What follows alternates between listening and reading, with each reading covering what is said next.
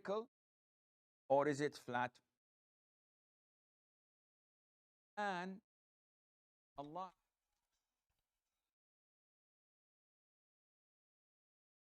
those who those those who Bedouin will so that tell and describe the earth flat as far as and or an ocean. What do you? There's no sound. All right. Hello, everyone. Peace of Christ to all of you. Somebody's saying there's no sound. Let us see what's going on. There's no sound. Are you sure? Let us see. People describe things according to what they see. Okay, what about now? Regard Let us go back to zero. Peace of Christ to all of you, and let us see how the amazing Quran. I heard the news that 800 million watermelon they converted to Islam a day. Because according to Muslim, especially Shia, all watermelon who they are sweet, they are Shia. And all watermelon who they are not sweet, they are Muslim Sunni. However, either way, they are Muslims.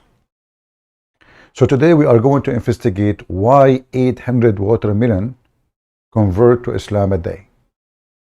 And this is supposedly the production of watermelon in the world. We want to know after that why some of them they become Shia and those are the sweet one, and why some of them they are Sunni and they are not the sweet one. And this is for sure is based in scientific study.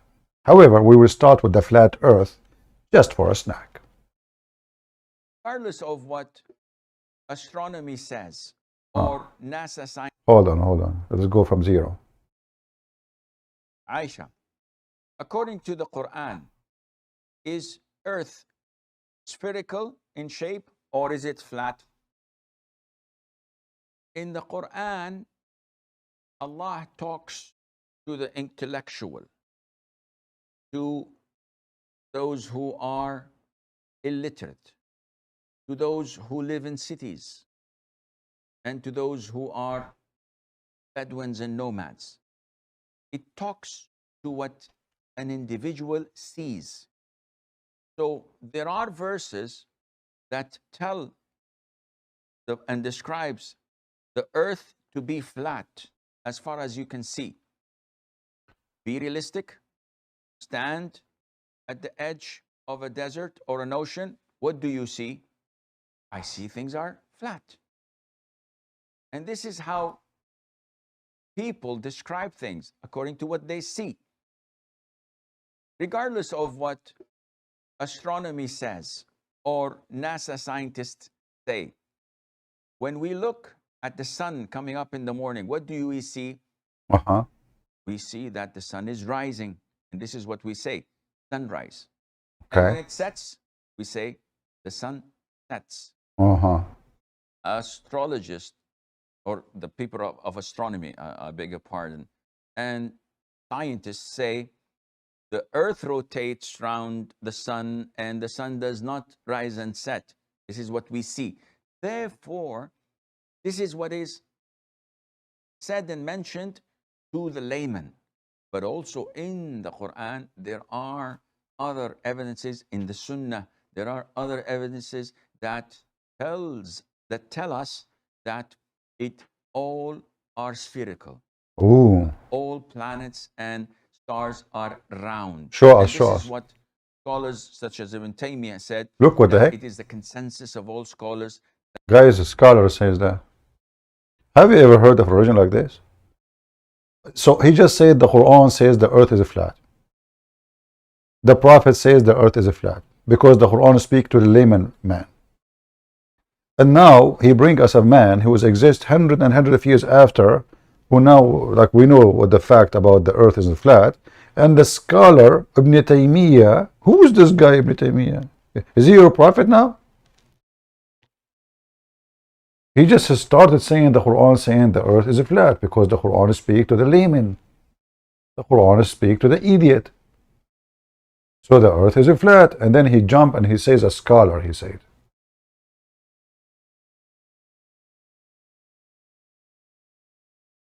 Do even Muhammadan follow God or a scholar? Guys, some people, they are complaining, saying the sound is not good. Did you hear the guy when he was talking or not? Was his voice clear? If the voice was clear for one, it should be clear for everybody. This is YouTube. This is not a private service. So was his voice clear for you? Did you hear him fine? Let me know, please. Here you see the duct tape of the Mohammedan. Islam as a religion is a duct tape religion.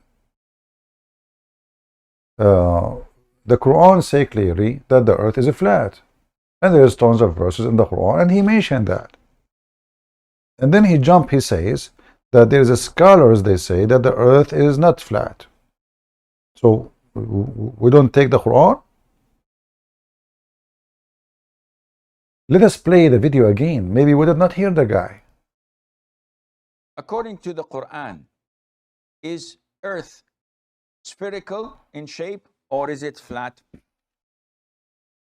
In the Quran, Allah talks to the intellectual, to those who are illiterate, to those who live in cities, and to those who are Bedouins and nomads. It talks to what an individual sees.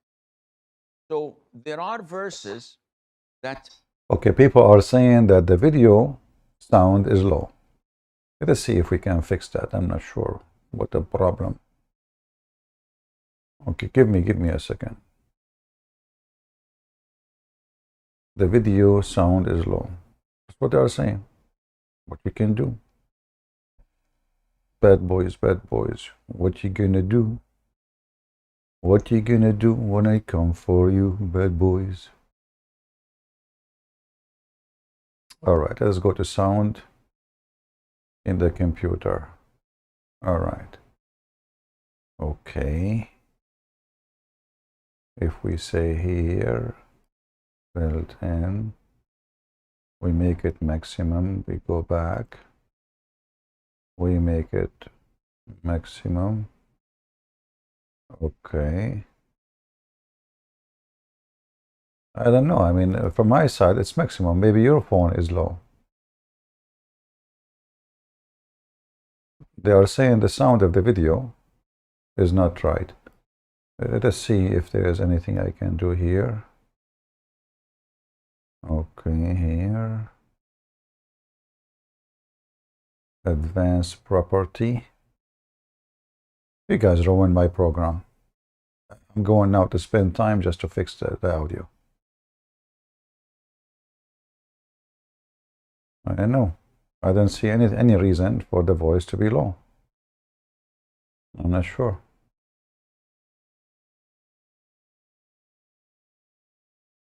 Are you guys drinking camel urine or not? This is what happened to you when you ignored the Prophet advised. Okay? Oh boy. So the Quran speaks to the lame man, the idiot man, and the smart man. Spherical in shape or is it flat? In the Quran, Allah talks to the intellectual, to those who are illiterate, to those who live in cities, and to those who are Bedouins and nomads. It talks to what an individual sees.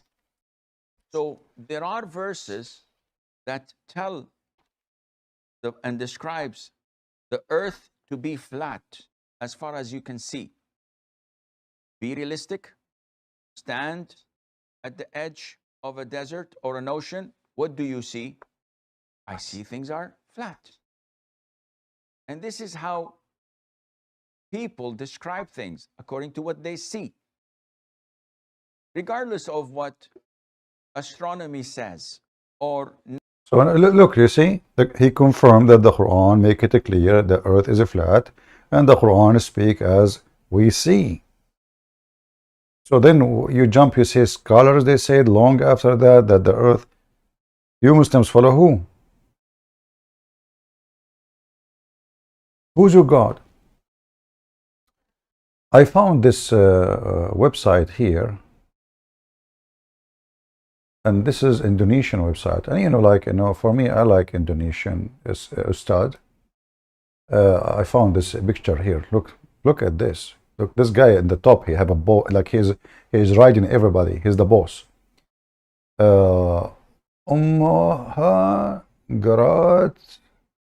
Grand Price. What is that? I don't know. Maybe this is like Ustad discount.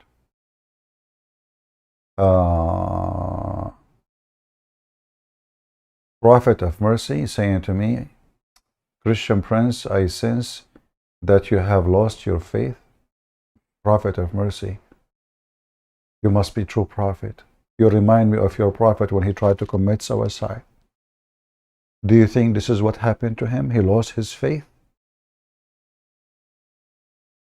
Man, you almost made me cry. You remind me of Prophet Muhammad climbing the mountain, holding his panties would keep coming because it lost the rubber after Aisha, she boiled it. He climbed the mountain, he climbed the mountain, he climbed the mountain, and bingo, he want to jump from the top of the mountain. And then Jibreel, he come at the last moment like an Indian movie. At the last moment, I mean almost he is dead. And then Jibreel, he come to Muhammad, he says, Habibi Muhammad, because Jibreel is a Jew, as you know. There's a name, Muhammad, he stole from the Jew. Habibi Muhammad, what are you doing, Habibi? Muhammad, he said, leave me alone, I want to jump, I lost my faith. I want to commit suicide. Habibi Muhammad, what happened? Habibi Muhammad, tell me what the story. My wife, she don't know how to cook. The other wife, she don't know how to cook. The other wife, she don't know how to have sex. The other one, she cannot have maybe babies. The other one, she keep making gossip. And I don't know. And they kick me out from the house. I lost the keys. So what I would do now? So Abdul, you are talking about the one who lost his faith. Isn't it your stupid Quran says to Muhammad, if you have a doubt about your faith, go to Christian Prince. Aman Rabbi Aman. What's wrong with you, buddy? You say that to me?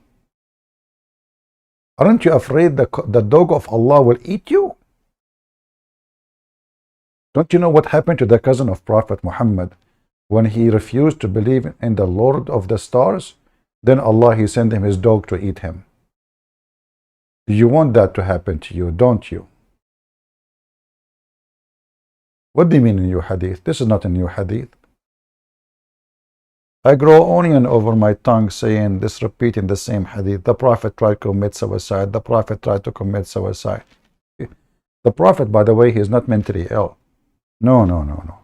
But I mean, he lost faith. His penis is not working. He have always diarrhea. He ate poison and he keep vomiting. The wives are cheating around. Abu Bakr said Hajar al-Rasul, which means he lost his mind. And what you expect from the guy? And then there's no more Quran is coming. Why? Because Waraq ibn Nawfal, he died, brother. Yeah, this is a true story. Here we go. I'm not making things up. You guys changed my topic now. What's wrong with you? Okay, well, you know what? You challenge me. Here we go. You got busted. You challenge Christian Prince. You got busted. Here we go. I will type it in front of you in Arabic. شواهق الجبال. Here we go.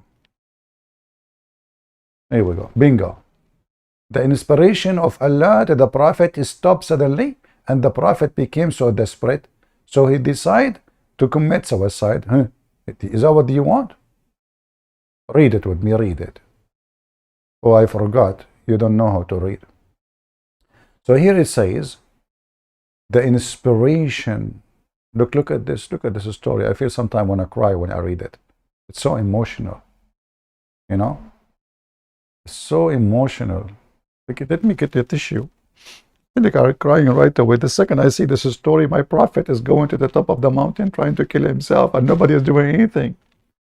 Not Lily Dawah, not Mimi Hijab, nobody. They are busy making interview because David would make them famous. Listen. It says here,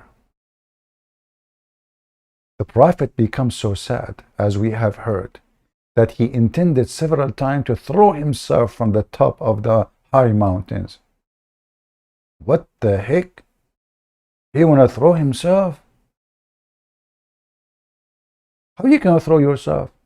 Like, I know somebody throwing somebody, but you throw yourself willingly? What's wrong with you, Muhammad? Well, he lost his faith. This is what happened when you lost your faith. And ya Abdul, want to tell me Muhammad did not lose his faith now? Because why in the world somebody want to commit suicide if he did not lose his faith? His faith, not his face. No, Muhammad, he lost his face and his faith. Almost his face is gone when they throw a rock at him, and he lost his teeth. This is why Muhammad, I wonder how Muhammad can recite the Quran. The guy lost his teeth. What the heck? The guy, he have no teeth. Anyway, let's go back to our story. And as you see here, each time he tried to commit suicide, and the Jibreel, he appeared. And the funny is, the Jibreel, he didn't appear to him before he leave the house. He wait for him until he climbed the mountain. And now he is at the top. And now he want to jump, and now Jibreel appear. It's an Indian movie. Indian movie. Like in the last moment, something happened. Like the guy, they are going to kill him right now. It's like they put the knife in it. This is American movie, Indian movie. I mean, all movies, they end this way. We know next that the hero will be rescued. Especially if the hero is a woman, she have a big breast in the movie. I mean, what the value of the movie for the Muslim world if the hero, she have big breast and she died? People will turn on the TV. We have to rescue her boobs. Alhamdulillah. So look at this. The Prophet, by the way, the Prophet too, he have a surgery for his boobs. If you don't believe me, even the Quran says, شرحنا لك صدرك. You don't believe me? Here we go. You guys are changing my topic. What's wrong with you? Show respect for the Prophet. What? Okay, شرحنا لك صدرك. What happened to Muhammad? Plastic surgery 1400 years ago? Yes, brother. Read it.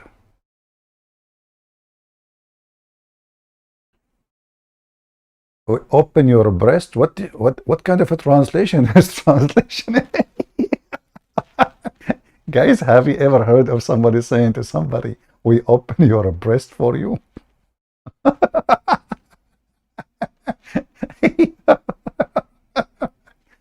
You Muslims are going to kill me one day with your translation.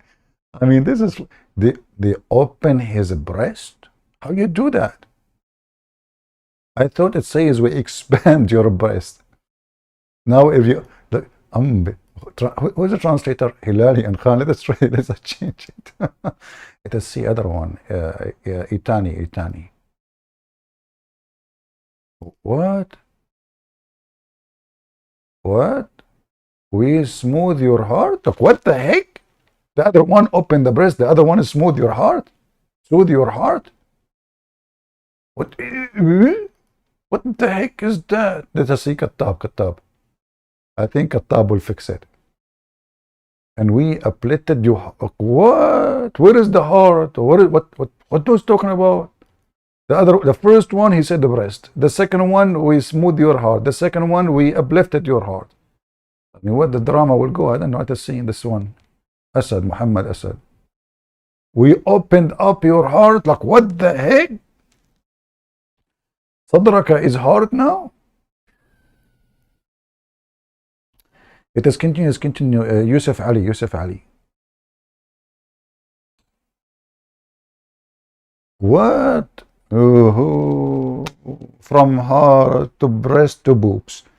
Here it says, have not we expanded the breast? We have to be honest here. Muhammad, he have a small, penis.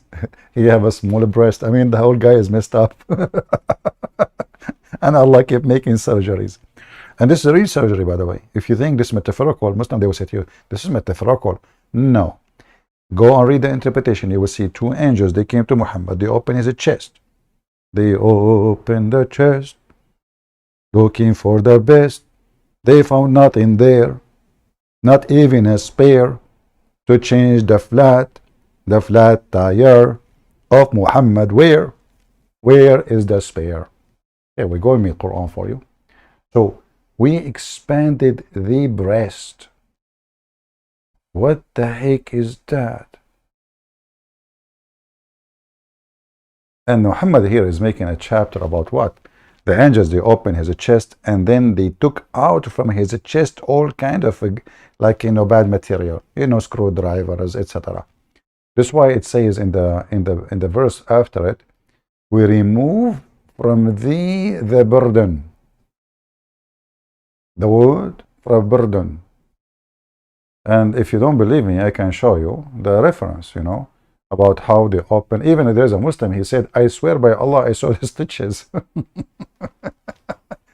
Hey, Muslims, what the angels use for stitches? What do you mean stitches? At that time, there was a chest, you know, and they were using what? A rope? What they use? What they use for stitches? How they stitch Prophet Muhammad? Unbelievable. Okay, we go back to the Muslim website. You see, guys, you are taking me away from my topic. I like those Indonesian stars. Look how they are happy. They are happy people. All of them, they are smart. Do we have any Muslim here from Indonesia? If there is anyone? I mean, why all of them, they are smiling except the one in the top in the right? What's wrong with this guy? It looked like, you know, there's something happened. All of them, they are smiling. And by the way, Islam make you happy. The second you convert to Islam, you are happy. If you don't believe me, go and look at the street. You go in the Middle East, everybody is happy. They are very happy. Extremely. So as you see here in this web page, it says the amazing Quran. And that, you know, that title really grabbed my attention. Like one is looking at the sky, the other one is looking at the ceiling, the other one looking left, the other one looking right. And this guy, he spent maybe 2 hours to make this graphic.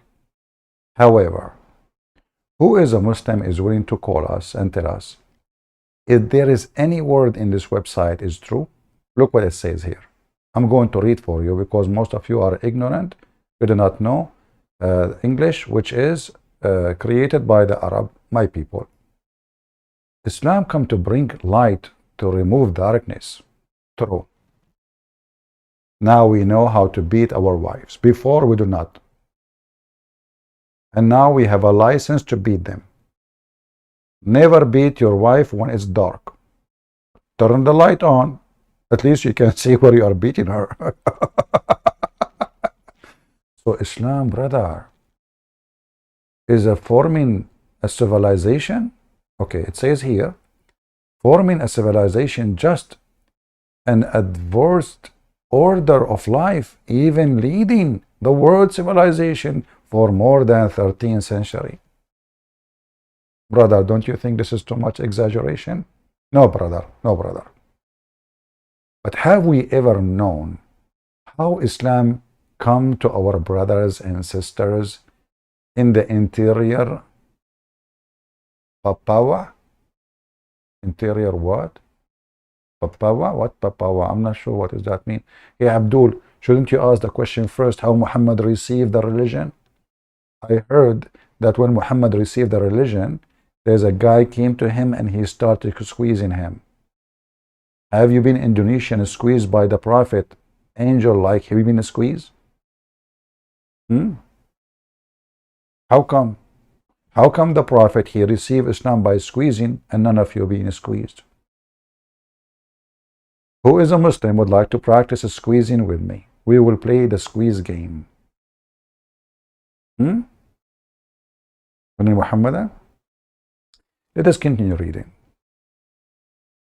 Unfortunately, the place where the call the prayer first it showed, unfortunately, from Islamic civilization, even for the sake of breathing, breathing Islam there. I don't know what I don't know. I can't read this English. This English is too tough for me. This is Indonesian and English. I apologize. Papua is an island. It's a island in a Christian majority. Okay, it must be beautiful then. There's no women wearing those tent and walking in the street. I mean, you see, people hardly they can breathe without wearing this tent. And now it is so hot, so humid in Indonesia, and you are wearing a tent. Allah is merciful, brother. Allah is so merciful. You know? Zoom out. Michael, you made me really upset. What do you mean zoom out? What about you zoom out? You zoom out, I zoom out after. It's not fair that I zoom out with what you don't zoom out. Okay, I will zoom out. Did you zoom out too? Guys, when you ask me to do something, do the same. It's not right, you know. You have to be fair. I zoom out, you zoom out. This way we are zooming out together, and everybody is a zoom time. So everybody like win-win. So now, amazing Quran. Sunday, December 2019. This is yesterday. Okay. And those are the emails. Don't email them. Man, this is an email or what? I don't know what is that. Like, this is a nickname or somebody. Also, watch a special offer. There's an offer. Is that a business? I thought I'm going to watch like Islamic website, and it turned to be there's an. What are you talking about? Article? What? That's it? It's finished? Who's this? What he's wearing? What is this shiny stuff? Brother, what are you doing? You scared the hell of me with those clothes. Why is so shiny like this? Are you like you know, those women who go to party at late night and they have shiny fabric? Look what he's wearing. Okay, and where is the amazing Quran? No, that's it. This is the website. So I open and I'm I was expecting to see amazing Quran, and that's it. What I will do now? Who is a Muslim would like to join us? Guys, why you are laughing? Why you are laughing? I mean, those, you know, first of all, you are a bad Christian because you should not laugh at shaitan. Okay? As a Christian, you should not laugh at shaitan. You should like curse shaitan, not laugh at him. Shame on you. What are you doing? You know, this is what your mom taught you when you were 60 years old? Who is a Muslim would like to call us and tell us about, especially if you're Indonesian. But speak to me like a man if you are a Muslim from Indonesia. Because I notice Muslim men, when they call me from Indonesia, they have a special accent. And it doesn't sound manly. He says to me, Christian Prince, please Christian Prince, answer my question. Please Christian Prince. What the heck? I was saying to myself, what happened to this guy? He just came from the bathroom, he's so wet. Christian Prince, please answer my question. What the heck?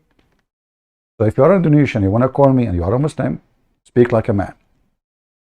Because I notice Indonesian men, they are Muslims, they don't speak like men. Women, they speak more manly than those Muslim Indonesian men. I don't know why. Christian Prince. And the other guy, he said to me, Christian Prince, I have a question for you. If you can answer, I will give you 5 BMW. And I was like, you know, desperate. My car is 20 years old, honestly. 20 years old. I said, I got it. That's it, finally. I will get the prize. I mean, just answer the question, get the answer. And then the first question was, Christian Prince, show me where in the Bible it says Jesus Christ, he said he is a Christian. Like, what the heck? How I can answer him? Jesus Christ is a Christian? Show me the verse. I mean, how you can answer that?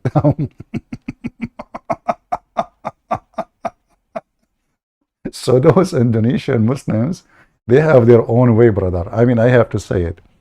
Now, Indonesian Christian, I did not talk to many of them. I'm sure they don't do that. But 5 BMW, if I show you one verse in the Bible, Jesus says he is a Christian. Are you sure?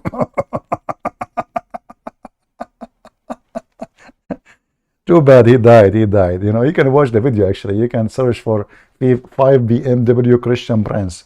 Anyway. So, you know, when I heard that watermelon they converted to Islam, and that make like 800 watermelon convert to Islam a day, I said to myself, how I can save watermelon from this religion? Because, you know, watermelon is a sweet. Usually they are sweet. And even the seed can be useful. Like, you know, you can have fun with it, eat it, fry it, whatever. So it was very sad that not only that, I heard that the first, not only watermelon, even eggplant, the first vegetables who did accept the family of Muhammad and witness to Allah, and for them it was eggplant, which is absolutely true, you know. By the way, there's many videos in YouTube about this, in case you do not know, you know. But let me show you.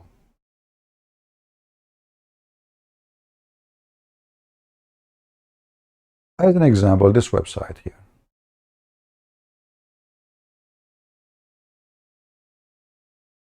I will use Google translation, don't worry.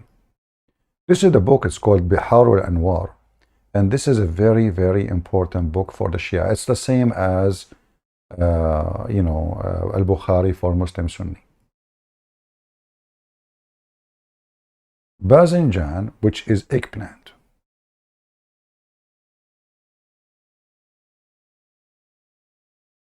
And Muhammad, he went, when he went to heaven, he saw the eggplant. And he said the following: when I went to heaven, he told them, eat eggplant, for it is a tree from the trees of heaven. She witnessed for the truth in the front of Allah. And she witnessed that I am a prophet, and Ali is the one who should be after me. So whoever ate it, it is a cure for every disease. And whoever ate it, whoever ate it as a disease, which is funny, is going to be a disease for him. Which means if you eat it because you hate Muhammad, is going to be disease for you. And whoever ate it for it is a cure because you believe in Muhammad, it is a cure for you. Let us translate the page.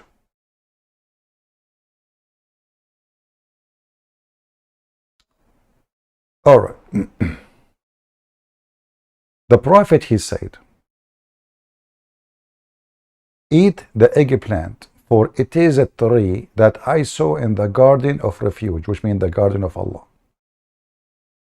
And it testified to Allah in the truth, and to me as a prophet, which means she witnessed the eggplant, and assuming she's a female, because females, they love Muhammad. I mean, come on, the guy, he can do boom boom to 13 eggplant a day.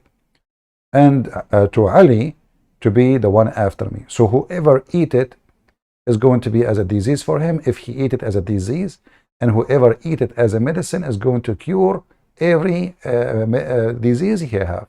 A Muslim just eat eggplant. But here, the sad news for us as a Christians, what is left of the vegetables are not Muslims already. What we will do now? Watermelon is a Muslim. Fig is a Muslim. Grape is a Muslim. Eggplant is a Muslim. And what we Christian doing?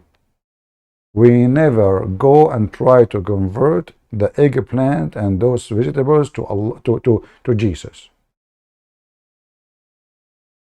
Aren't you ashamed of yourself, Christians? Isn't it time for us to send missionary to eggplant? Who of you would like to volunteer tomorrow to go to the eggplant plastic house to read the gospel for them? We need to stop this. We cannot let the eggplant convert you into Islam and witnessing for Muhammad. That hurt. And you know, Muslims, so the eggplant, she witnessed for the Prophet and you want to eat it? You Muslim eat a believer? What kind of religion is religion? I mean, the eggplant, she just witnessed for Muhammad in heaven, and you want to, and he is saying to you, eat it? You eat a believer.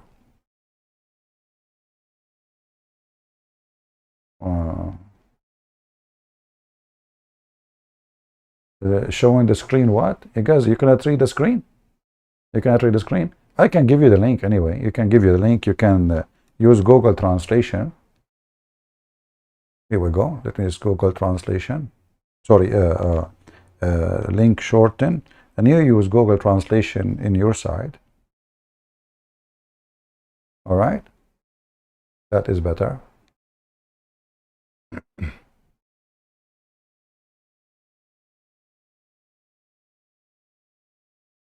Okay.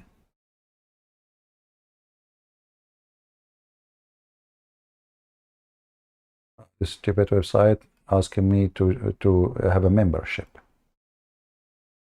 All right. Scam. What you can do. Okay. So now, where is 100 advertising appear in front of me? All right. Let us see. Tell me if this is if the link work.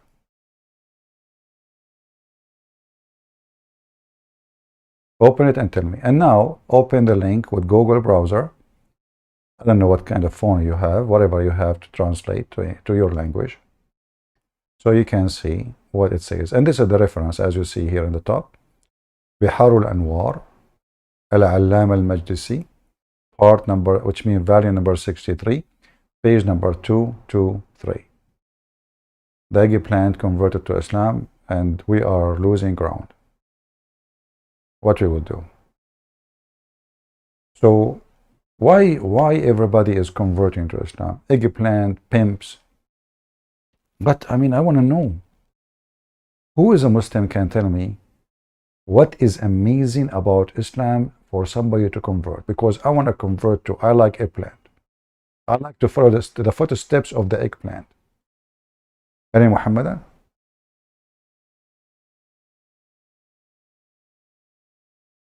I pray to God to meet you one day. Well, do you have eggplant?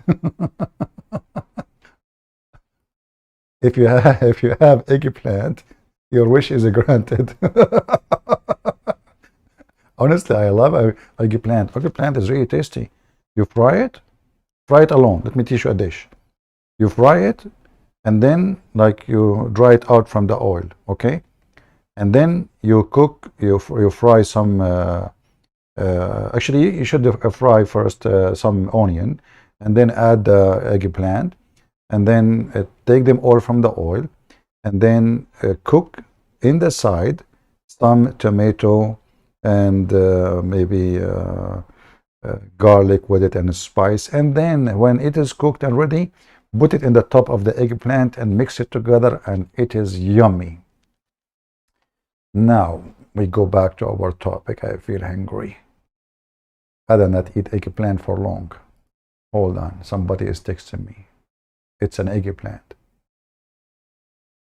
All right. Hello, CP. Do you want to see my penis? A Muslim is offering me a verse from the Quran, a whole chapter, and I am guessing it is so short.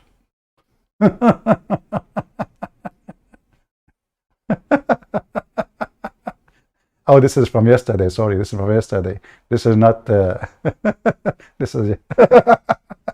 You want to see my penis? Oof. That's deep, brother. You want to show me your penis? Do you have one? Or your prophet don't have one? Debate me about it. I have the hadith where he said that he was the most weak person between all mankind. And then he invoked Allah, and then he sent him a dish of shish kebab. Another guy, he is saying hello. The same guy, you know.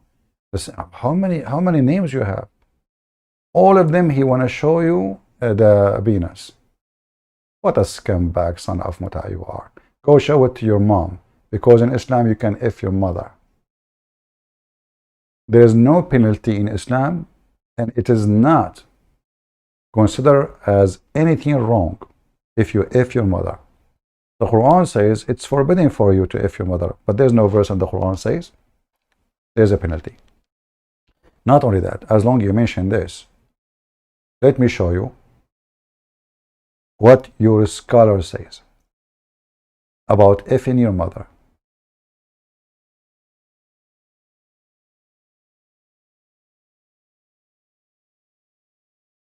And this is the sect of Mimi Hijab. This is the Sunni sect of Mimi Hijab.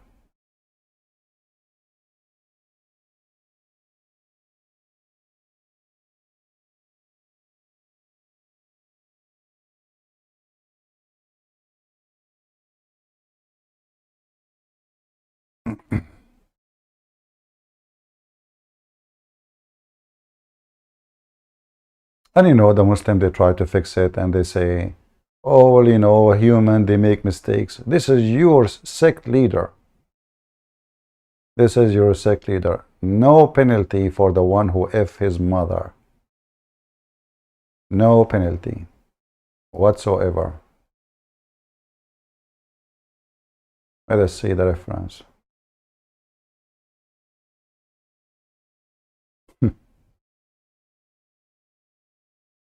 Let us see.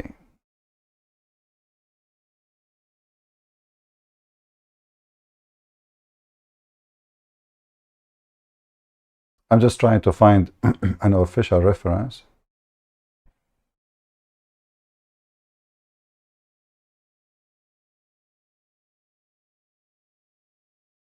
Here we go.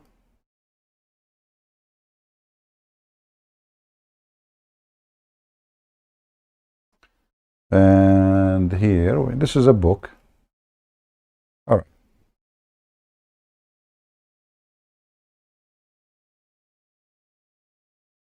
This is a book, it's called Muhalla Ibn Hazm.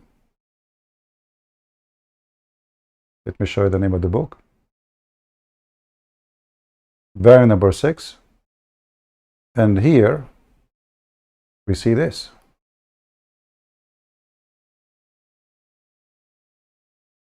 They are discussion about what is the penalty for having sex with your mother.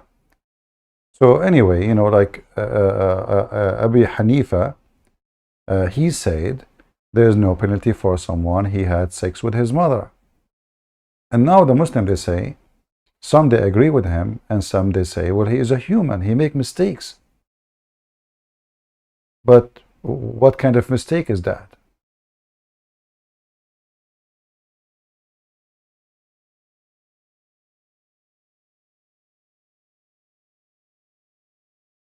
Huh?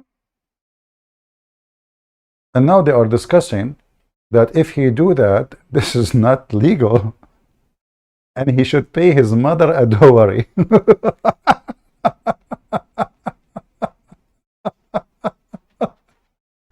Because he effed her.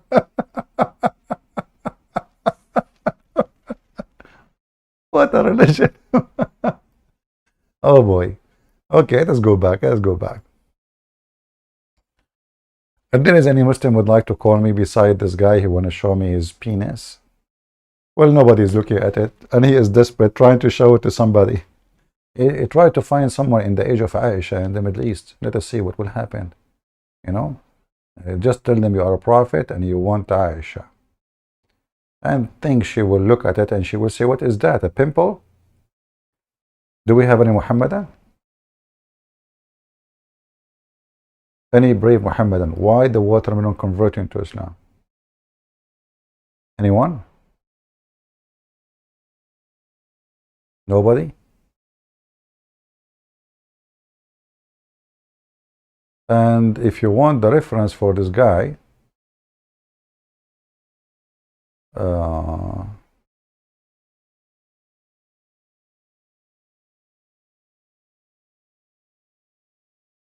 I can provide you the book, even the page.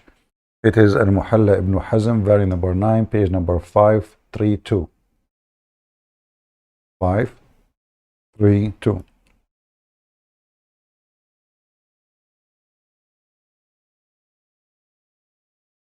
All right. This is the religion of Muhammad. If in your mother, even if it's not lawful, there's no penalty, and he have to pay her dowry because he effed her. What kind of religion this religion is?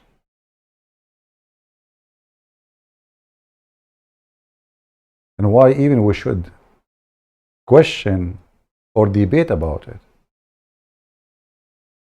This is telling you how disgusting this filthy cult is. This is, should be out of a question that someone he do such a thing. And how his mother, she allowed him to do it anyway. Both of them, they are scumbag. The son, the mother is the same. Very simple. Do we have any Muhammadan?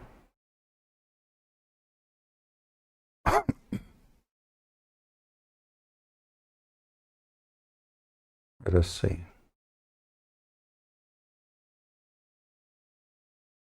Man, this website to shorten URL is full of a scam. You try to post a link to shorten it, and 1,000 advertising appear. All right, here we go. This is for the one we showed you. You can open it, and you can use Google Translation for your reference. And if you are an Arab who speak Arabic, you do not need to translate. Do we have any Muhammadan who would like to come and join us? Why anyone? What Islam provide for us? Forget about all those stories. What is the Quran saying to make anyone believe in it? In what I see, the Quran is just a stupid book full of fairy tale stories, and none of them make sense. None of them. Like Sulaiman, he go flying carpet, he see an ant, he speak to the ant, but Allah taught him the language of the birds. One of the bird, he disappeared. The bird, he went because he was looking for a woman, she have no hair in her legs. And according to Muhammad, this bird can see deep in the ground, even water. Is that true?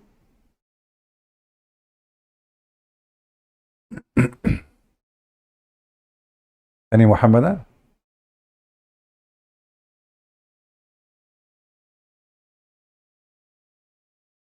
Show us the reference of someone doing disgusting act with his mother. I just posted the link. I just posted the link for you.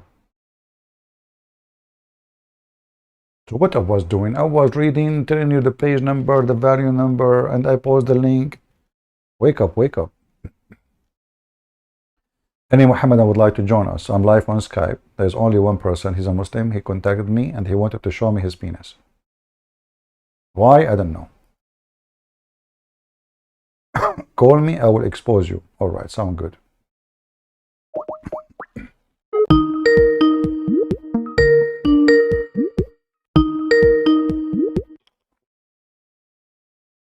Hello? Really? It looked like Muhammad. He came from his grave. What the heck is that? Let me guess. The other Muslim, he showed you his penis and you scream like this, aren't you? What was that?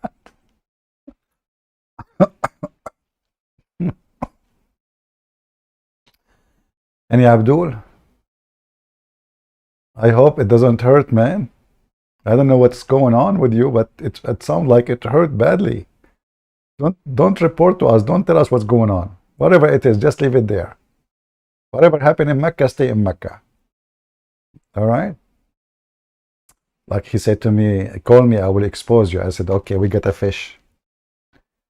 We call, he answer, and we hear the, what the heck is that?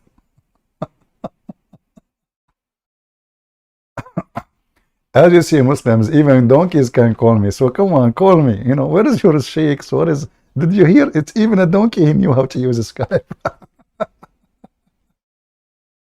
Oh boy. You know, what is really amazing, that the donkey which Allah He sent to carry Muhammad, police be upon him, he don't want Muhammad to jump on him. Anyone knows what happened? Imagine yourself, you are a prophet of Allah, and Allah He sent a special donkey for you to carry you, and now you are going to jump on the donkey so you can go to heaven. The donkey don't want you. The donkey go not. And Jibreel then, you have to involve. Jibreel, he scream at the donkey, he says, do you know who is he? Which means Muhammad. The donkey, he shake his head. What? Who is he? He said to him, this is a prophet Muhammad, the most honorable man in the world. Aren't you ashamed of yourself? And the hadith says, the donkey started sweating. What the heck? Yeah, almost he pee in his pant. Really? This is Muhammad? Sorry, I don't know. I swear by Allah, I do not know. Muslim, this is true story. The donkey, he started sweating in his pant after he learned that this is a Prophet Muhammad himself. So the donkey is coming from heaven for a special mission to carry a guy, but he don't know who's who. We arrive, he saw Muhammad. Muhammad is a stinky person. The donkey don't want someone stinky like Muhammad. Why the donkey don't want Muhammad in the top? Who wanna help me? Muhammad Yusuf, what you can do, Christian prince, Islam is growing fast in China and Japan and South Korea. They are smarter than the West. My friend, Islam is dying in the Middle East. The Muslims, they spend a lot of money to convert one Japanese, and they made tons of videos about him. What Japan, what Korea? Go and check the numbers. Even in America, after all the immigration, you are not even 1%. And all those 1%, most of them, they are from the nation of Islam. A racist group of African who believe Muhammad was a black man and the white man is the devil, which means your prophet is a devil. As I know, and from what I know, that most of the Kurdish, they are converted to Christianity. As I know, there is a huge number of Christians from Morocco, and the number is growing so fast. As I know, that Jazeera TV made a program crying for 16,000 Muslims leaving Islam a day. A day, not a year. If you don't believe me, go check it out. 16,000 Muslim leaving Islam a day. A day. Any Muhammadan. Actually, we found this video, and I asked some of you, if you remember, to add subtitle. I don't know if any of you did it. And I asked you to download the video from Al Jazeera TV.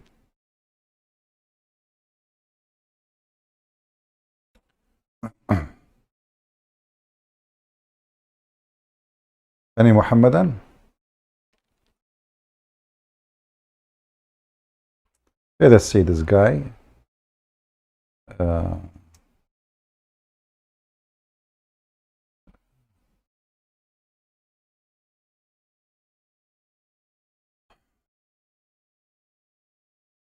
Somebody asking what? About Fatima? Yeah, this is actually this is a true hadith. This is mentioned in the book of An-Nisa'i, and it's very authentic. It says, I don't know if I can find it for you in English, but it says that Abu Bakr, he asked Muhammad for his daughter Fatima to F her, but the Prophet said she is young, so he gave her to Ali. later. However, this hadith proof that Fatima is not the daughter of Muhammad. Why? Muhammad already married, you know. Some they say this has happened before he married Aisha, some they say after. I believe this has happened after he married Aisha. So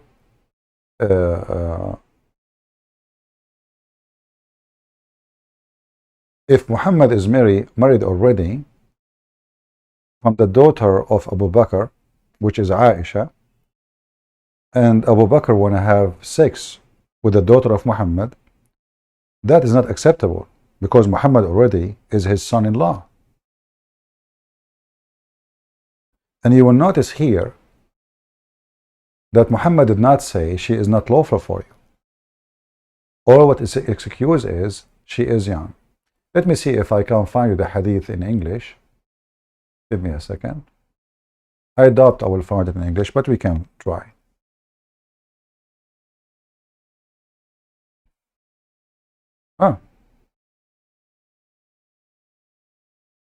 Let's see.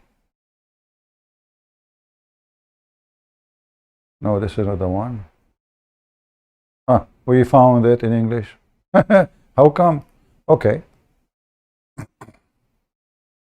It was narrated. Is the reference showing for you? Or I need to zoom out? I think it's fine now. It was narrated from Abu Abdullah, Ibn blah blah blah blah, that Abu Bakr, okay, they proposed, not only Abu Bakr and Umar, they proposed to marriage of Fatima, but the message of Allah said she is young. Then Ali proposed marriage to her, and he married to him. You know, the whole story is stupid, because you see here, you see Muhammad is lying, because if this is a reason she is young, well, she is still young. She's still young, you know. So obviously he don't want to marry her to those two men.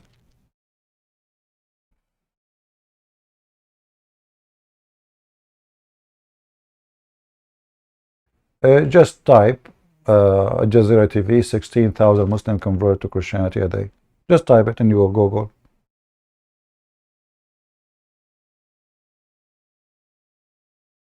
Just type it.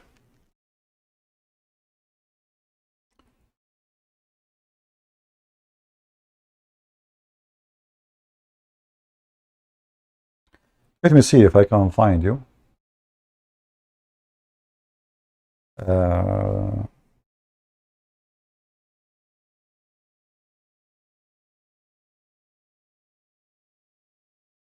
We found it not long time ago, the original video, and I asked you guys to save it. Anyone save it?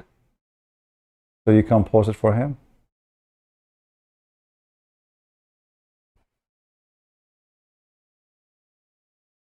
In just 1 year, Saudi Arabia has budget 500 billion for propagating Islam in Africa. But that will not really do any much, because at the end of the day, you see, anything worked by money will be destroyed when the money is gone.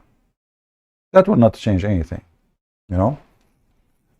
I know that money can do a lot, but a person who convert because of money, he will leave for the same reason. He is not a convert. We as a Christian, we don't only want to convert because of money, because he's a fraud, and that is not good for us. We don't want such a person. In Islam, they can do that. You know, even the Quran says, وَالْمُؤَلَّفَ قُلُوبَهُم, which means buying the heart of those who their heart is inclined against Islam. Just pay them money.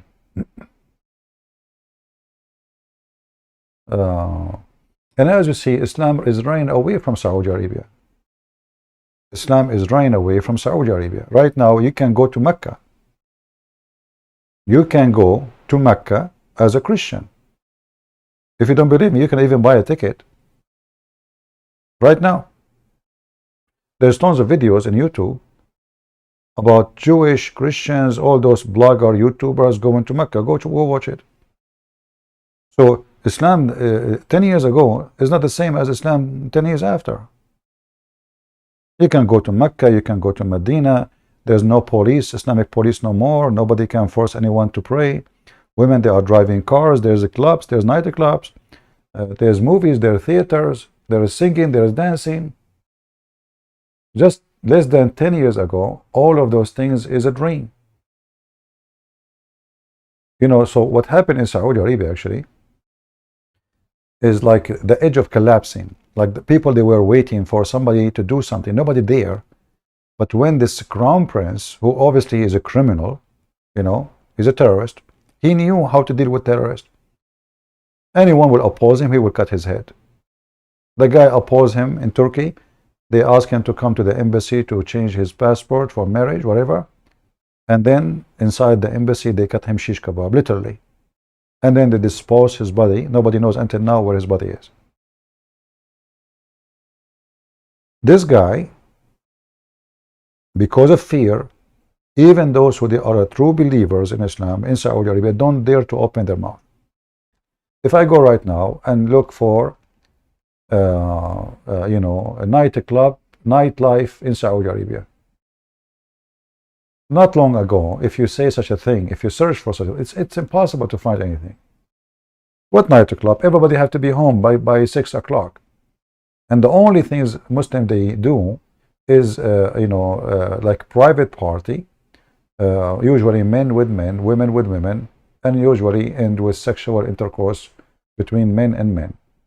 If you remember, I posted a video. I am the one who translated not long time ago, maybe just 10 years ago, about a Saudi study, and the interview was with the Saudi government TV, and the doctor, she is a Muslim woman, female, and she worked in the army, the military hospital, and she made the study. And I don't remember exactly the details, but I think she was saying like 30, 35, 40% of individuals who live in the city of Jeddah alone, they have sexual experience with family member, which means incest. Brother with sister, son with his mother, father with his daughter, etc. Because of the taboo, and those people, they are horny, and they cannot go out, and they cannot meet strangers, and they cannot meet a young boy. He's a teenage. He have his sister at home, and his sister, she is uncovered. The parents go out, or even if the parents still there. So Islam destroys society, because anything is not normal is not going to give you a normal result. When you subjugate society for what is called conservative, but have nothing to do with conservative, because still you can do muta, you rent a woman, but those young youth, they cannot afford to get married, and they are teenage. And who is the one he can see? They cannot see a female. The only female they can see is their mother or their sister. Same for the girls. Girls, they cannot talk to boys unless they are their brother or their cousin, and the cousin is very limited too. So now the girl, she cannot see anybody. What she do? Either she sleep with her brother, or she sleep with her friend who is a female like her. This is why the percentage of lesbian and homosexual in those countries is extremely high. In the appearance, there is zero, because nobody there to talk about it.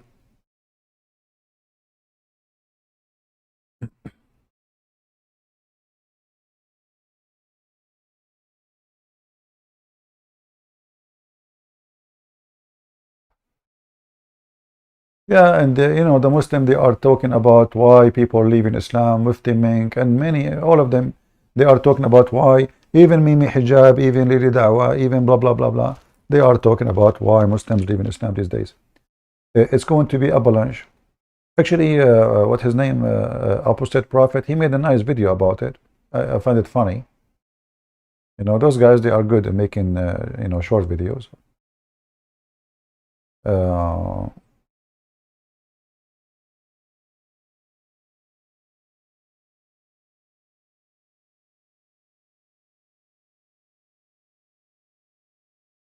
I don't know if you remember the video. Let me see if I can find it for you. I don't care for sure what he's saying, but what the Muslim they were saying is funny.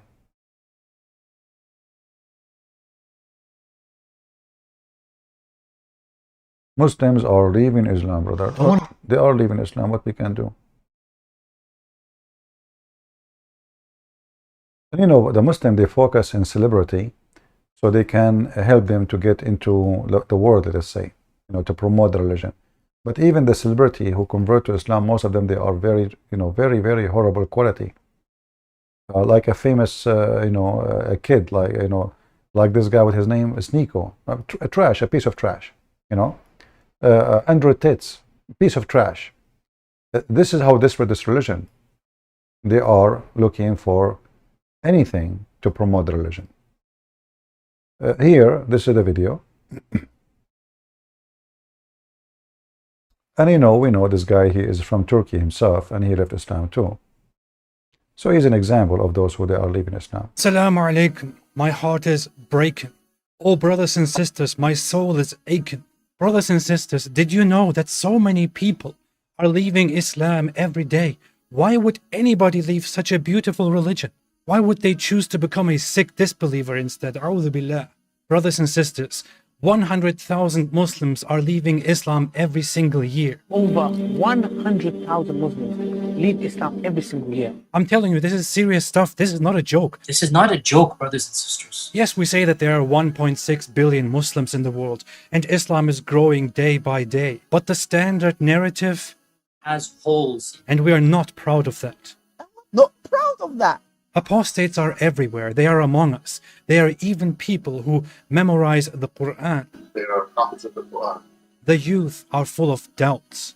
Our youth are full of doubts. And we tell them, doubts? What doubts, man? Doubts! What doubts, man? Have some guts, be a man. Have some guts, be a man! But nobody is answering their questions. And nobody's answering their questions. We tell them to stop questioning and to stop being emotional, and we tell them to be a Chad. Be a Chad. You can do it. I believe in you. But instead, they choose to be bad. We've seen this happen, unfortunately. We've seen this happen to a lot of people. If it continues like this, your child is going to become an apostate. Your child is going to become an apostate! Imagine your child, the child that you are raising could end up with the disbelievers, with the kuffar, and go to hellfire. Hellfire will roast them, toast them, break them, shake them. Hellfire will annihilate them. And the rest of us will be watching. Brothers and sisters, we must act now. We must do something about this. And what you can do is to donate to our channel so that we can do something. May Allah keep us firm. Never let us go astray. May Allah keep our children firm. If we don't take constructive steps now, this is going to become an avalanche. It is going to become an avalanche, A tsunami. a tsunami. The apostates, they are everywhere. They don't make it public. They hide it. They are leading prayers. They are leading prayers to the masjid, They are still living the life of a religious Muslim. and they are still leading that life while simultaneously declaring their apostasy. Brothers and sisters, if you feel as strongly about this as I do, then please donate to us and our cause. You can make a one-time donation or a monthly donation. Please be generous. Please give whatever you can so that we can take the responsibility and, alhamdulillah, spread apostasy. Donate now. Help now. You may even receive many gifts in heaven, in paradise, in Jannah. You can get a house next to me or next to some other very good looking man. You have an opportunity right now. On this haram new year, you can do something halal and donate your money to us. So what are you waiting for? Donate now. Leave it to Sheikh Aboudi. Alhamdulillah. Assalamu alaikum wa rahmatullahi wa barakatuh. Thank you, thank you, thank you, thank you, thank you, thank you, thank you. Oh, commercial break.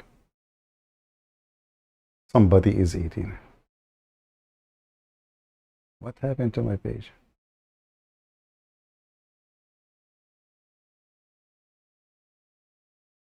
So do you see what happened to Muslims? They are leaving Islam, left or right. Any Mohammedan? And don't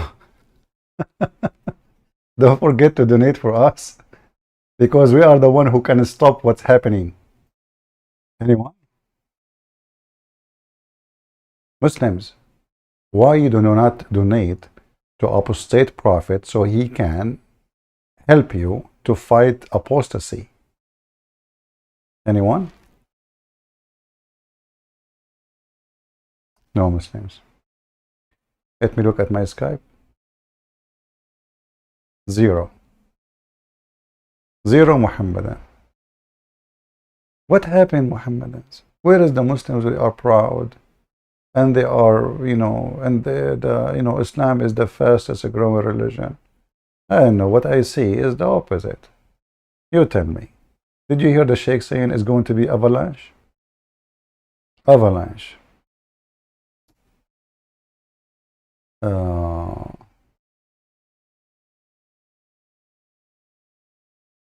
Yeah, as you see, everybody want to marry Fatima, And the funny is that Fatima later, Abu Bakr and Umar, both of them, they were involved in her death.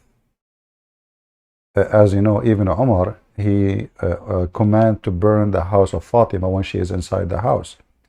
According to the stories, that Umar even, he kicked her in her belly and he made her lose a child. And then she died. This is Islam, my friend.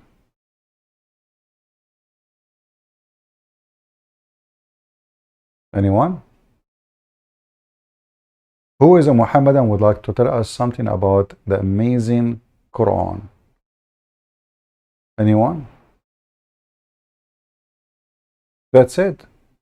You make me get up and go early, sometime late, and now you Muslims, what is the guy want to debate me in Sunday?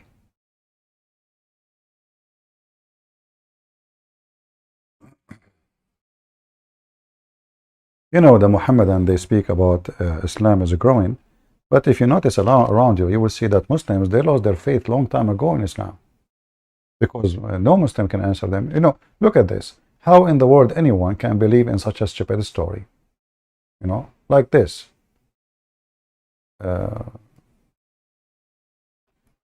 Let's see which one.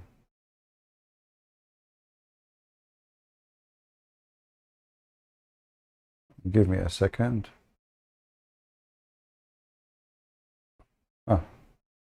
Like this story. This is Mufti Menk, peace be upon him, speaking about an amazing story in the Quran. I mean, who can deny this? It's true.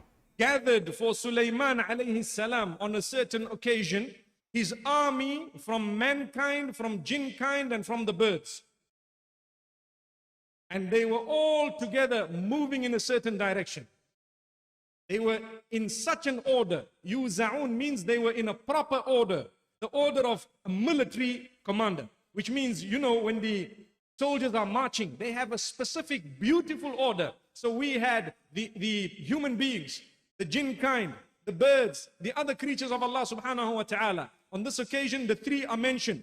And Allah says, حتى إذا أتوا إلى واد النمل until they arrived to the valley of the ant. One of the ants, she said, this is God talking. This is what you want people to convert to? This is God. Until they arrive to the valley of the ants. The guy is flying at the top of a flying carpet, can carry 7 billion soldiers.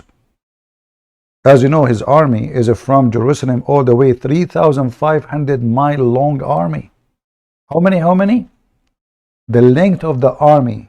No space, no empty space. They are in ranks, as you heard. Birds, genie, human. 3,500-mile long army, all in the top of a flying carpet. And now Sulaiman, in the top of the flying carpet in the sky, he heard one ant, which is a mute. One ant. He arrived to the valley of the ants, and he heard one ant. Who can? Everybody will convert to Islam now. By the way, I'm not I'm not just picking up like a story. Name any story for me. It's not stupid. Name any story in the Quran. Is not even the story about Jesus in the Quran is stupid.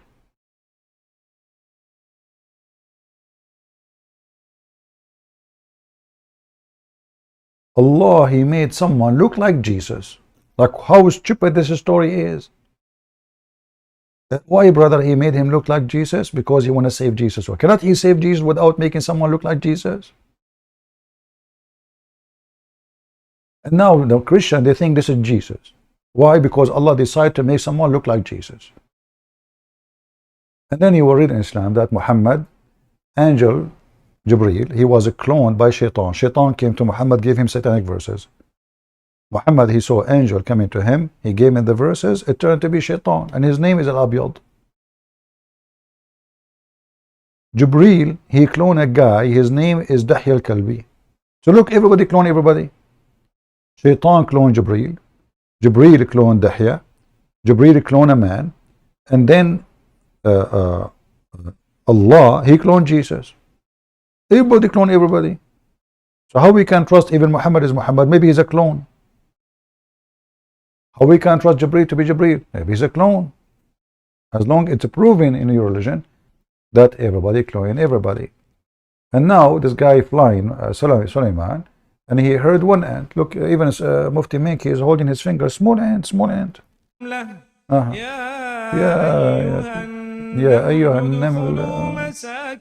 The ant, she is saying to the other ant, enter your dwelling.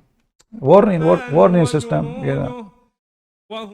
You know, and they have to sing it for you to make it make sense, because if you don't sing it, it's stupid. The valley of the ants. Sulaiman with his huge army, so big, a massive army, as he is passing the valley of the ants, he notices one ant, one,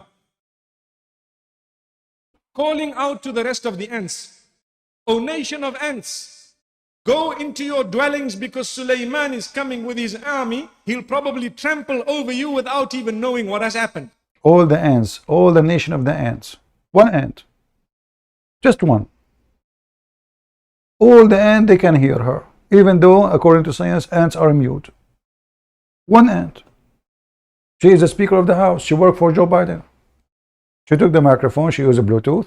You know, everybody like watching live in TikTok. You know, she said, you know, enter. And what is killing me in the story? How in the world the ant, she knew the name of Sulaiman? Did you hear what he said? He said the ant, she said, enter your dwelling, otherwise the army of Sulaiman. How she knew Sulaiman? I mean, this guy is so famous. I'm telling you, this guy is not only that. After that, we will hear about a debate. About what? A debate. Yes, brother. Hold on, let me show you. The ant, she debated Sulaiman.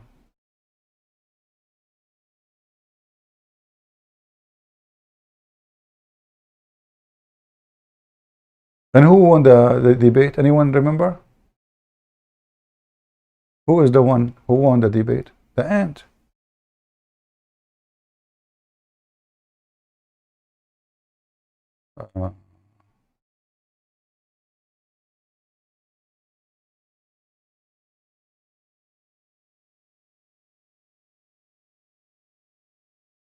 Let us show you.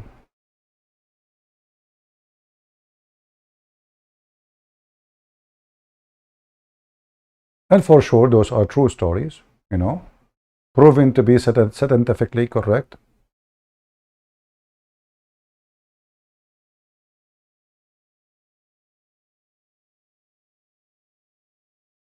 Let us search for where it is located.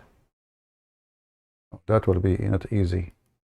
Let us see, because we don't want to go read the whole thing. You see, we're searching for ant.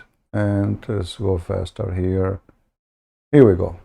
Sulaiman passed through the valley of ants. Miracles of Sulaiman. And this is the verses in the Quran. And here it says, the story. Ibrahim have narrated that when the wind raised the throne of Ibrahim, by the way, this is a mistake. They want to say Sulaiman, not Ibrahim. So when the wind, which means the flying carpet, he reached the valley of ants, where silver and gold come out. By the way, this is false translation, because it says where silver and gold grow. Where silver and gold grow. Like, you know, like tomato, potato. Actually, here in the same place, look. Imam as-Sadiq said, there is one valley of Allah where silver and gold is grown, and He has protected it with the weakest creatures like ants. And if a powerful army want to enter, it cannot do so. Hold on. How Sulaiman is going there and nobody can enter? Anyway, it's, you know, they grow. I mean, Allah, He grow gold there. That's a true story. No comment. And then here it says, according to a reliable, like, take a note, this is a reliable chain of narrators, narrates from Imam as-Sadiq that when an ant conversed with others, the wind took their conversation to Sulaiman. At the time when he was in the air. True story. You are in this air, like 3,000-4,000 miles higher, you know, foot high, and then the wind took the word of the ant to Sulaiman. Later, you know, right away. Sulaiman, he asked the strong wind to stop, break, you know. the flying carpet stopped. And then, after he's asked commanded the flying carpet to stop, he called out the ant. Look at this, man. Imagine yourself, you are the ant, and Sulaiman is calling you with this massive army. What would happen to you? I feel sorry for this ant. You know, she was moving like as if there is an ant in her pant. You know? So he called the ant. He says, where are you, ant? And then the ant, she came to Sulaiman. He said, don't you know that I am a prophet of Allah? And I do not oppress anybody. True. Muslims just rape, kill, but they don't oppress. The ant said, yes, I know Sulaiman, I know. She know his name, she know all. She have everything about him. She have the FBI file. Then Sulaiman said, then why did you scare others from me and order them to enter their holes? The ant, she said, Habibi Sulaiman, I was scared. When their vision fall on you, they will become fascinated. Do you see how we get the sentence wrong in the Quran? When she said they will crush you, she's talking about they will fall in love with Sulaiman because he is so sexy.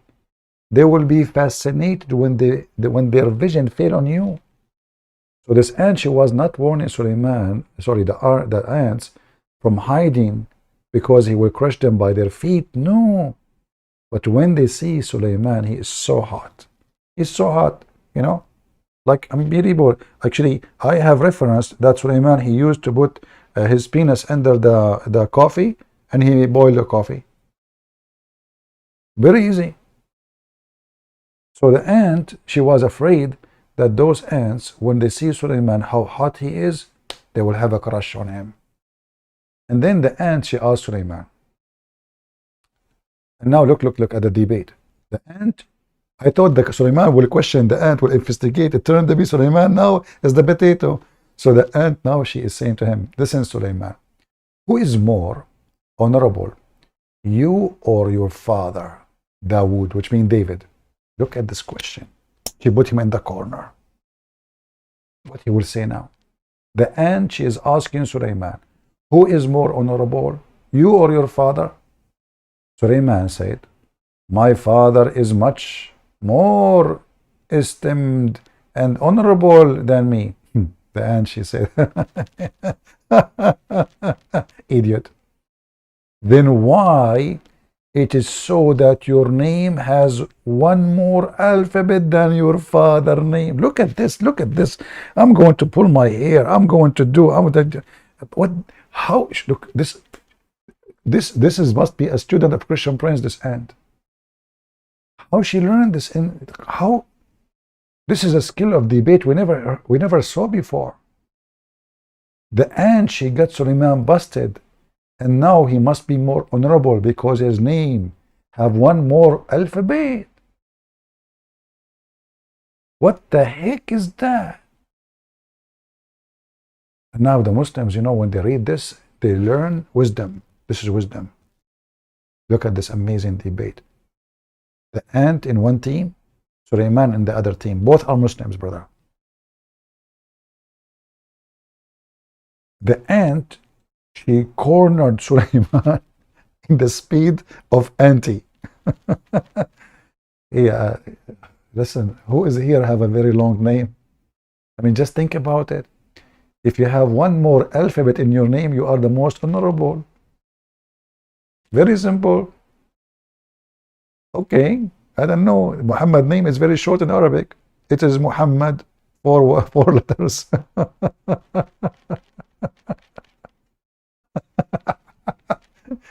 Based on this logic, Dawood is more honorable than Muhammad himself. Anyway, and sorry, Suleiman.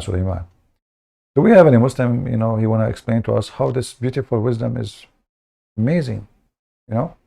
And then Suleiman, look, Suleiman, he says, I don't know. So look, what the heck, he's a prophet of Allah, and the ant, she knew more than him. I mean, you see how embarrassing? He's a prophet of Allah. The ant, she's asking him a question. Why your name have one more alphabet? Suleiman, in the corner. He look up, he look, you know, Allah, what, you know, no answer. So to escape it, he said, I don't know. This is what the Muslims, they do when they talk to me. I don't know, Christian Prince. I don't know. So the ant said, because your father, like he have an injury in his heart, and we cured him with the love of Allah. He was called Dawood. And as you protected from that injury, you are called Suleiman. Look at this. Any story you see in the Muslim books, maybe 70 to 80% of it is coming from some stupid Jews who they teach stupid stories to their kids. Like to weave a singer. All those stories, garbage, a lot of garbage in the Talmud, and all the garbage that Jewish people they have in their tradition, which is nothing but legends. Those are books written, have nothing to do with the Bible, written by idiot trying to take advantage of the dummy Jews, the one who is not educated. And those stories are repeated between Jews like in a massive way. And the stupid Muhammad, because he's a stupid, he took them seriously. And he put them in his book. And now the Muslims are stuck with it. Do we have any Muhammadan?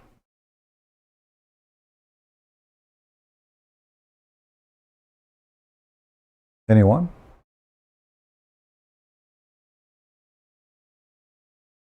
I hope the Muslim will not use that logic with me, because my name is very long. You will lose.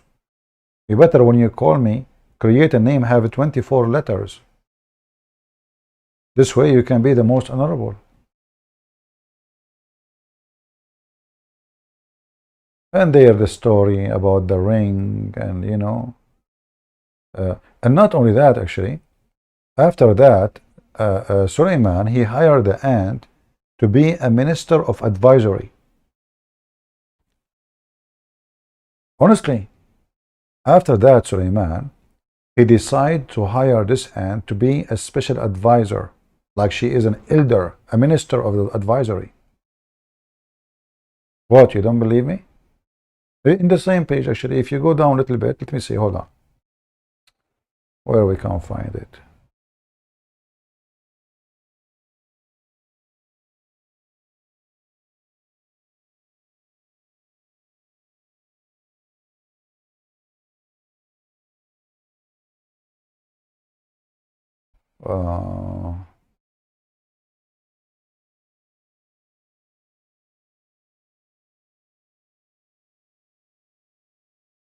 Okay, here we go. Actually, he says, look.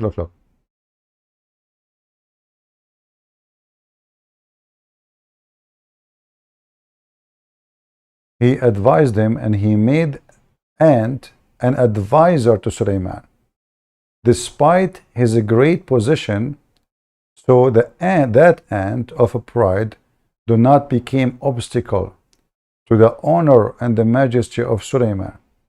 He should always consider himself lowly before the Almighty Allah. You see what happened? He became an advisor to the king. So Sulaiman now is sitting on his throne, and next to him there's an ant. And what does ant she do? When there is a problem, the ant she give the advice to Prophet Solomon. This is the first ant in the world. She was able to accomplish such a position, which is amazing, if you ask me. And I don't know why it's not a cockroach. I mean, cockroach is even bigger. And a cockroach can handle fire, like 400 degree. So, you know, and what about a frog?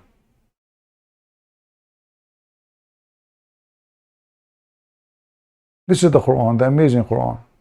So now we understand why eggplant, watermelon, ants, I mean, everybody convert to Islam. It's normal. Right? I mean, if you read those stories here, you will actually, the story, there's the story about the wife of Sulaiman, one of his wives. She killed, supposedly this wife, she is a half human, half genie. So the father of this woman, he married a genie. And then they have a daughter. She is half female, human, and half genie. And there was a king. He is really bad, you know. Like he sleep with the daughters and the wives of his ministers, especially if he knew they have one of the family. She is beautiful, so he entered upon her, and he came with his army. Her father is a minister for him, so she told him, "Why you don't come alone? Are you afraid you need protection with your army? I'm a female." And when he get inside, she hit him with her shoes, and she cut his head.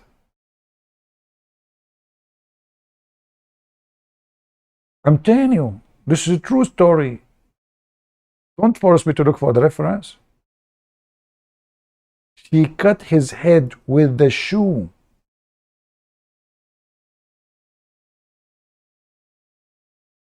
Let me see.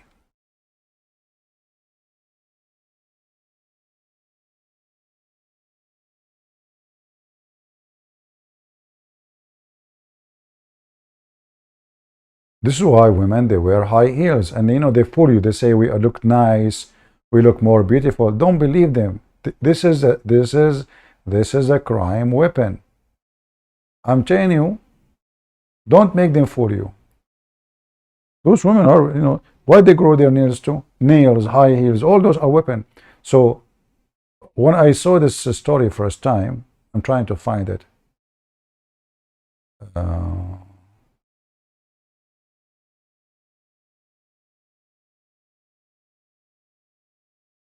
Yeah, maybe in different. Okay, where we were. Let me try. I'm trying to remember where we can find the story in English.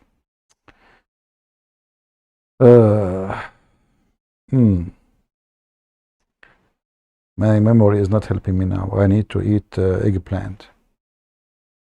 Yeah, but anyway, maybe we can find it some other time. I'm trying to remember. Hold on, where is this story? Which book? Which book? Which book?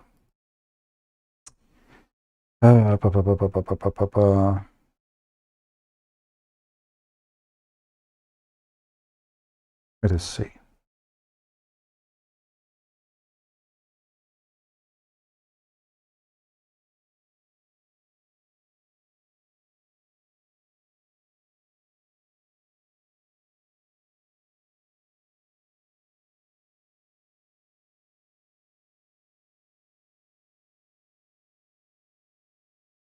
Okay.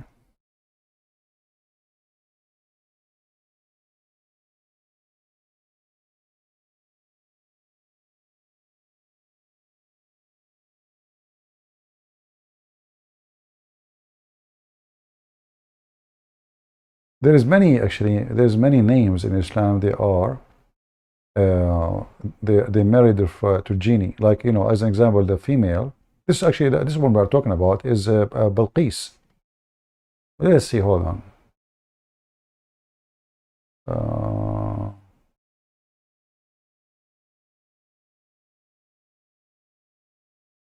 You see here, Balqis, but I don't know if it's mentioned here.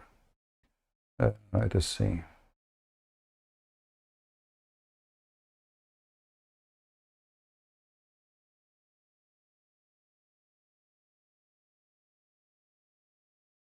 Let us do little search. I will type the word as they are typing it in English to be sure we can get maybe something.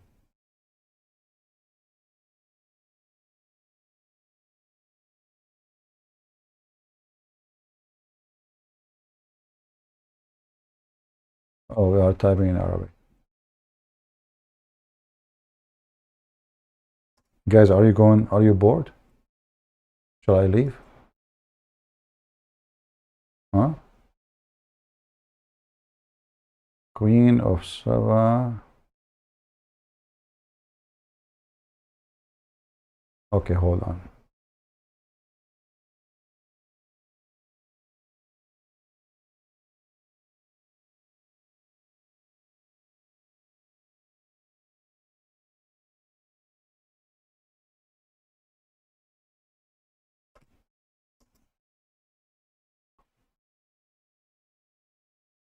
Where we can find it.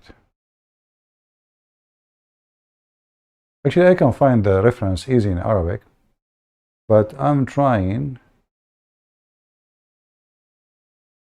to find you an English source.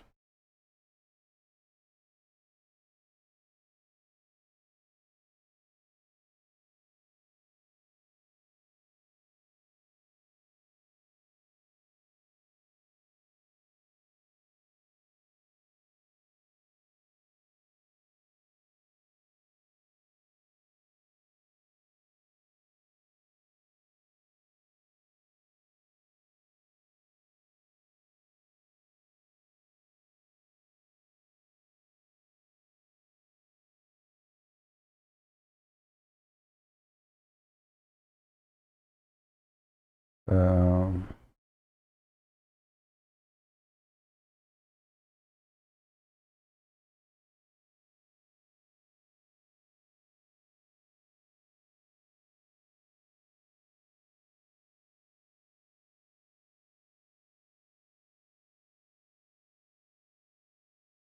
Let us see here.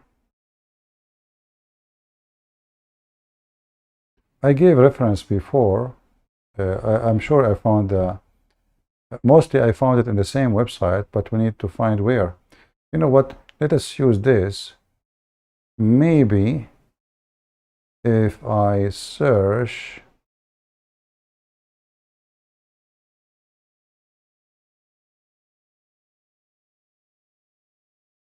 in the same website,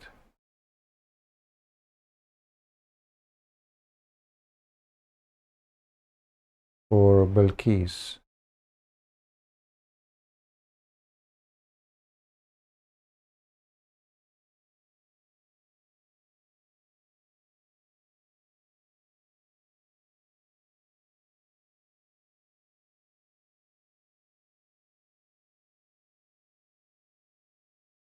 Okay, let's see here.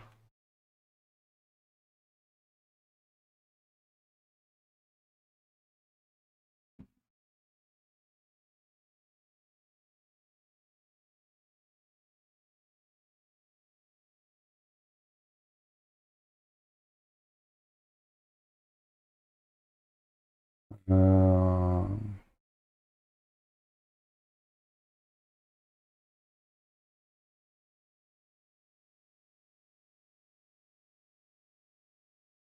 yeah, actually, I found different. I'm trying to find the reference, but here they are talking about that Balqis. You know, when Sulaiman he wanna see her legs, because Sulaiman he liked legs as usual. So the shaitan, the genies, they made Balqis become hairy. So when he left this, when Balqis she walked over the water, which was like a floor, sorry, over the floor, which was like a crystal. So Sulaiman he was able to see her panty, and Balqis she thought that the floor is like there's wet water in it, so she left her skirt, and then Sulaiman he saw that she was hairy, you know, like hairy booter. So here you see, this is supposedly an Islamic study. This is not a hadith now, but I want to show the hadith. I cannot find the hadith. Yeah, all those is a fictional stories copied from the Jews, and the stupid Muhammad and the Muslims, they copy them. As simple as that. But I can find in Al-Qurtubi in Arabic, and we can use it.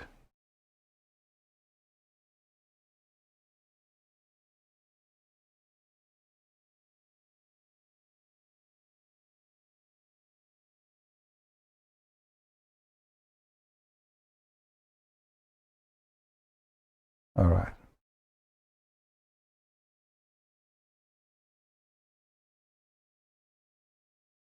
Let's see here.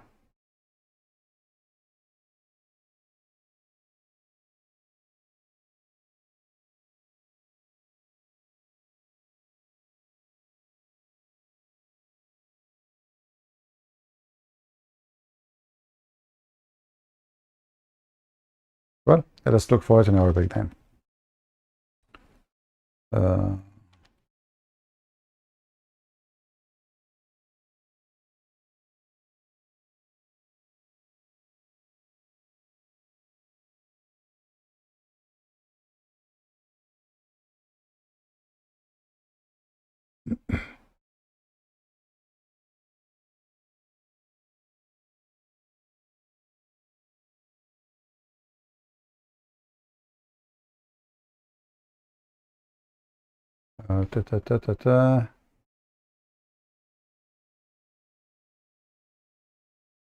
All right, we found the reference in Arabic.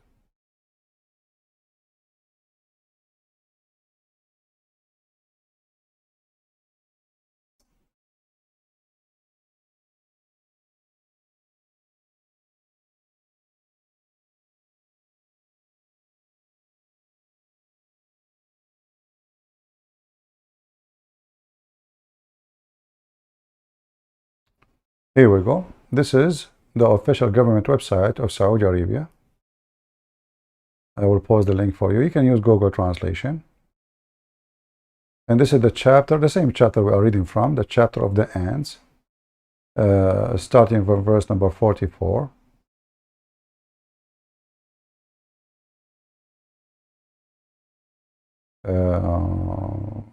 Let us see.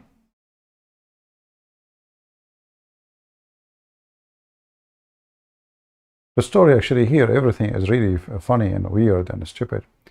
But I want to go, like as an example here, look, who is the one who taught Sulaiman how to take hair from his body?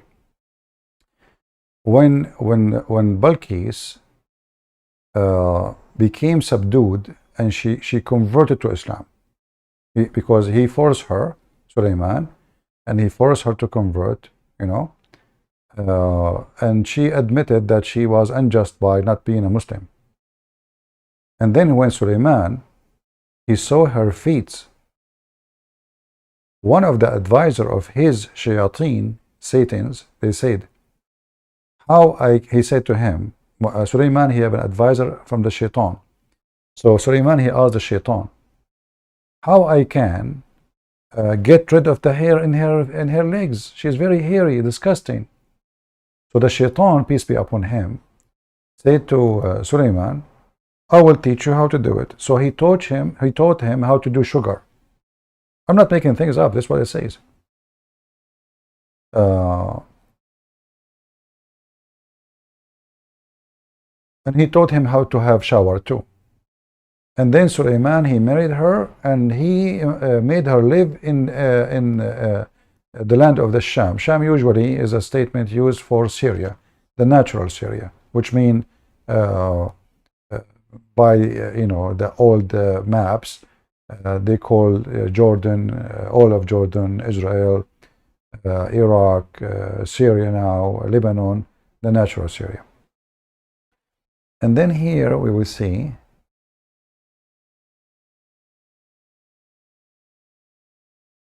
some, they say he married her in Yemen.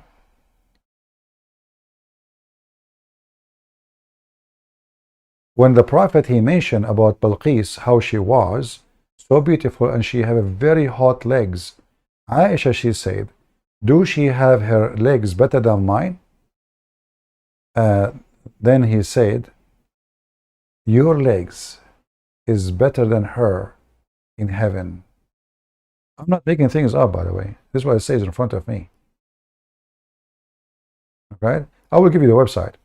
Who won the website? Who won the website? So Aisha now, she is jealous. Muhammad is talking about how beautiful the legs of Balqis, the woman who was a queen in Yemen. And Sulaiman now, he captured her after he invaded her kingdom, doing jihad. So now they were talking, Muhammad talking about how nice her legs. Aisha, she said to the Prophet, is her legs is better than mine? Muhammad said to Aisha, obviously Aisha, her legs is scary. So he said to her, and this is talking about hair, hair. So you have hair. So Muhammad, he said to her, well, you know what? Your legs will be better than her in heaven. Which means for now, it's not. Let me use Google translation so you can read with me and laugh.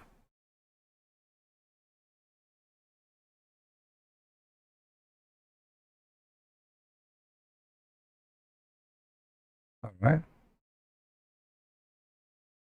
Look, so Aisha, she said, she has better legs than me. People, who in the world would believe in such a garbage? I mean, what the heck is that? So this is what? What? Who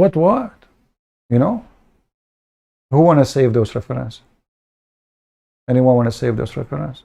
Don't save it, don't save it. Later you will ask me, Christian Prince, where I can find this? Don't ask me, I'm not going to ask you. I'm not going to show you. Yeah. And actually, I missed the story. I want to show you where her mother is from the genie. I skipped. Hold on. Where?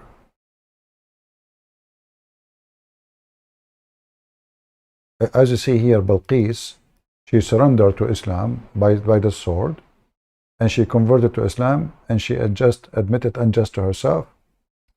And then he asked Sulaiman, he asked Shaitan, how he can, not demonic, Shaitan, this is false translation, how I can remove hair from her legs without harming her body. So Shaitan, he taught him how to do an-nawra. An-nawra, sorry, not in light, this is false translation. An-nawra is sugar, They make like a kind of sugar. They boil it until it's dry from water, and that will make it like gum, very, very sticky. So women, they put it in their legs or any area where they want to take hair. And then, like fast, you take it from the skin, and that will be really hurting. So supposedly Shaitan is the one who taught him how to do it. Okay, and then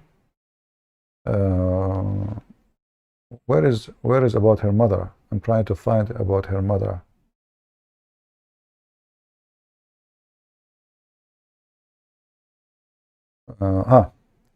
Hold on. Let us type the word mother. Maybe that will be faster. Mother. Type in Arabic. Okay, here we go. He said that her mother was one of the jinn. So the mother, she's a genie. Her father was a human. And she killed the guy who was a king before her by her high heel shoes, because she's a genie. Remember, she's powerful. So she killed him. She cut his head. She threw the head out, and then she became the queen.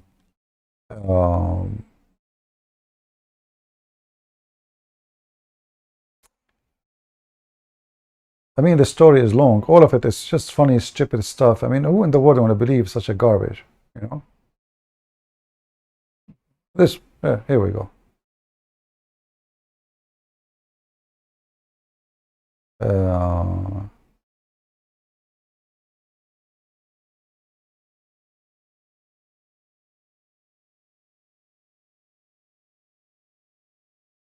In the same page, there is look here. There's a part in the story. Her grandfather, he was a great king, and he have 40 sons, and all of them are kings. True story. And then kings, they come from around the world asking for her to marry them, and nobody, she refused everybody, because she want to marry a Muslim who is a Jew. Okay, so her grandfather, his name is Al-Hadud, or Al-Hadhad. He was a great king, and he had 40 sons. All of them are kings.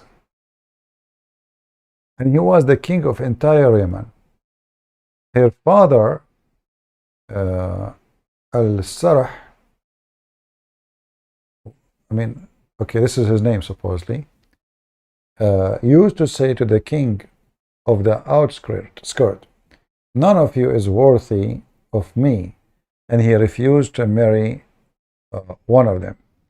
So the father, he don't want any of those kings to marry his daughter. And this is the father. This is a story, by the way, not about Balqis now. This is about the father of this girl, Balqis. And then, because he is very picky, he don't want to marry any, he refused to marry any women from those people, even daughters of kings. And then they married him to a woman. She was a genie, and her name is Rayhana. And they have even the name of her father. Look at this. She gave birth to him. This story here is different from the most popular one, but let us go and see with this one. She gave birth to him with the child. His name is Balqama, and this is Balqis, the original name of her, and she have no other child except her. All right. Here it says,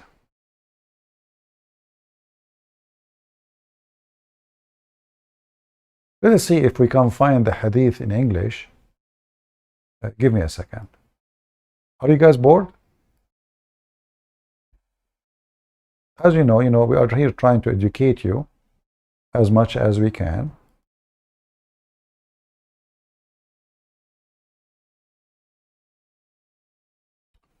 Okay, hold on.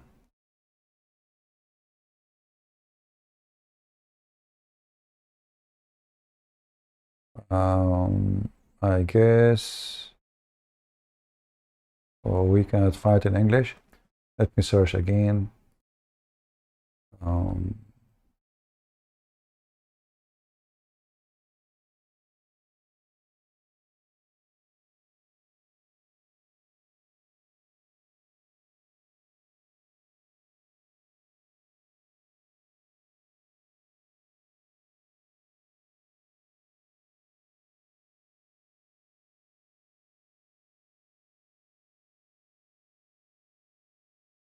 Yeah, I'm trying to find in English, but until now I don't see anything in English. Let us try more.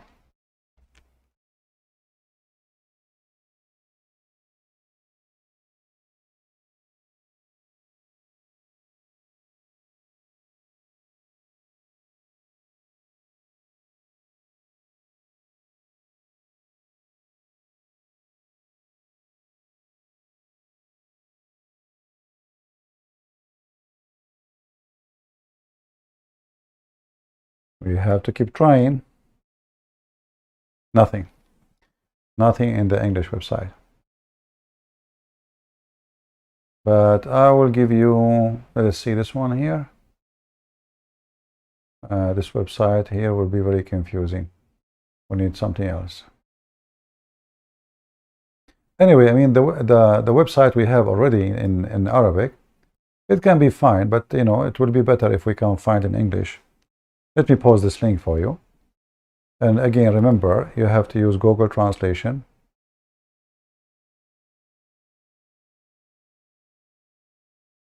All right.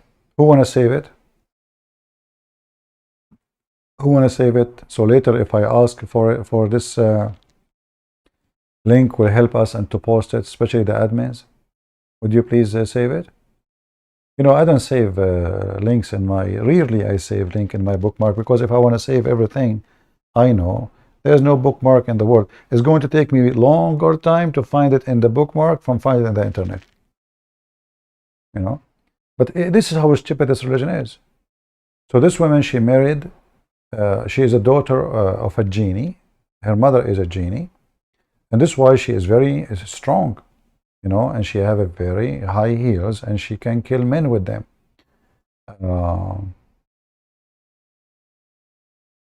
Here, look at this story here. And you know, the same page, by the way, there's tons of stories contradict each other about the same person. So now this girl, Balqis, look what it says here. If you can read with me in English. Here it says that the reason her father married a genie, just a few minutes ago, we heard a different story about the same person. Now there's a new story. The reason her father married a jinn was that he was a minister of a king. But he was a king, now he's a minister. And this is a different story, he's a minister.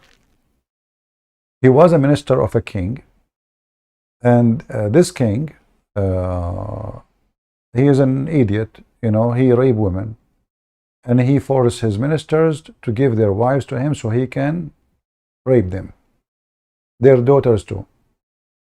So this minister, he was a minister of the king, and he's a jealous man. He will not let anyone do that. So this king, he raped women, and he subjugated them. The minister, he was like a person who have honor. Jealous here mean honor, like he have an honor. And so he did not marry, because he knew if he marry a woman, the king will F his wife. So he is the only minister is single. So one time he accompanied, like he went in a company of a man. He did not know in the road. He was in the road. He saw a man. So the man, he said to him, like, do you have a wife? The minister, he said, oh no, I don't. I will never marry, because the king of our country, he raped women, you know, who they are married. He take them from their husbands. So he said, which means the man, if I marry my daughter, he will never rape her. And he said, like, this is the father, he's saying, the minister, well, if you marry my daughter, he cannot rape her. You know, translation is not, you know, not good. He cannot rape her at all. Then the minister said he will rape her. The man, he said, no, for my people are from the genie. We are people from the genie who cannot be defeated The translation again is not good. So he's saying, no, he cannot, because we are genie. He cannot overcome us. So this minister now, he marry the daughter of this man. And she is the one who gave birth to Balqis. You see how the story changed from the beginning of the page to the end of the page. The same, we're talking about the same person. One, she was a daughter of a king, blah, blah, blah, and now she is, a minister, and now the minister is marrying a woman. She is a genie because simply his king, he will rape women. So he married her.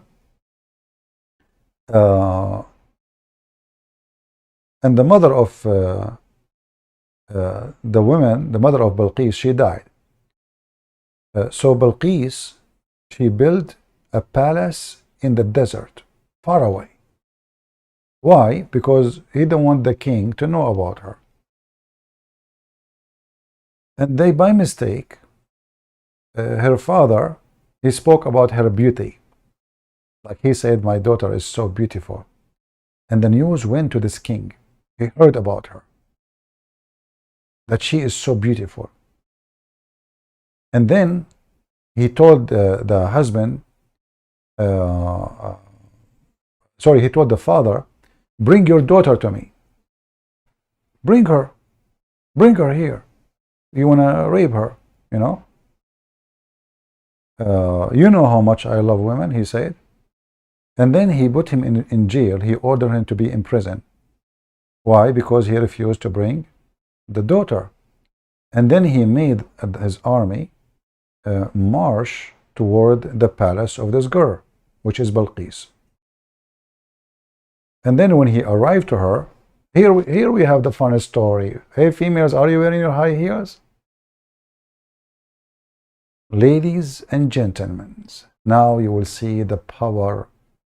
I don't know if this is in here in this page where they will talk about how she killed him. Actually, I think she should. Al-Qurtubi, I think, mentioned it. Yeah. He mentioned it. So anyway, you will see how she killed him by her shoes. You know what? I should put a sign for all females who come into our chat that shoes are not allowed.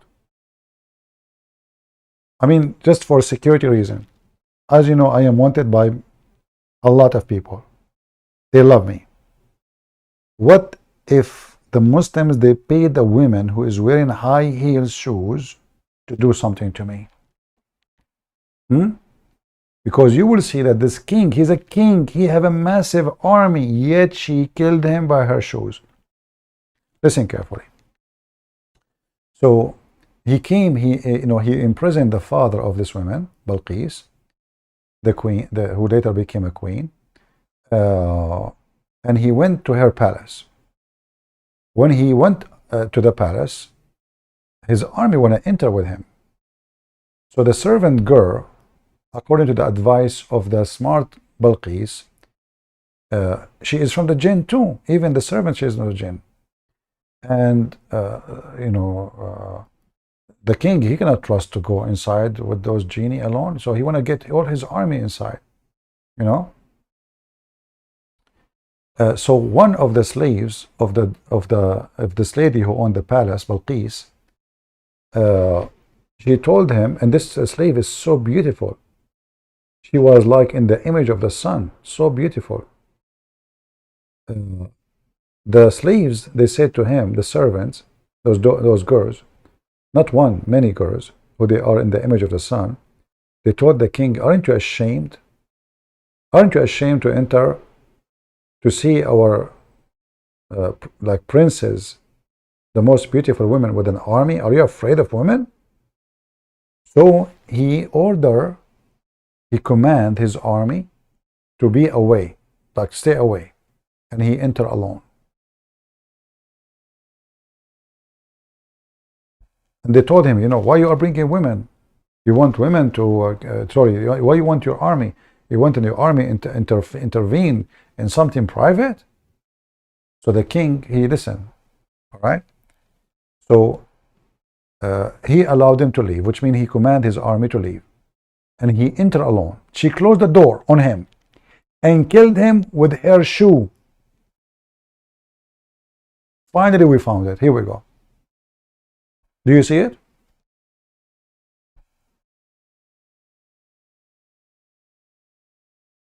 People, do you see it?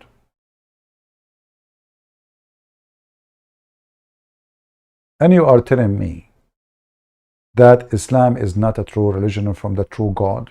What's wrong with you? How Muhammad he knew the power of women's shoes.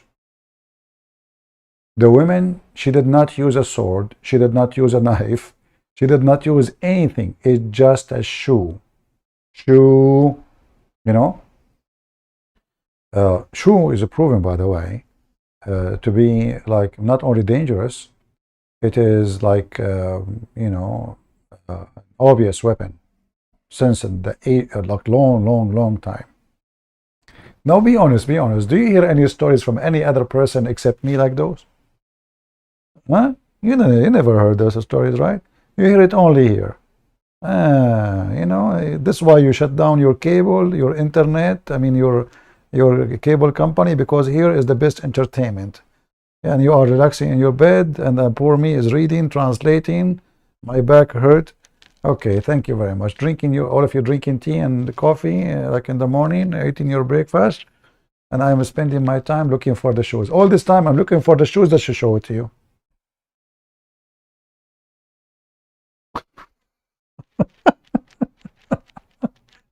Isn't it funny? A human being. I mean, look how it's, you know, sometimes you ask yourself, how a human being is so stupid. You know, a human being is cursed. Who in the world would believe such a garbage? They believe it. It's in their books. And now the new generations who don't want to believe this because they are educated, what they will say? Oh, this is, you know, this is the prophet's story. This is your imam's stories. This is your reference story. This is the official government website of the Kingdom of Saudi Arabia.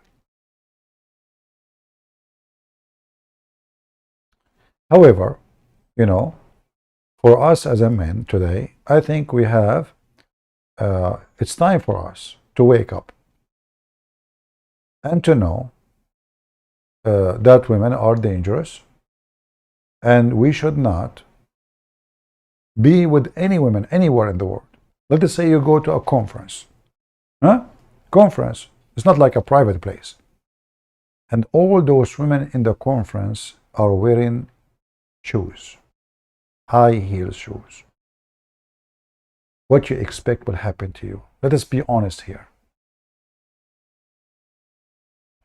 What you think will happen to you? If one woman, she was able to cut the head of a king. She cut, actually, not only that, the story, and you know, it says she cut his head and she threw his head out from the window, and then his army, when they saw his head, they became subdued to her. Right away, she became in control. The guy came as a king, he left as a limb. As simple as that. Here we need to remember that those stories can help us as men. Maybe we should tell this to Andrew Tate. He say women are weak.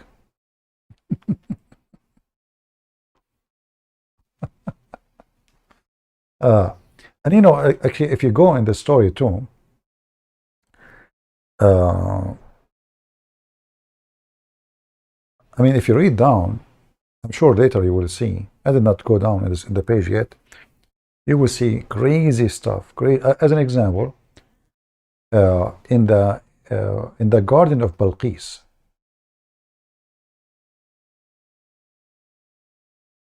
Okay, hold on. Yeah, hold on. Oh, here, actually, here. It says here, huh? I thought the translation not showing it. She cut off his head and throw it to his soldiers. Huh. I thought it's not in the translation. Do you see it? So she killed him by her shoes, and she cut his head by her shoes. Simply what she did, she hit him with the shoe and she cut his head right away with the shoe. Like his head came out right away. And then she took the head and she threw it at the army, you know. You know, the army became so terrified, and they became subdued to her, you know. And then she became the queen. You see how she became a queen? The guy came to rape her. She cut his head by the shoe. She's the daughter of a genie. And now she became the queen. Now, after she became the queen, should I continue? I think you guys should go and rest. What do you think? Should I continue? Aren't you bored of the story? This is a story where made 800 million bird convert to Islam.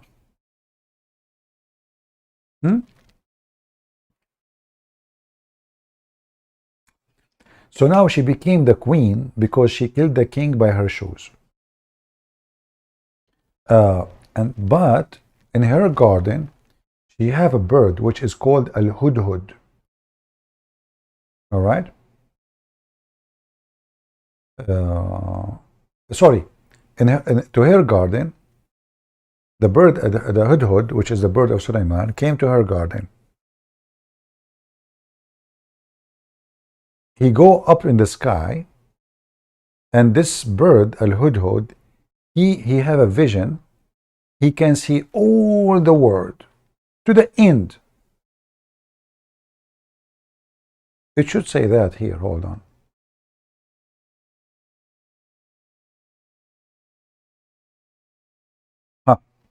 So the bird, the hudhud, he rose toward the sky and he saw the whole length and the breadth of the world, the whole of it, just by one look.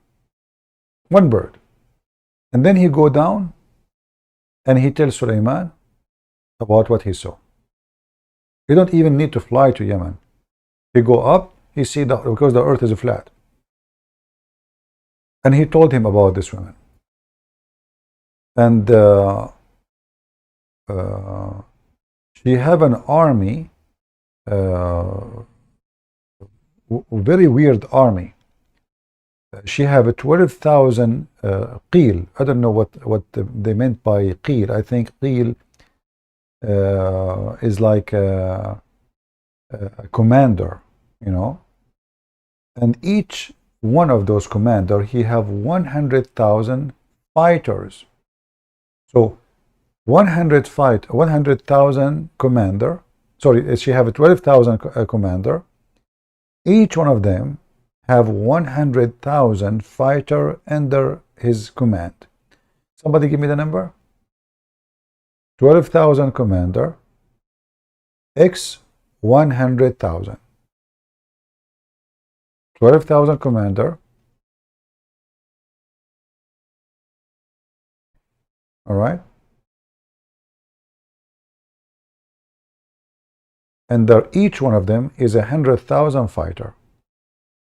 What the total number of the army of Balqis? And this is not include the women, because they have an army of women too. Because remember, those are not Muslims. Women, they go to war.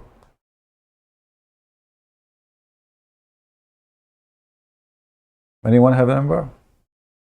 Should I use my calculator? You guys are lazy.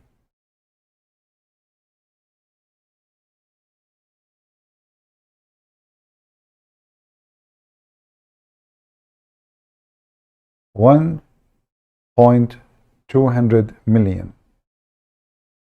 Not much. You know, think about it.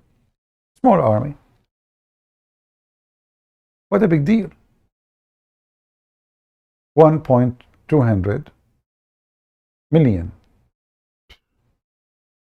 This does not include women and children. And then the translation is not coming accurate, really.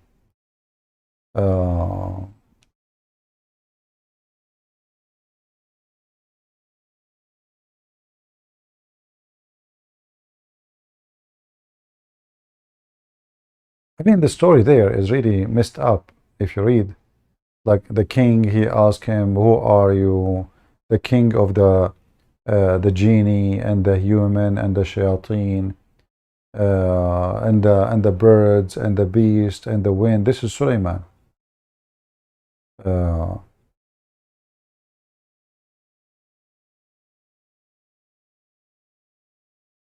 Here in the story it says, let's see here. Yeah, so the two birds, two hubub, they met each other. The first one asked him, who are you? Where you are coming from and where you are going.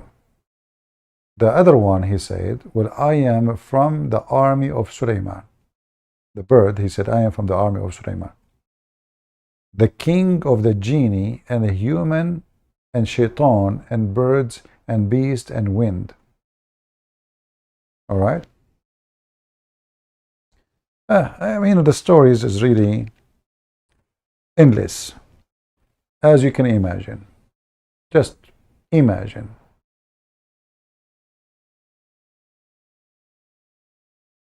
Use your imagination. The king of the jinn, who are you? He said, I am from the army of Sulaiman, the king of the jinn, the mankind, and the devils, the bird, the beast, the winds, and everything between earth and heaven is the king. Sulaiman is the king of all those things. Yeah. So now the bird of Sulaiman, he asked the other one, where are you from? The other one, he says, I am from the country. The king is a woman. Her name is Balqis. And he gave the details about how many armies she have and how many fighters. You know, endless stupid stories. And all of this, as you see, in a very official Islamic website. This is the government of Saudi Arabia website. This is not a guy in YouTube. You know, he have no authority. He can claim whatever he want. Abdul making things up. This is their official. And this is the link again. I'm tired from translating, so I'm going to stop reading the story. Yeah, exactly. Even kids will not believe in such a garbage. Who is going to believe in this? The only thing trust me, the only thing I believe is true is the story about the woman. She killed the man, the king, with her shoes. That is the only part I think there's a truth in it. What do you think?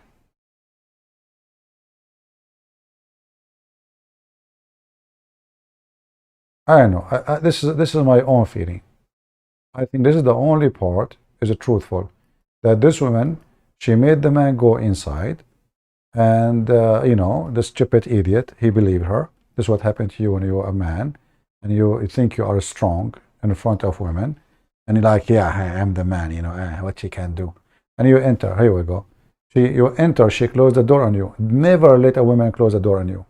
Never. She closed the door. You are dead. It is your last day. The stupid king, he's so proud. He thought he is strong. He have no idea what women's shoes can do, especially if they get them from the flea market. So she closed the door. She cut his head with her shoe. You know, I don't know. I mean, there is something weird about the story here. Like, I imagine that she hit him with the high heels, like the, you know, the sharp edge looked like a nail. But here it says she cut his head.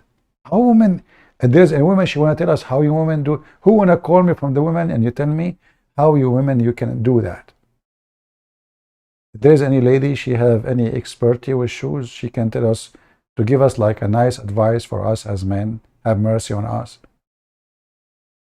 How we can avoid such a... Okay, what if a man, he marry a woman and one day they have a fight? If there is any men of you He was threatened by her shoes, like your wife. She threatened me. Did you call the police? Do the police know what happened?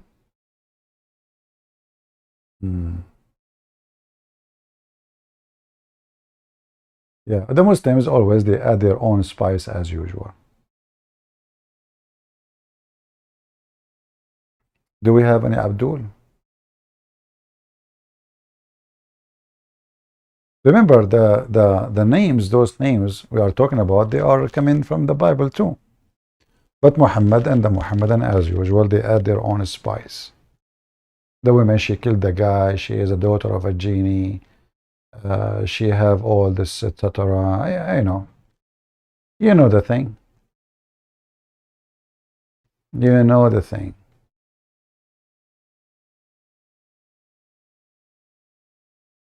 Like, you know, if they say she killed him with a knife, she killed him with sharp tool, she killed him with piece of metal, she killed him with a hammer, she killed him with anything like in the kitchen. Shoe. She killed the guy by the shoe. But maybe those shoes, they have a sharp, maybe they are made from metal, you never know.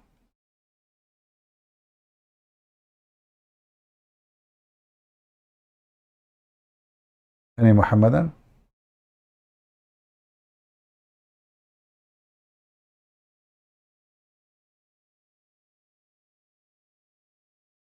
And the father is etc. and the mother is etc.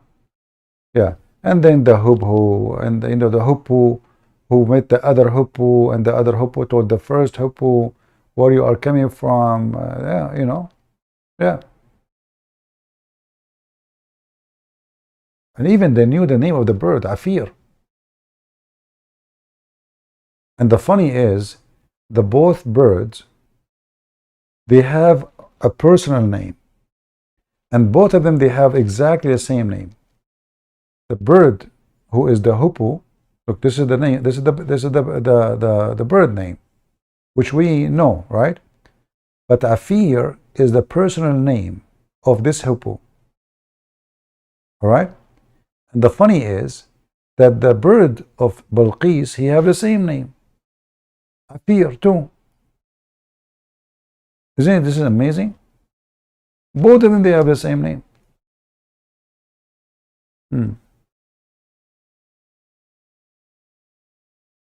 Any Muhammadan?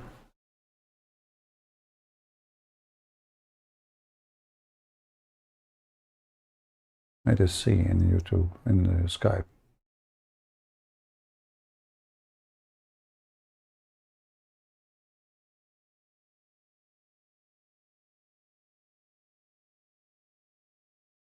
Oh boy.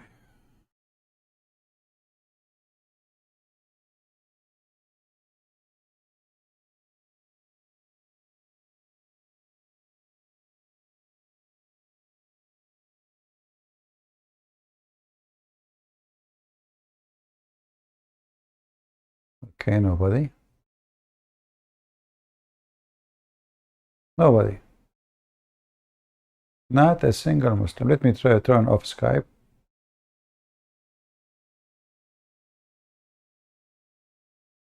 Should we take calls from Christians? Maybe tomorrow I will make just a program for Christians to call. No questions, just, you know, hello, say, you know, whatever you want to say. Are you prepared for tomorrow? What? To debate with the Indian guy? Yeah, we will debate him at 7 a.m.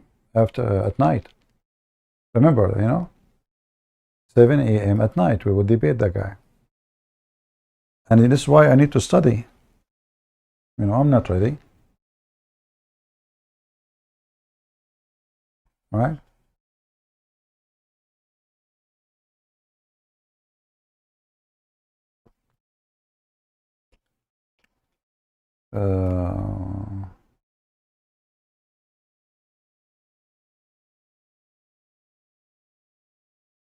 Zakir Naik is live.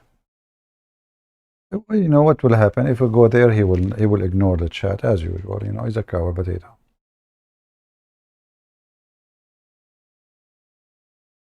You should make this Shia Arabic program. Yeah, actually, I will make some Arabic videos. Maybe in Rumble, because in Arabic they will flag it immediately, those Arab, you know. And what happened, Arabic videos, the one who will, in YouTube, who is in charge, is going to be someone who speaks Arabic, and most likely is going to be a Muslim. And they will delete my video. Thank you, John. I'm doing fine. The only problem is the shoes of women. Muhammad Abu is calling me princess. Why Muhammad saying that? I am the one who do put eyeliner 3 times a day to be pretty like your prophet? Is it me who pee sitting like women? Is it me who men kiss him down his belly and say this is what I wanted? Don't stop. Who is the one is the princess? You can insult, no problem. I understand your pain. It's okay, it's okay.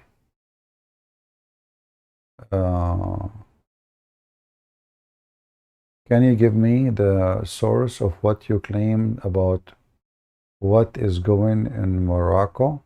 What do you mean what's going in Morocco? About what? What is going in Morocco? You mean about Christian, about conversion? Just type in Google. There is actually a great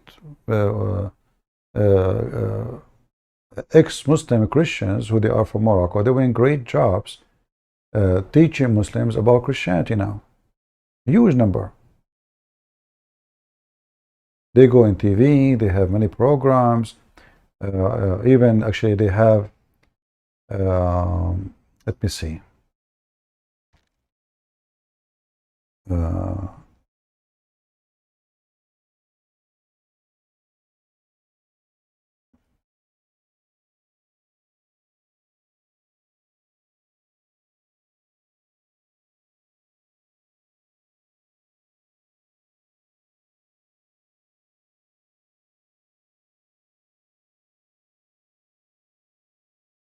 I mean, I just type, you know, look, this is this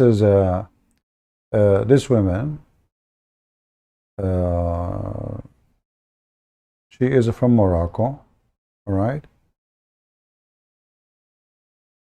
I just type, I mean, this is, you know, this is a woman, she is a pharmacist, she's a doctor from Morocco. She left Islam. And she is talking here, but in Arabic. سلام المسيح يا رنين. نعم سلام المسيح. سلام المسيح. حتى خبريني. عم تسمعيني منيح؟ سمعانتك إيه تمام. من وين أنت يا رنيم؟ من ممكن ما أذكر بس البلد من وين. Yeah. So anyway, I mean there is tons, but let me show you.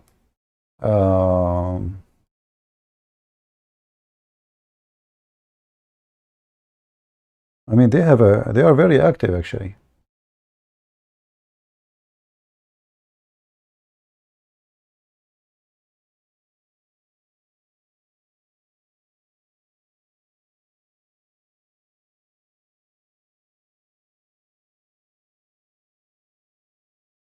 All right, look, this is a website. Those are ex-Muslims. And their website is full of songs for Christ. All of it's in Morocco, you know, Moroccan, like Moroccan dialect, Moroccan accent. All of them, they are ex-Muslim. Not a single one is not ex-Muslim. All those songs, you can, you know, you can choose any one of them to play. Maybe I should, you know, play some of them, or maybe one. Let me see. Hold on. Do you want to hear, guys? Do you want to hear? But this is a Moroccan music. This is, but it's a Christian music. Let us see.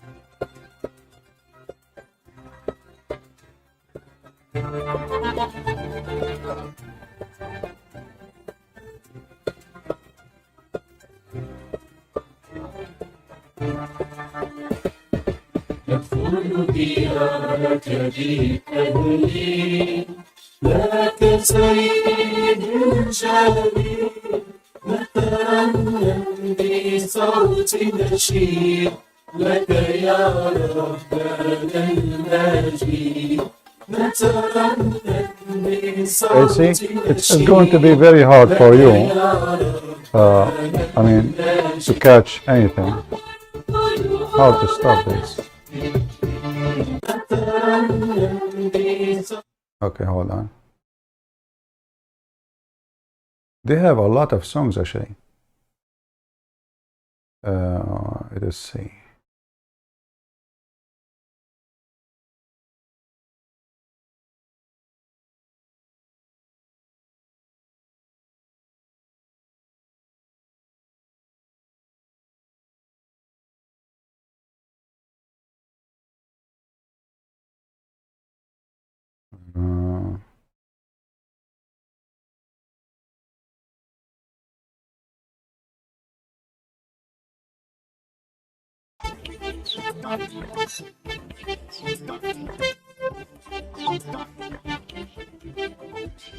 يسوع نوري ونجايا طريقك This is a Moroccan accent, you know. انت فرحي Yeshua is Yeshua, you know, Yeshua.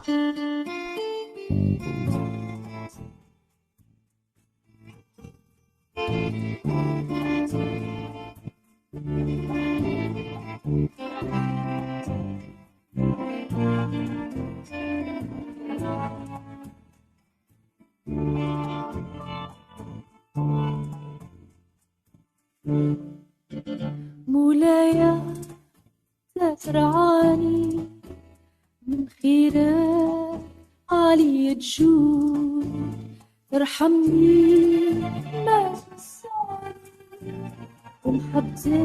But you know, I don't know, I mean, this is not fun. We want takbir. There's no takbir here. Allahu Akbar, takbir, jihad, you know, terror.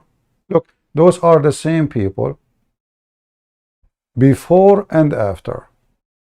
After they convert to Christianity, they are different people. You see, this is why it's true when the Bible says, you will be born again. Born again. The same people who shout, they hate, they want to kill, they want to do violent, the same people, look, the same, nothing changed. They just changed their God. They don't follow the devil no more. Peaceful, loving, wonderful, you know, you will be happy to be their neighbor. And actually, they are very active. I mean, if you see how many songs they have, and they post it on the internet all for free. They don't make money really, you know, it's just for free. You know, there is many people who have like the skills of art. They will not give any song for free. Even they claim to be supposedly they are like singing for the Lord, but you have to pay for their CD. And their CD is expensive, and not even a single copy will be given for free. All their work is for free. This song is called We Love You, Yeshua. We Love You, Yeshua.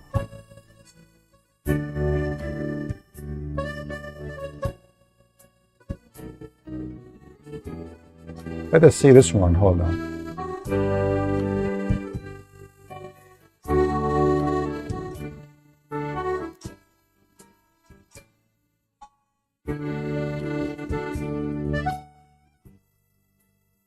Let us see this one.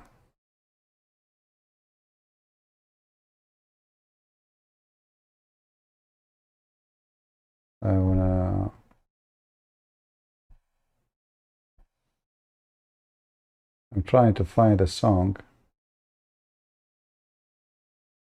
This is the name of the CD, I guess.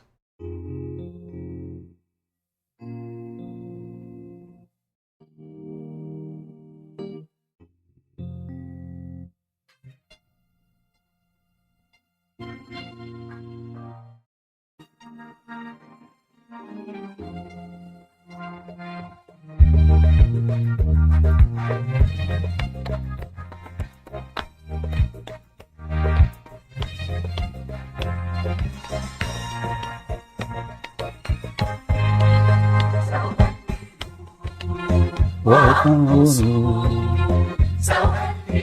أهلل, I will praise. إلهي لإلهي لإلهي لإلهي.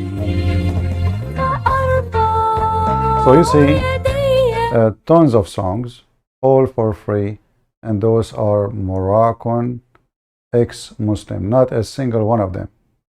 Not a single one. He is not born from a Muslim family. All right. So, so the one who asked me reference, I mean, Muslims who they are Muslim, they knew. Even the Moroccan government, they made a special law to protect, to stop people from converting into Christianity in Morocco. You know, and there is a very well-known brother. He have a program. He knew me. His name is Brother Rashid.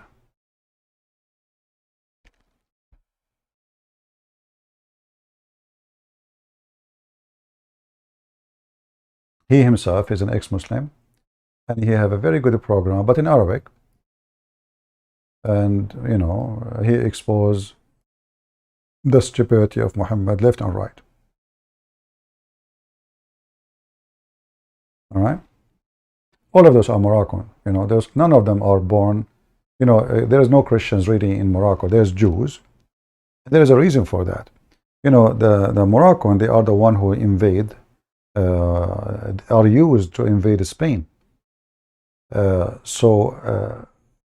Through history, the Jewish people, they join forces against Christianity. So they join in the time of Muhammad, the Persian, when they attack Jerusalem. And actually they were behind the invasion where they were able to get inside Jerusalem. And they killed a lot of Christians. And those are the Persians who did that. And they did the same thing. They joined forces with Muhammadan against Christians during the Islamic occupation to Christian lands. Until now, the most close people to the king of Morocco, they are Jews. And there is a reason for that. They were their best helpers against the Spanish, against the Christian Spanish. And they were, you know, helping anyone who is fighting Christianity. This is the truth. This is why when the Spanish, they took over, they did what is called the acquisition. And many people, they say to you, the acquisition is evil, right? But if you, a person who betrayed the country, well, he deserves, anyone, in any country in the world, if you join the army of the enemy, it doesn't matter who, you are with the army of the enemy, you are part of the government of the enemy, so what will happen to you? Yeah. So in Morocco, there is either Jewish, the only minority that exists is Jewish, and Muslims. The Christians who they are there, this is new, or they are from the time of the occupation of France, which means they are French or foreigners who live in Morocco. But there is nobody is born from a Moroccan family. He is a Christian, according to my knowledge. I'm not a Moroccan, so I never been there. I never lived there. But this is what I know. However, now there is a great number of ex-Muslims who they are Christians. I think Rashid himself, his father was a sheikh. You know? Yeah.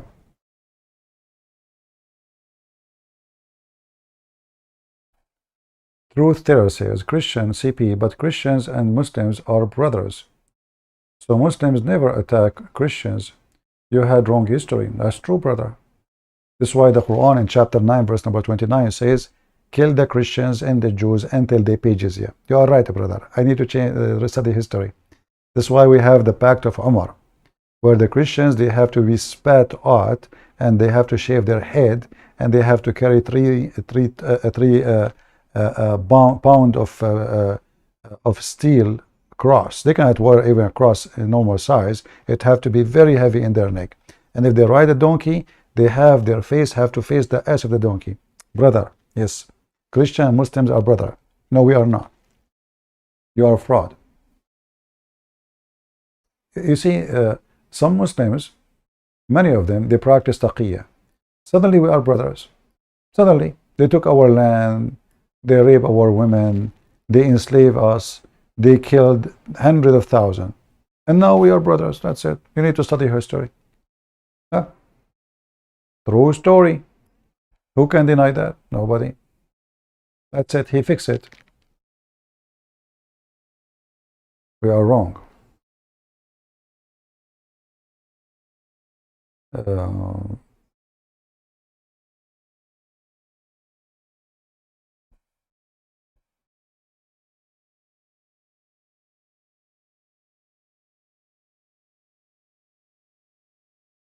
Yeah, I mean, you see, actually all their land is not their land. Even the Moroccan themselves, they've been occupied by Muslims.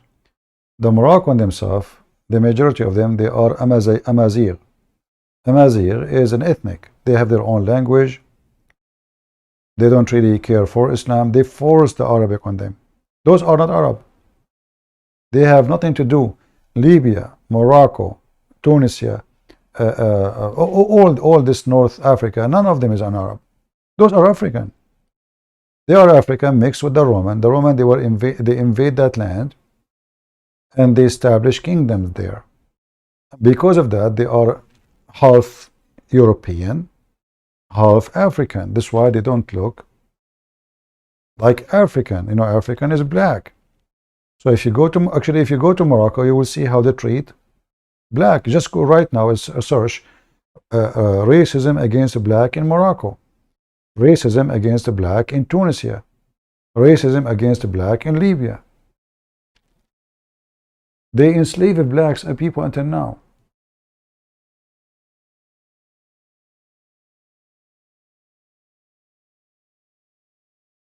Same as Turkey, same as Syria, same as Iraq, same as Egypt. None of those have to do with Islam. They force, and they say to you, Islam did not spread by the sword.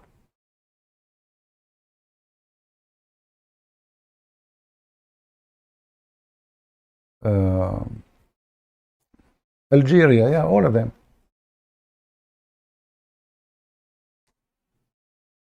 But anyway, by the work of those great Christians who they are ex-Muslims, you know, I notice actually that those who they are ex-Muslims, who they are coming from Muslim background, they work way better to convert people to Christ. They are more in love with the Christ with someone is born of a Christian family. They are real fighters for Christianity. A person who is born of a Christian family is relaxed. You know, he grew up in a family as a Christian. The mother is a Christian. The father is a Christian. He don't care really. Those, they devote their life to bring people to Christ. They are way better than someone is born of a Christian family. And for sure, generally speaking. And that's why actually Muslims, they consider them a big risk, because this is a Muslim guy speaking to you why he left Islam. And the Muslim, they hate them very much. If you notice actually, who convert from the other side, you know, let's call them Christians, to Islam, and who convert from Islam to Christianity, you will notice that the one who convert from Islam to Christianity is the quality. If you talk to this guy, is amazing. Very nice guy. You can tell how good his equality is. And look who convert to Islam. See, Sneeko and rotates. Rarely you will find someone have a good equality and he convert to Islam. You will notice that those who convert to Islam, they have either low IQ or they are coming from a very trashy background. And usually, even those, after they convert to Islam for some time, they will notice Islam is really a stupid religion, they will leave. And mostly, they convert because they are maybe angry, like a woman, she is not able to find a husband. Muslim, they marry anything for the sake of the papers. A white woman, she is overweight. She is old. No man from her country care for her. A Muslim, Abdul, he is 19 years old. He talked to a woman 70 years old over the internet. Oh, you are so beautiful. I love you. The woman, she go crazy. 19 years old, in love with her. She married him. A year after, he got a green card. He dumped her. Very simple. You know? So, a pimp who is no Christian, obviously, he's a pimp. I mean, how you can be Christian, you're a pimp? You cannot. Pimp, a drug dealer, a gang, somebody convert to Islam in jail because he want to join a new gang. In the same time, people, they have a wrong idea. They think that Muslims are really strong, powerful. We live in the Middle East between them. I could not believe how coward they are. You know what coward mean? Coward. They are only brave when they are big in number and you are alone. This is the only time you will see them. Suddenly they become like lions. If you go and check the war in Lebanon, Hezbollah used to send thousands of fighters to attack the Christian territory in Lebanon, and they never been able to pass 1 meter. And all those who they are in the border, the line between east of Beirut and west of Beirut, it's just a few hundred fighters, not thousands. The Christians didn't go by thousand to war. They have a few hundred, they organize it. Few hundred are able to cover the whole borders, and nobody can go inside. The other side, they attack like goats, and they lose a lot of dead men. The Christians, very organized, go into war in a smart way. If you go as an example in Syria, ISIS, Al-Qaeda, they surrounded a Christian town in Syria. Everybody in the town is a Christian. There's no Muslim. They could not even get inside the town 1 meter. 1 meter. All the town are Christians, and they are farmers. They are not even army. They are not trained. They don't have tanks. They don't have really the heavy weapon. They have weapon. But all the weapon of ISIS, all the weapon of Al-Qaeda, and suicide bombers, just to cross the front line, they could not. Here we go. Somebody told the name in Arabic. He must be, maybe he knew. It's called the Mharda.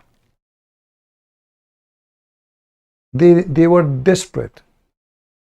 For more than, I don't know how many years, they tried to attack this town. They could not. Real men.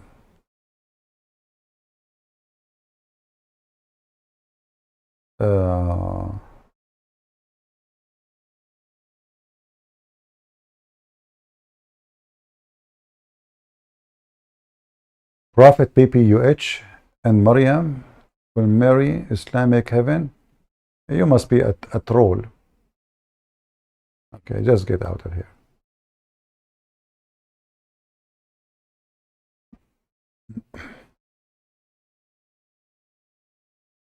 You see, even ISIS,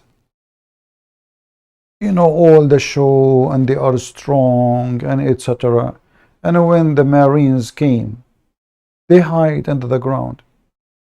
2,000 Marines control the country of Afghanistan. 2,000 only. I mean, this is a fiction story.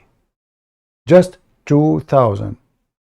Taliban, they have hundreds of thousands of fighters, including kids actually,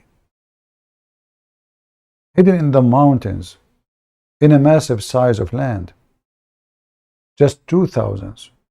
The American, they withdraw from Afghanistan 2,000 Marines, not 200,000.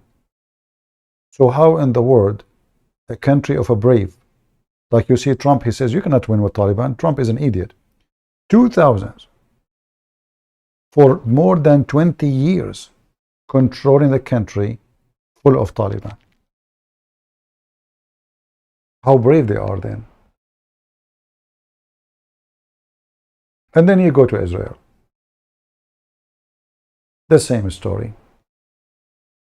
The Muslims, they attack Israel by hundreds of thousands. Even Morocco joined the war. Even Morocco joined. Iraq, Syria, Egypt. Fighters, even Jordan, they brought fighters from like a pilot from Pakistan.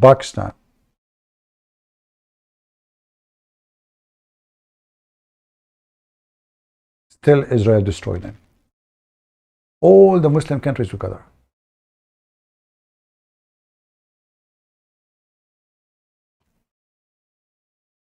Actually, sometime, you know, like if you have time, you can watch documentary about the war, and you will hear stories. It's really amazing, you know. I believe strongly that God is involved in this victory, because none of this victory actually makes sense. Like I saw the documentary, how about 4 airplanes only. 4 airplanes, just 4. They came all the way, volunteer. All the airplanes, they are not fighting airplanes. 4 volunteers, they came with their airplanes from all the way from USA to Israel. And those airplanes, they stopped working. There's only 2. And then one of the 2 stopped working too. Or maybe broke. I don't know. I don't remember in the documentary it says. You can watch it. All the massive army of those Arabs, they run away and they are tail between their legs. They thought that the Israeli, they have a massive size of airplanes. When in the fact there's only 1 working. Just 1. So if they continue, you know, if they continue, they can really, I mean, accomplish something big. But they run, they were terrified. 4 airplanes. Not 40, not 400. 4 airplanes, and most of them, 3 of them, they are broke. They run. They run, and then the Israeli, they chased them. And they took a massive land. They took Jerusalem. The Muslim, they attack Israeli. They want to throw them in the ocean. Because, come on, they are no match. They are just a few, you know, immigrant coming, few thousands. We attack them from every side. Massive army of Egypt. Egypt alone, you know, Egypt alone now is 100 million citizens. So we are not talking about like 2 nations, they have equal size. No, I mean, this is small, tiny, and they don't even have a country yet to say it's a country. It's just a settlers. Egypt, Syria, Iraq, Morocco. We are talking about massive armies, and they bought a lot of weapons from the Soviet Union. 4 airplanes, most of them they are broke. Only 1 left. I saw the documentary. It's hard to believe, but this what happened, you know. Not only that, which war was that? I heard about it. It's really strange. I mean, how things work. I think this is in 1973.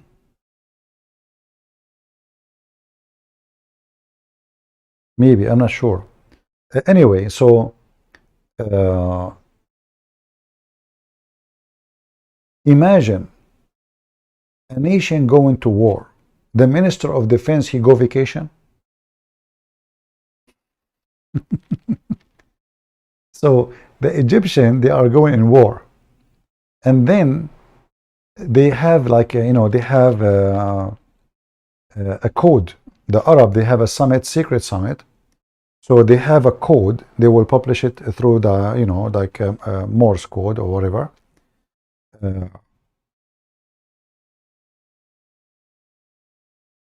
A day before the attack, the Arab, they changed the code, and they sent the code to Egypt, to the Minister of Defense of Egypt. He was on vacation. The second day, when the attack started,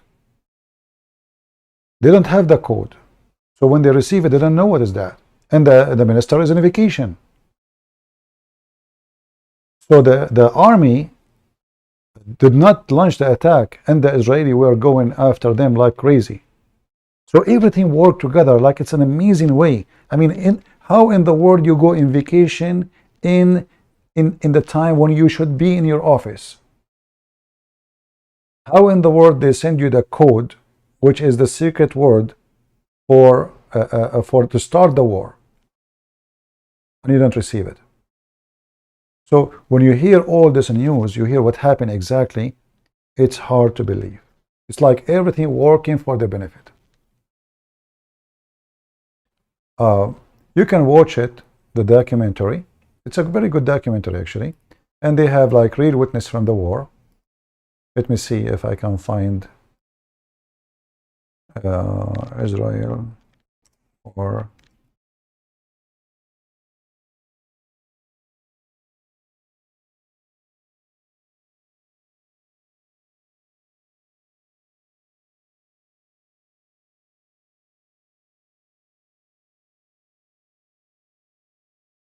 let us see.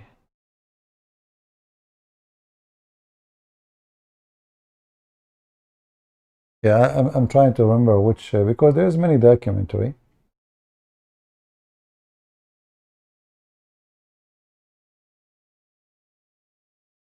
It was really amazing to see what happened. And the funny is, each time they attack, they lose more. Each time they attack. Jamal Abdul Nasser, who was the president of Egypt, very arrogant, he very proud. He looked at the Israeli down like, you know, they are just little tiny people. What they can do? I mean, we can smash them. We can, like, I mean, if we throw rocks at them, we can destroy them. And then what happened is really horrible. They've been smashed literally, and they lost all of Sinai. They went in which war? Like in '67, even before, they lost Jerusalem. Then they lost the East Bank, and then they lost the Golan, and then they lost Sinai, and at the end they came to a conclusion that, you know what? Each time we attack them, we lose more land. What's the point of this? This is why you see like Emirates now. They sign an agreement, same as Egypt, because they knew they are no match. If Egypt now, a country of 100 million citizens, they attack Israel, who is going to win? You know, like in Israel, by the way, there is something very funny. The Orthodox Jews, I find it the most funny hypocrite people in the world. They are protected by the Israeli army, but they make fun of the Israeli army. Not only that, there's a huge number of Orthodox Jews, they call themselves anti-Zionist. They are anti what? They are anti-Zionist.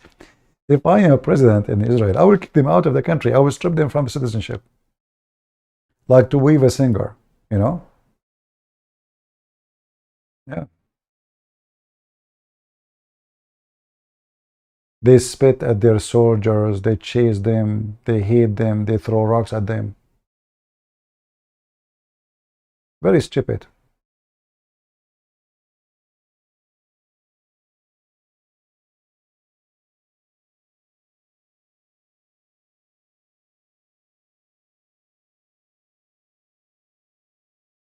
All right. You know, if not the Israeli army, those Orthodox Jews, they will be slaughtered by the Muslims. Yet, when the Israeli army walk between them, they literally, I'm not joking, they spit on them. Very weird people, you know. They are coming from different galaxy. What if those Israeli army, they go home? What Hamas will do to those Jews? Maybe I should make a video about it, but I know they will flag it.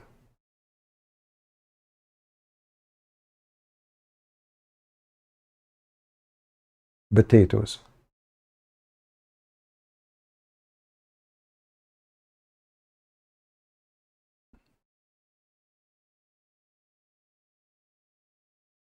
Let's see.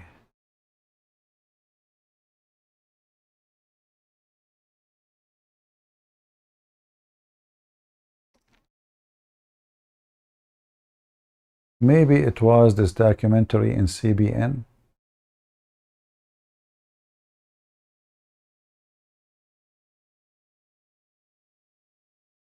Maybe. I'm not sure. Hold on, let's see. Maybe this one.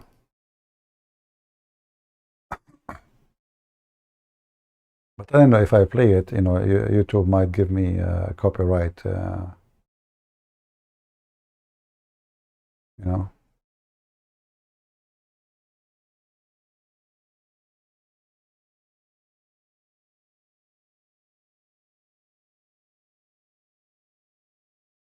The commander of the Air Force came in with the wing commander, and they said, "Dear friends, Operation Focus will start today at 7:45 a.m. sharp.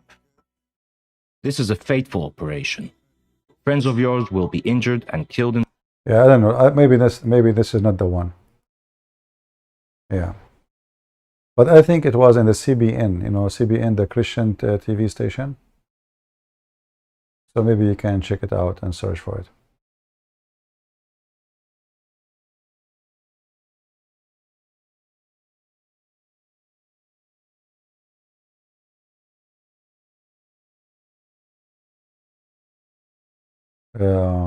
Watch King and Generals.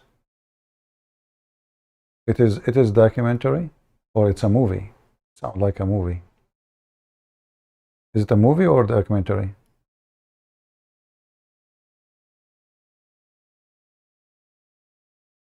King and Generals. Okay.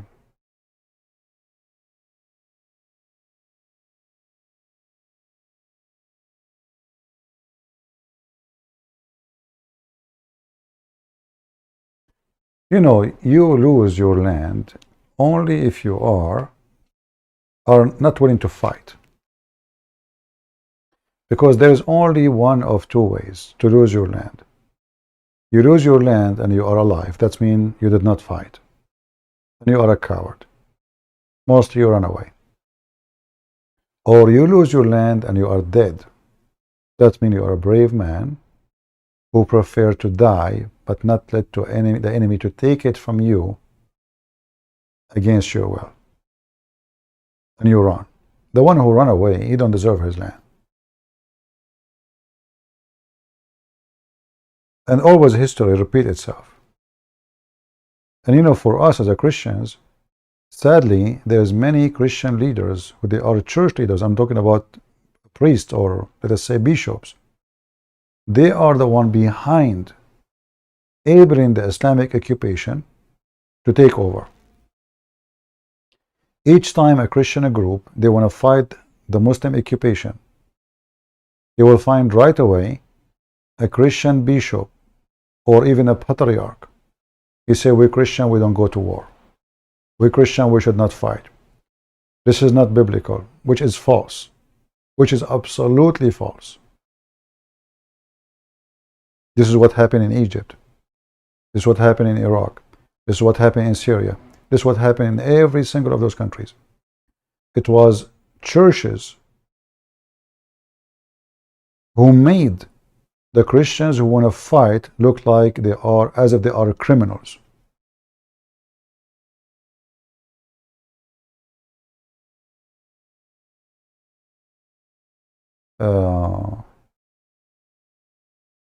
Are you still in the Middle East? No, I'm not in the Middle East. But I did not leave the Middle East because I'm running away. I lived willingly. Actually, I did not come to the state even to stay in the state. I came to the state. I don't share my private information, but I came to the state only to celebrate Christmas vacation. I did not even bring with me clothes. I don't even have a bag with me because I was supposedly will go back in a few days. They said, don't you want to change your clothes? I said, I will buy from here. So I came to the state to stay for a few days, Christmas to the New Year, and then a day after I will go back. That was my plan. I never came to the state to be an immigrant. Never was my plan. But, you know, life is funny. You know, life is funny. Like sometime, maybe the Lord, He wants me to be here. You know. So I came just for Christmas. In the airport, when they came to pick me up, they said, "Where's your bag? You know, where are you going? Shouldn't you get your bag?" So what bag? I have nothing. Nothing. Even in the custom, they were wondering, how come you don't have bags? They said, "What is your bag? Don't you have with you anything?" I said, "No, nothing." They check. They want to see. Maybe he's denying that he have a bag because maybe there is something there. You know, I have no bags. Because my plan is to come to the state, stay a few days, and come back. That's it. Even when I went to the American embassy first time to apply for a visa, everybody, when they go to the embassy, they bring with them you know, money proof, like a bank you know, statement to show how much money you want. I was in hunt. I forgot even that I have an appointment with the embassy. So I was hunting, and then I remember, man, I did not go to the. So I went wearing my hunting vest. I just emptied the bullets. I put them, you know, and I went inside. I looked dirty. I have dirty jeans. I have a dirty vest made from leather. And the woman, she asked me. I grabbed my passport from the car, and I went. She said, "How much money you have?" I said, "Why? You want to marry me?" Why you are asking? She laughed and she said to the guy next to her in the next window, she said, "Did you hear what he said? Did you just hear what he said?" The guy was laughing. And I thought she will refuse me, you know, she will say no, you know, because I did not give them any information. I mean, how much money you have? I said, "Why, you want to marry me?" "What do you want to do there?" She said, "For fun." That's it, you know, Christmas time. And then I thought she would refuse me. She told me, "Go and sit there." I said, "Give me a passport." She said, Go sit there." And then after like 15 minutes, they called me to different window. And then the guy, you know, he's the accountant. He said to me, I don't know how many dollars. I said, "Why?" He said, "Because for the visa." I said, "What visa?" And they were refusing everybody. All those people, they come wearing suit. They have Samsonite. They have bank account. I have nothing with me except the passport. The passport only. And I made fun of her, and still she gave me the visa. And then, you know, like, I mean, it's life is really funny. You know. In fact, I never applied for a visa all my life and rejected. Never, ever. And you know, like in the Middle East, before I get my American passport, it's very hard to get a visa anywhere, because Middle Eastern, they are known to be terrorists. You know, there is a lot of red flag about them. So you are young, you are Middle Eastern, you are an Arab, and you are coming to Europe. You want to go to Germany, they refuse you. You want to go to France, they refuse you. I never applied to any visa and they refuse me. Never.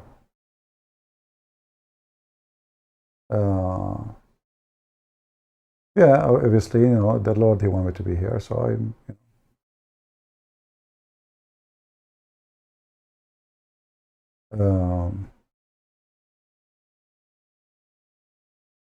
There's many people, they plan for things, and those things never happen. Humor is a good way to lady. I was very natural, you know. You see, I think what happened, they look at about those who they are applying for the visa wearing suit, graphite, you know, Samsonite, bank account. They are prepared. She look at me. I don't care really if she give it to me or not. I don't actually. I did that because my mom. She keep insisting, go. I want you to go. Just go. Just try it for one week. See, you know, she want me to go. I did not do it even for myself. Just to. I was hoping I will go. This is my head.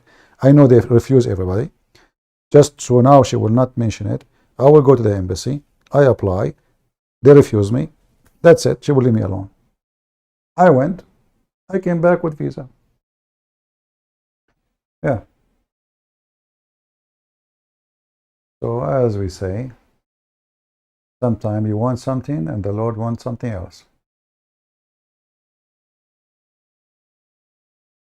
So today we have no Abdul. Let me close my Skype then. Zero Abdul. Zero Abdul. Not even one.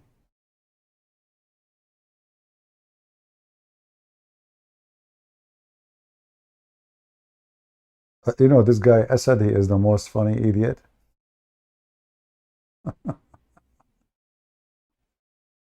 If you see what he sent me. Let me call him. Let me call him. You know, remember this guy Asad is very slow. I feel sorry for him. Yeah. But it's, I don't know where this guy he live. I think he live in Pakistan. Right?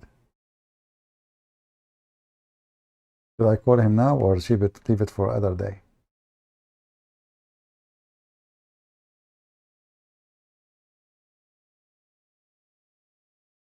I don't see him online.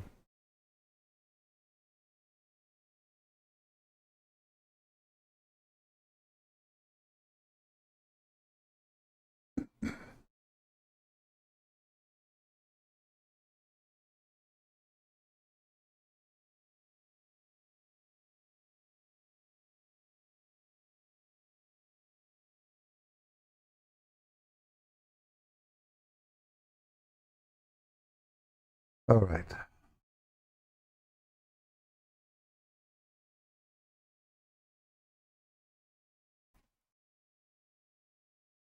Let me try to text him.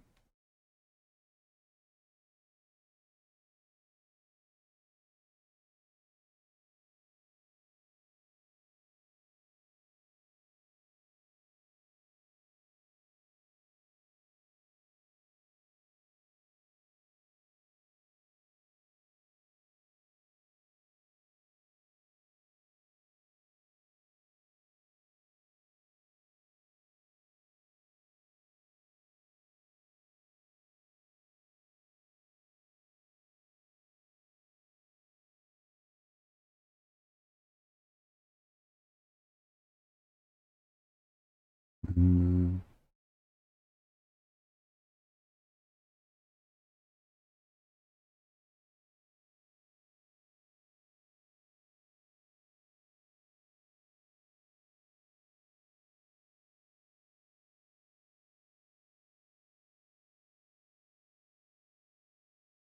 All right. This is the same guy who agreed with me 90%.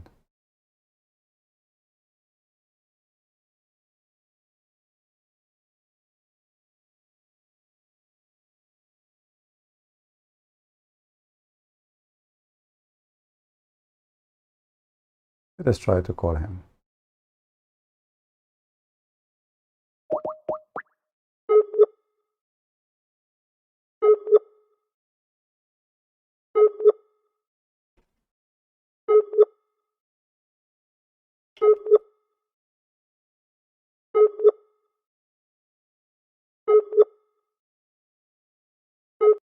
Look like he is not online.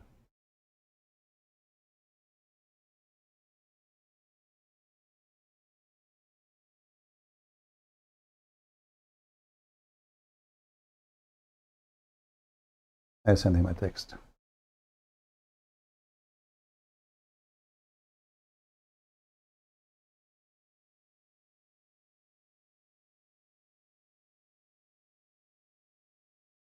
Any Muslim?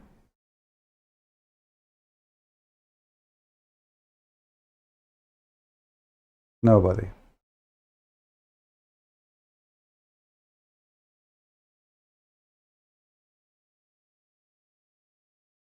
Yeah, he agreed 90% with me, which means Muhammad is an idiot. Muhammad is a child molester. Muhammad is a donkey. And yet, you know, he supposedly still he want to be a Muslim.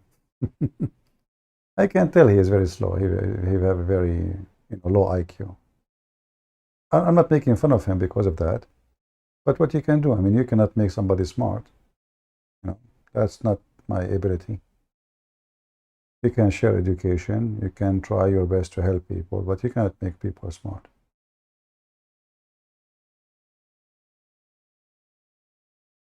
There is a hadith or Quran verse that says, kill unbelievers with your hand. It will be like Allah has done it. Yeah, sure. You will see ISIS always quoting a verse. It says, وَمَا رَمَيْتُ وَإِنَّمَا اللَّهُ رَمَى. I did not shoot the arrow, it was Allah. You did not kill, but it was Allah who killed. Because the Muslims, they were feeling guilty for the crimes they do, many of them.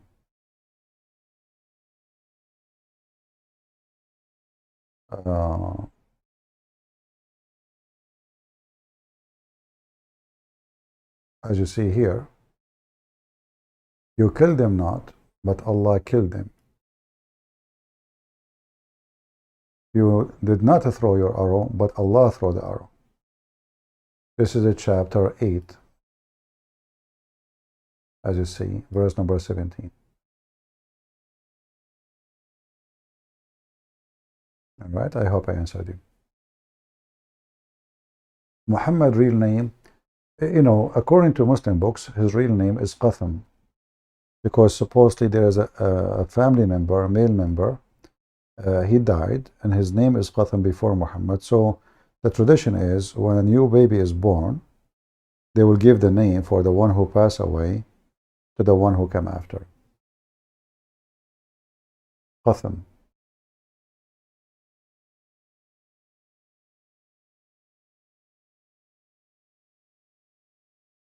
Well, I tried to go in TikTok, but they flagged me, and TikTok did not allow me to survive 1 week. You know, I am not like anyone. Wherever I go, they will try to stop me because my words hurt badly. And you know that.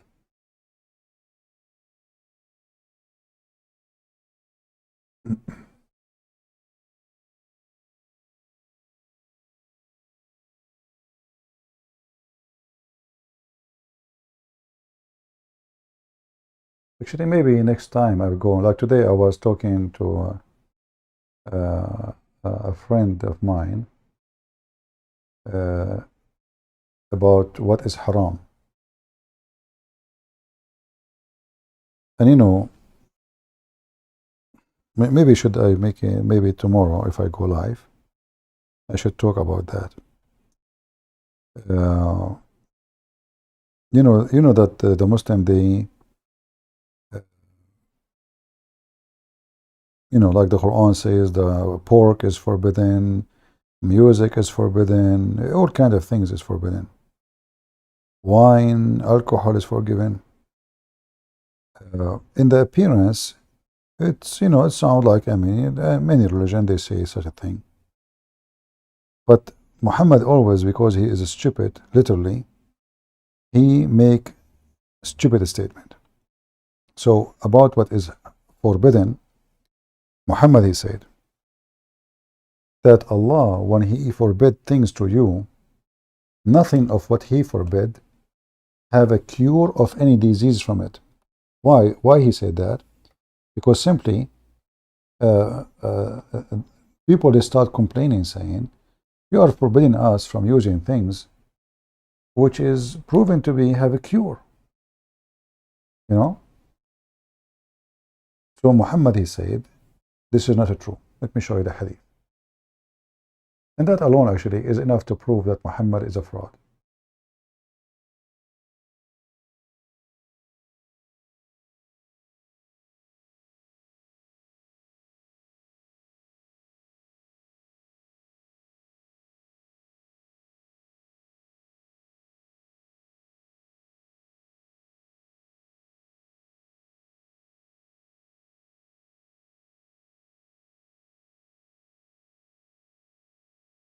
Let's see.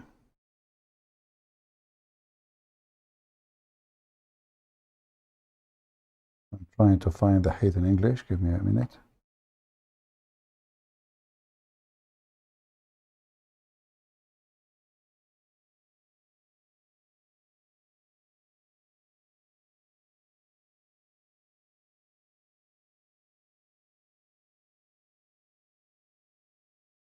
Here we go.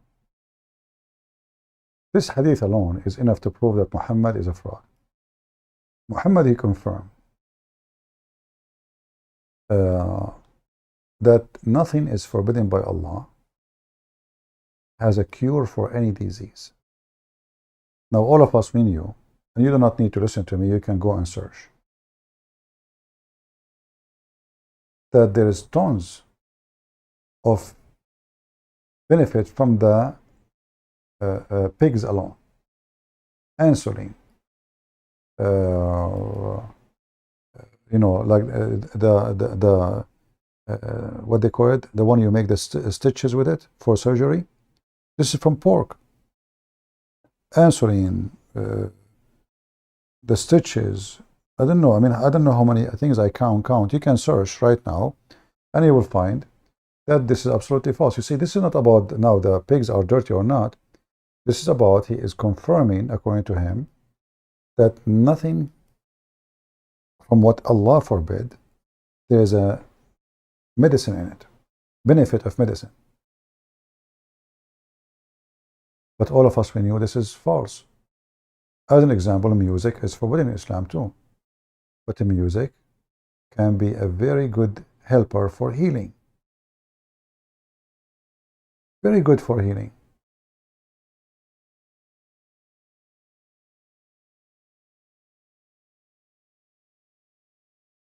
Let me see if I can find another hadith.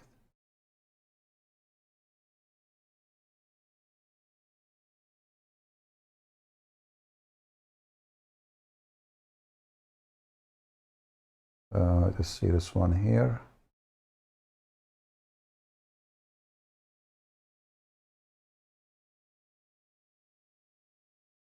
Yeah, in English you find limited number of hadith about it, but here in Arabic I have tons.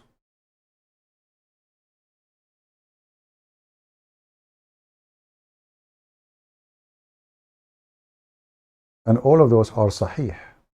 See, it says sahih. So if I use Google translation, let me give me a second.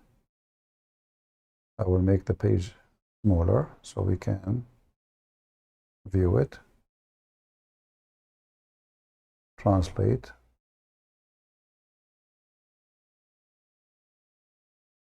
Okay. God did not make your cure in what he forbidden for you, which means anything he forbid for you, there's no cure of any illness from it by using it. And as you see, this is sahih. The ruling, sahih. You see it? Same this one. Sahih. Ibn Masood said regarding alcohol, God did not make your cure what he, and this is like an opinion, by the way, but the hadith says in general, anything is forbidden by Allah, there's no cure in it for anything. So Ibn Masood, he was giving an example saying, well, as an example, alcohol. Because the Prophet said, Allah did not make any cure for any disease in things he forbidden. But all of us, we knew that this is false. Alcohol is very medically heavily used for centuries and thousands of years. If somebody is in pain, they give him alcohol. If somebody want to do surgery for him, they give him alcohol. If you want to clean your wounds, until now, you use alcohol. So who in the world can say, even if you have a heart problem, doctors, they ask, people who have a heart problem to drink alcohol from time to time. For sure, little, not like crazy. And pork, and many things Islam forbid. It's forbidden for you to play chess. Is it chess? What chess have to do with alcohol? So we can say here maybe he's talking about something we eat. But even this one is stupid. You know, everything have a benefit. Even poison of a snake.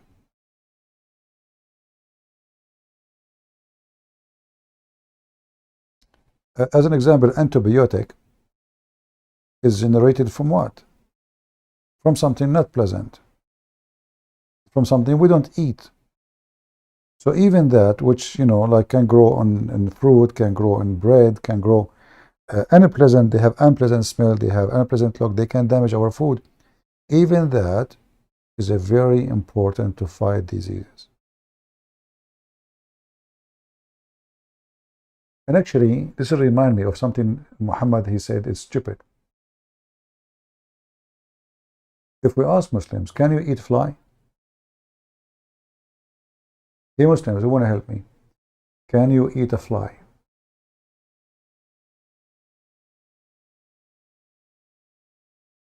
Is a fly lawful for you? Can you eat cockroach?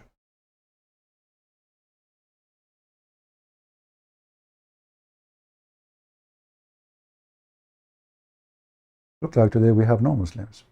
Or now they go into sleeping mood. You see, we don't care if you eat pork or not. This is not the question. But you like it or not, pork saved the life of millions, hundreds of millions of human beings. There's hundreds of millions right now, their life depends in a product made of pork. Literally insulin. Every single surgery in the world, the stitches is made from by the help of Mr. Pork, Mr. Pig. It's a fact.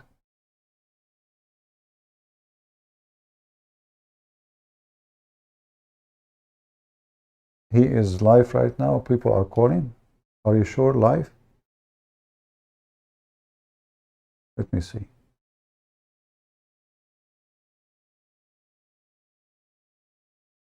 So what do you want to do? You want to go and call him? Why you are being evil, huh? And do you think really there's a real call? Poor guy, he have 200 people watching him.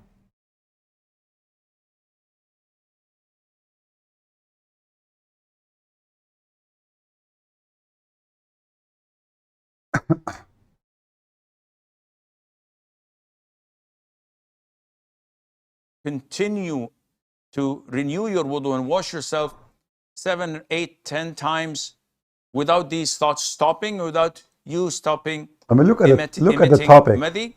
In this case, you become ma'dhur and you can continue to look at pray the topic. Look without at the topic. breaking your prayer, and Allah Azza wa Jal knows best. This is all the time we have for tonight's episode. He's finished. Unfortunately, due to some work here in the studio, we won't be able What the to heck?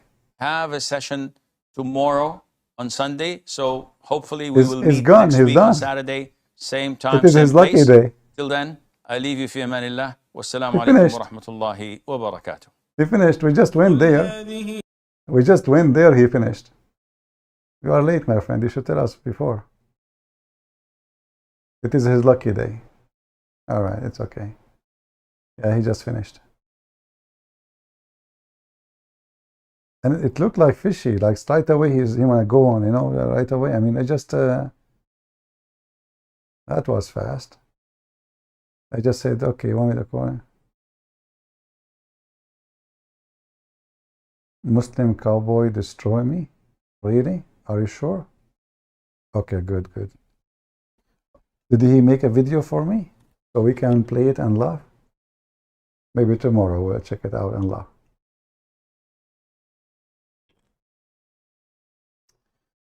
Potato, Muslim cowboy. The land of donkeys.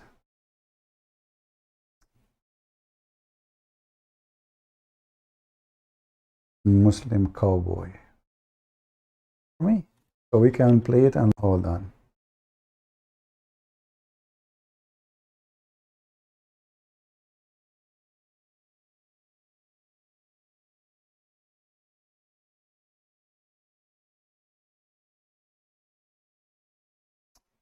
Christian asked about Morocco and Libya. Hey, you are a silly person. They said, where is Allah? Abdul. Yeah. He don't dare even to mention my name. I will squash him.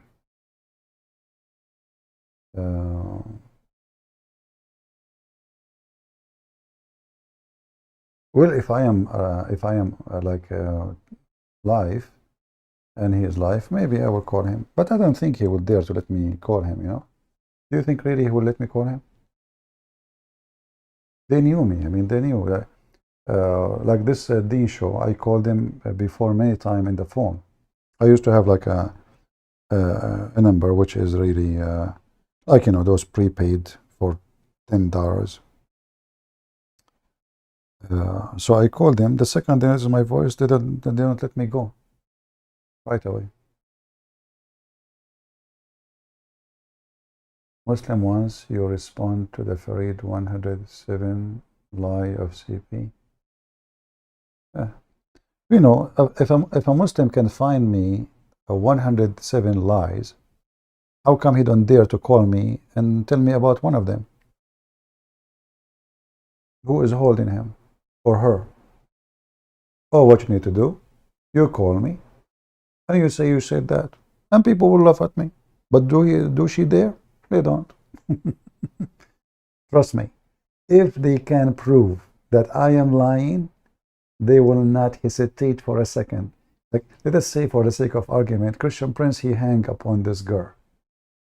Well, then you will tell people, see, he ran away from me. And call me. They don't dare. It doesn't say that, CP. First of all, this hadith reported by Susu. Susu told Mimi. Mimi told Fufu, and Fufu is a liar. That's it. He dismissed it.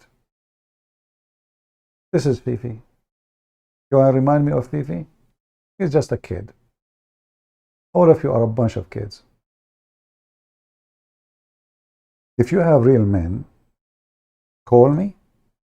The one who have career, they don't dare to call me. Mimi Hijab, he made a mistake. He said one day he want to debate me.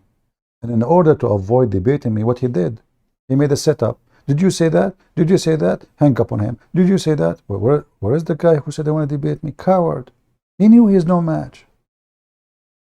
How come he don't do that with David Wood? How come he don't do that with Apostle Prophet? Only with me. Because they are very much intimidated. Potatoes. Zakir Naik live right now, 272 watching his live. Okay. You guys are looking for a fight, don't you? Well, last time we went, he ignored totally. He acted like he see nothing. 264 people watching. This language as a native language, which had 485 million, but the first two languages, native and first language, then Spanish would be 559 million. The third largest. What? So we launched the English, the Urdu, Bengali, and the Chinese. I don't think this is live. I think maybe this is recorded.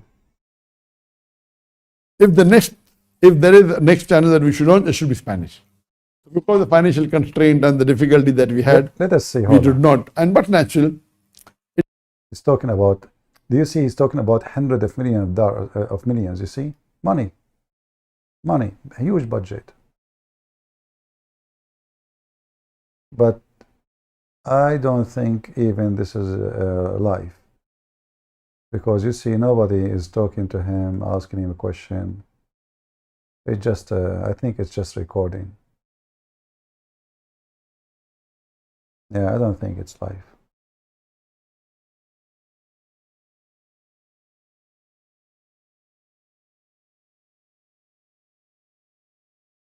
Potatoes.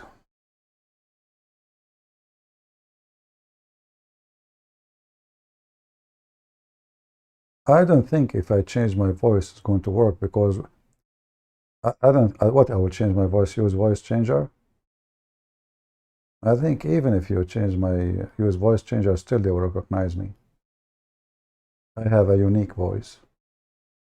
No matter how much you try to change it, will come, you know. Yeah.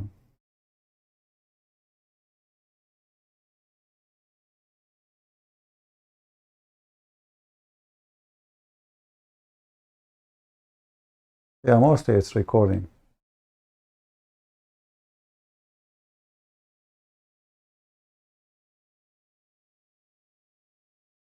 No, I don't want to pretend. We don't do pretending stuff. The Muslims, they do that. But they don't dare to debate me. Very simple. And you know, this guy is really an idiot. Like, you remember when somebody sent him an email? What about you guys? Send him an email. Muslims, send him an email to Zakir Naik. Tell him, brother, this guy, Christian Prince, he made thousands of Muslims leave Islam. He challenged you for debate. He have a video saying, I challenge you. Brother, can you respond to him? Let us see what he will say. What about all of you go and email him? Let us see what he will do. You know, he's so stupid. He made a video saying he will not debate David Wood because if he debate him, he will make him celebrity. He will make him famous. You're stupid. You just mentioned his name. So now you have it. You have like 3 million subscribers. The one who never heard of David Wood, he will go and search now David Wood. But this is stupidity. He don't want to promote him supposedly, and he mentioned his name. You just did.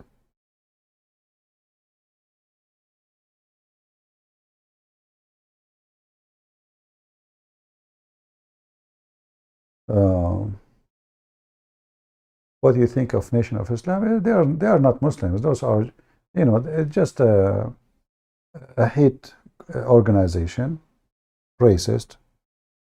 You know, taking advantage of the anger of some black African in America, using them.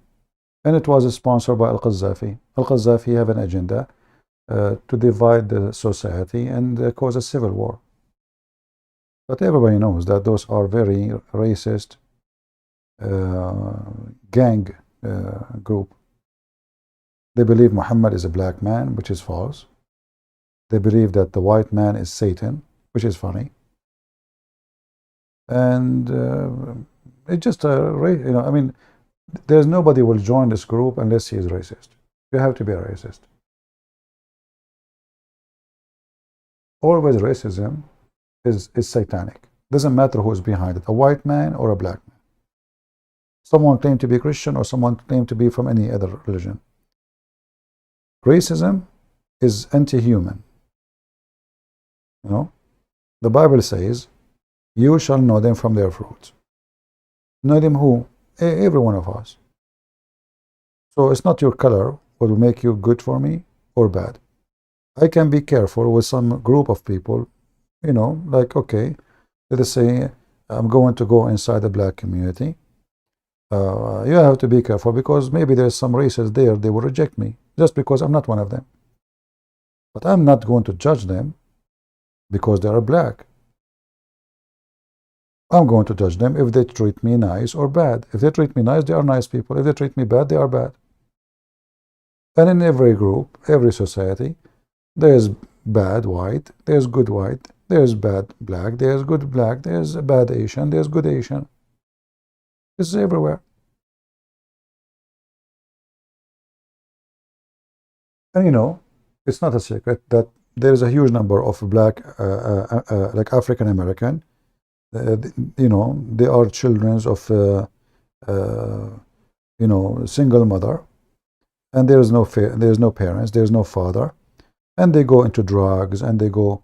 So it's a social issue more than it is about being a black. It is a social issue. People, they stay away from the gospel. People fornicate, and this will be the case for a white woman too. Most of white women, who they have no husband, yet they have kids. What will happen to the kids? There's no father. The kids will be out of control. They will join gang. They will do drugs. They will sleep around. And they will bring problems at a very early age. They will drop school. They will not finish high school. So this is not about a race. Anyone go through fornication. Fornication is a big problem. Fornication is the source of a lot of evil. Women sleeping without marriage is a big mistake. Only few women, very few, will be able to raise kids correctly, and they are single mothers. Life is very tough. I mean, you have a husband and hardly you can raise your kids. And now they have no, you don't have the one who should be beside you to teach your son, to teach your daughter what to do. Not only you alone. And you know, when kids, they grow, become teenage, a woman, she is hard. She have a hard time to control them. A man, he can do a different job. So sleeping around is a big problem. Society where God does not exist. We make babies, we throw them in the street, they go to drugs, they join gangs, they got shot.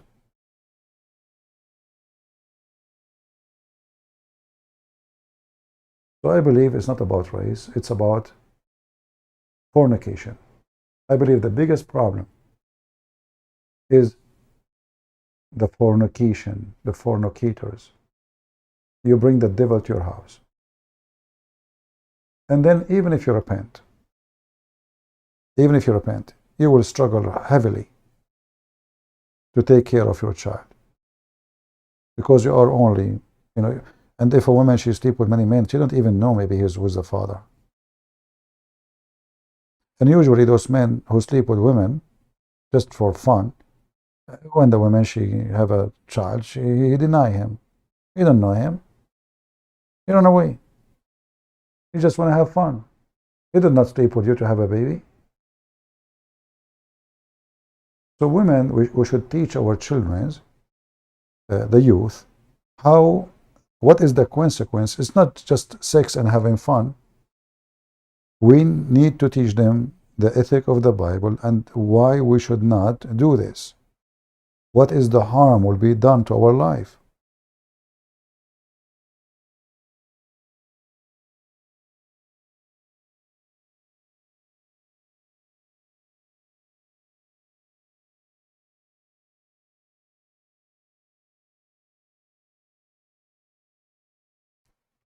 When God, he gave us commands, those commands is not for his benefit. None of them for his benefit. People, they take the command of God that this is for him. Worship him. No, this is not about worshiping him. The 10 Commandments, none of them is about him.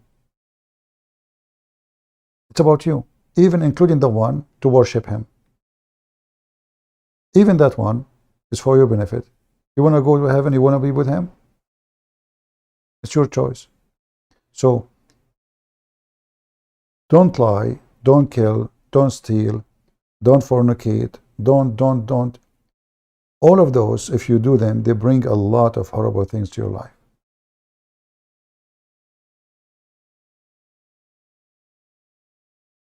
Sexuality out of marriage. Bring what? Besides its fornication. Beside you might have a baby, have no father. Beside you have a baby, maybe you have no mother now, she ran away. Beside you don't even know if this is your son. What about sexual disease? Horrible.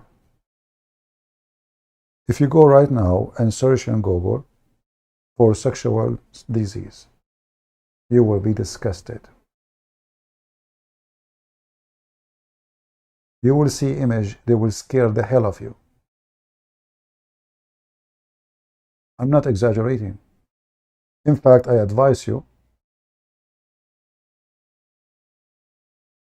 to show your teenage boys and girls those images.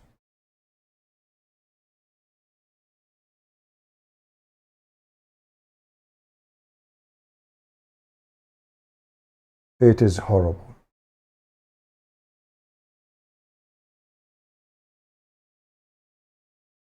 I mean, first time I saw those images, unbelievable. It's beyond disgusting.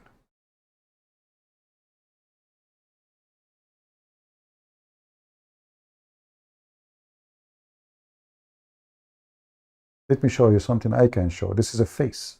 This is not for a private part. I will show you images only I can show here. Look at this. This is a sexual disease. Can you believe it?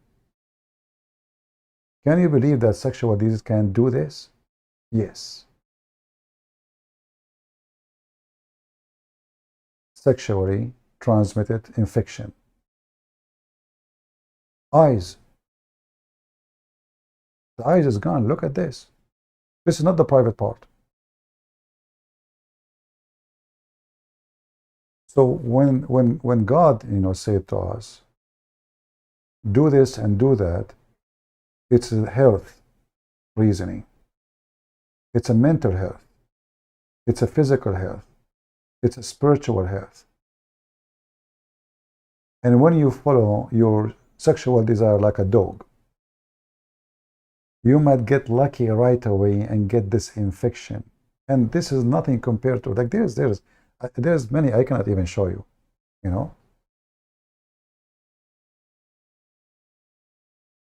it says in front of you, sexual transmitted infection. So maybe you should show your young youth those pictures so they can be aware. What are you talking about? How, because when you say to them there's diseases, they don't, let them see. Let them see where they are going. Let them see what is next. Look at this. Look at those pictures. Look at this. Unbelievable. Oh God, Lord have mercy. Lord have mercy.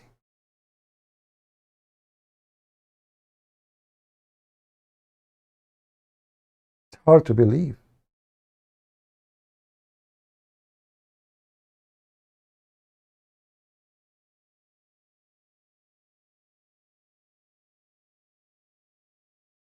So don't be a dummy and you just live like a dog, and then when you get those things, that's it, you're stuck with it. Most of those diseases, nobody can cure them. Very few are curable.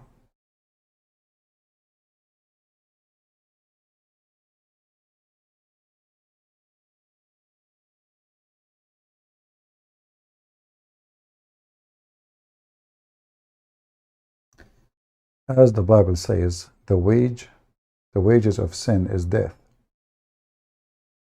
And a human being brings destruction into his life.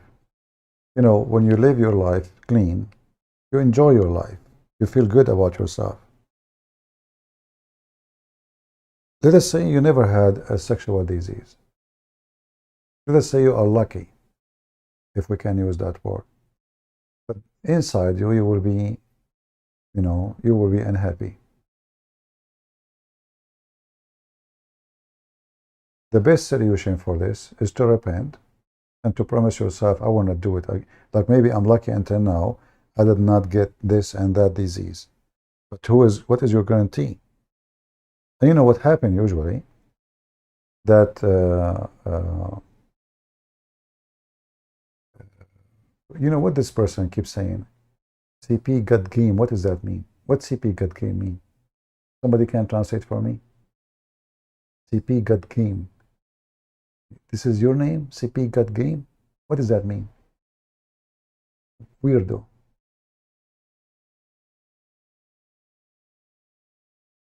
Even if you are lucky and you did not get a disease, until now, what is your guarantee? CP gut game is great?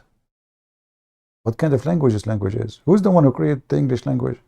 CP gut game means CP is great? Oh boy. Okay, I just learned something new in English. I thought it's an insult. I was going to grab my gun. Okay, my friend, sorry, I took you wrong. But don't use it. What CP got game? I don't have any game. Yeah.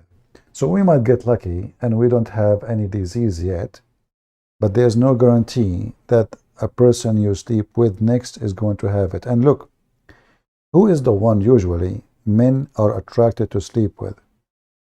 A beautiful woman. Who is usually women they are attracted to sleep with? Men who they are either good looking or rich. But now think about it. The word attractive for the man or the women, it means attractive to disease too, because it's increased their opportunity to have those diseases. The more pretty the woman and the more lousy she is, which means she sleep around, the more she might get a disease because she sleep with a lot of men. She is pretty. Every day there's a new guy trying to have her in the bed. So she did not have a disease from the first guy, second guy, third guy. How long?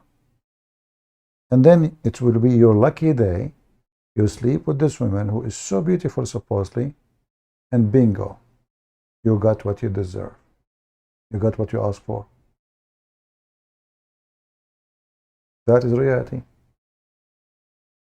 I'm not saying to you go sleep with a woman she don't look good. This is not the philosophy. That will not make it true too. But usually, men or women who they have a kind of attraction, a man maybe he's rich. Sadly, many women, they are willing to take their panty off for a rich man. Like those guys who go to Android tits. You know, stupid women. You know, he used them, he make money from them, and they became hookers. He destroyed their life. Everything in the Bible is meant for a reason. None of them is about God. It's about you. Even when you forgive your enemy, it's not for the enemy, it's for you. When you forgive, you know, like if you're a person who cannot forgive, this is not forgiveness. It doesn't mean if you forgive the person, you let him go and he will go like you are asking him to do more crime. No, God will punish the person, don't worry. But when you forgive, that's mean you deliver the hate out of your heart and you live in peace. It's for your benefit, it's for your health. If you are a person who cannot let go, everything in your life you do, you are sad. You are like, what happened to me? I cannot wait to get revenge from this person. I will not do that. So it's for your benefit. It's not for the benefit of even for the criminal. It's your benefit. Everyone will be punished for his crimes. Everyone. Nobody will get away with that.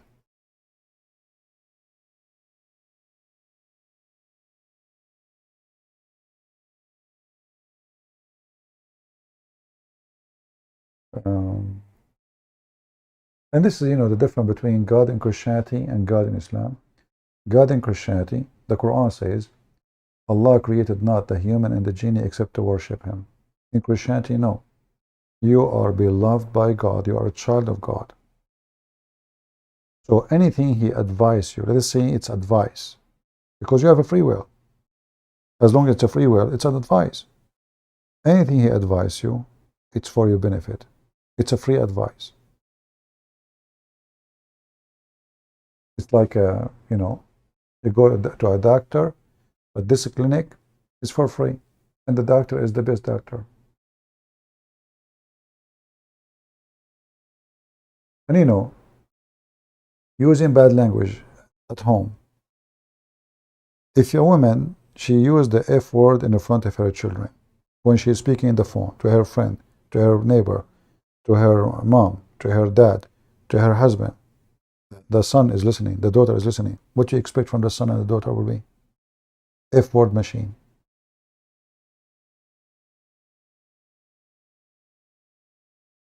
This is why being a Christian is to be in a healthy family. So don't be surprised if your son at the age of 6, he said the F word to you. He heard you 1,000 times saying it. A woman, she smoke. A father, he smoke in front of the kids. Don't be surprised if they take drugs. You smoke. What's the difference? There's no difference. Smoke is simply somebody doing something harm, physically harm, to his body. Very simple.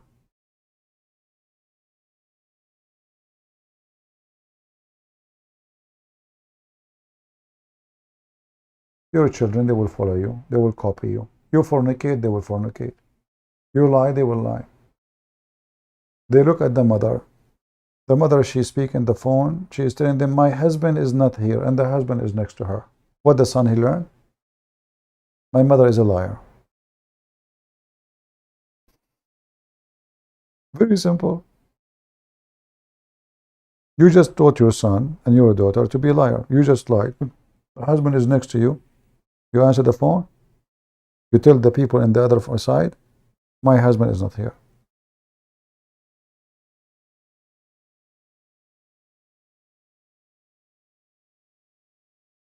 You're a liar. You are teaching your kids to lie. So if your child tomorrow, he lied to you, why you are upset? You lie. If it's wrong, how are you going to convince him it's wrong? When he see you lying every day.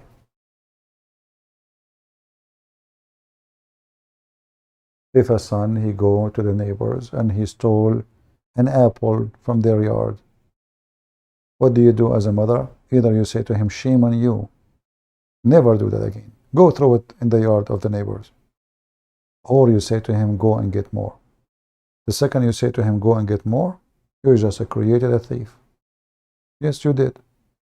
Most of the criminals, they committed the crimes because of their parents. Because when they were children, they never been schooled about what is right and what's wrong. And most likely their parents, they encouraged them to do wrong. And they made them believe that being a scammer is smart. Being a thief is the right thing. Being disrespectful is a nice way to talk. Making fun of old people, it's fun. To bully others is the best way to, be excited.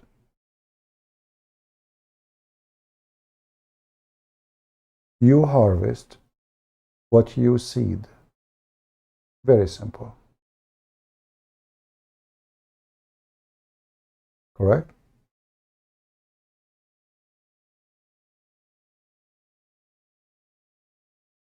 And that goes for everything, including physically, including sex. You harvest your seed. So just be smart. Otherwise, temptation is so easy, but the consequence is beyond your imagination. You will not know how stupid what you did until you do it. And most likely, there is things we cannot correct. Actually, all kind of sin, we cannot erase the sin. Even for us as a Christian, when we say Jesus, he saved us, our sin is there. Nobody can erase it. The Messiah, he forgive us. He have the power over the flesh. But your sin is there. It is in your, let's say, in your memory, in your heart.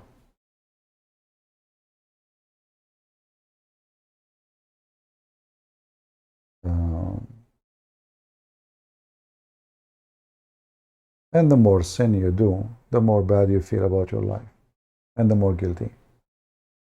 And this is why, the Bible speaks of repent, because repent can really help a lot to make us have some comfort against our own evil. So God's mercy gave us, because of His mercy. You see, we don't deserve salvation. None of us deserve it. Even when you believe in Jesus. If you ask me, If I am the one in charge, honestly, I will not take one human being to heaven. Not even one. Including myself. So thank God I'm not in charge. Because none of us really deserve. But because of His love only, nothing more, not because we are good, but at least He told you, if you want to come to my house, take off your shoes. Don't come with your filth. So you want to come to my house, repent. Just repent. Clean your heart from all the garbage you have and leave the rest for me.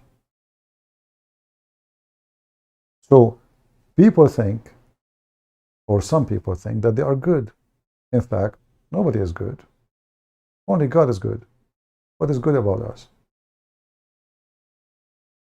In 2 seconds, you can go aggressive, you can be angry, you can call people all kind of filthy words. Even you can hurt your parents, you can hurt your kids, you can be selfish, you can cheat, you can lie. There is nothing really good in us. Our good is not good in the eye of God. This is how bad it is.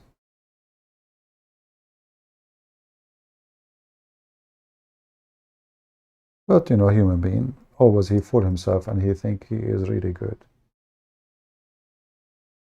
We try to be good. We try our best to be good. And the Lord, He understands very well what is in our heart. He knows what is in your heart. And because of that, He forgive you. He knows that, you struggle. You do your best. You don't want to be a bad person. You are fighting it. But if you don't want to fight it, then you are the bad person who don't deserve mercy, because simply you choose to be a bad person. Anyway, it's getting really like very. How many people we have watching? 1,023 only. I think you guys are bored, aren't you? How many hours now we are here? 4 hours. Not much. We have still 10 hours left. All right. How old are you, CP? Very old. Does that make a difference for you? All my life I believe that age have nothing to do with years. There's people, they grow up when they are teenage. And there's men who they are 60, they act like teenage. Age never was a reason for wisdom. Many men and many women, they are old, but they never learn anything in their life. Count age by your wisdom, by your accomplishment, not by stupid years. In fact, I noticed that many men and women, when they grow so old, they start acting like a teenage.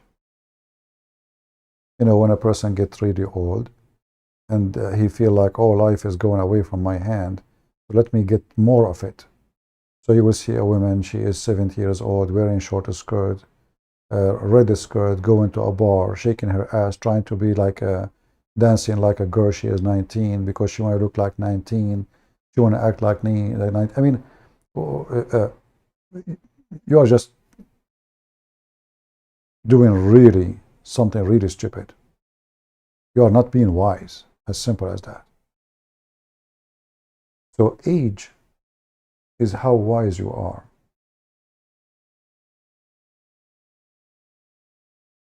It's not about really how old are you. When I was, in the Middle East, we have a very tough culture. So if you are a kid, you cannot sit with adult. You cannot. You don't have. You have to go to the room where children's.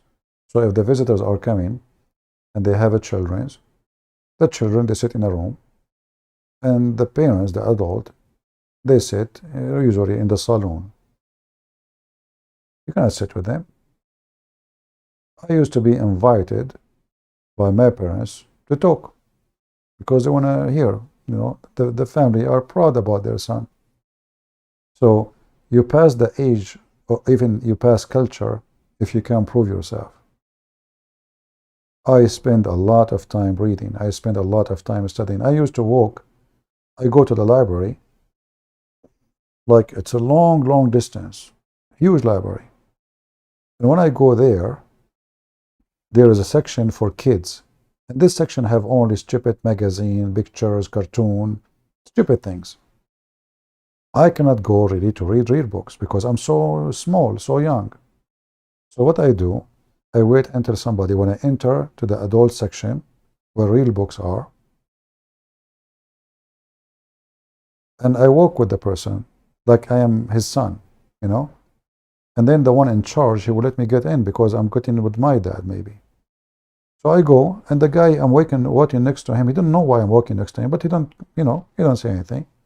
So he sit at the table, I sit next to him. And then I cannot go and find a book because I'm not allowed, I'm a kid. So what I do, I grab people when they finish reading, they leave the books on the table. They don't return them, they leave them at the table. And then the library employees, they grab the books and they put them in their place. So I grab any book in the table. Anything.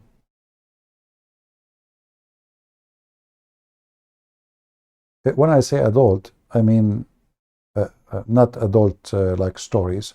I'm talking about adult like, you know, over 18. That is what I mean. I remember once I was, I think, maybe 9 years old or something. I grabbed a book. It was about, it's like a medical, but it's about sexual stuff. And I did read things for the first time of my life. My eyebrows was almost like, you know, my eyes is coming out, like what I'm reading. What is this? You know, what the heck is that? The whole book was about sex. And I was reading, what? Really? No way.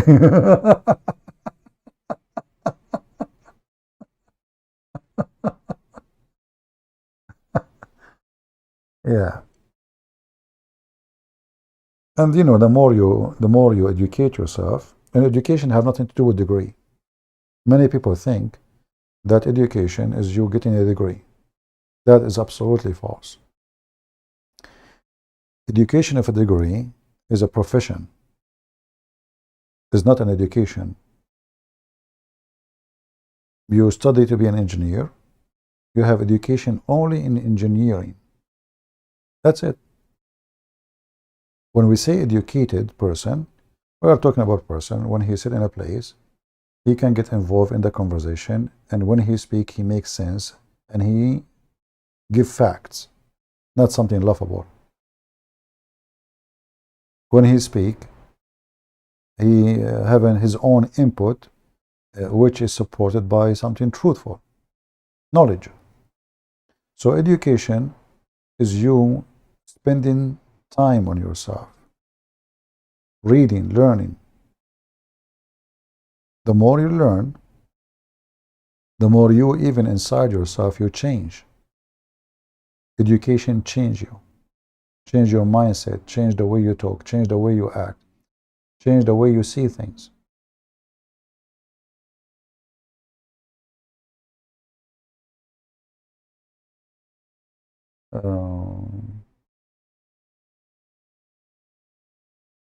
Muhammad saying, Moses, I am a illiterate person.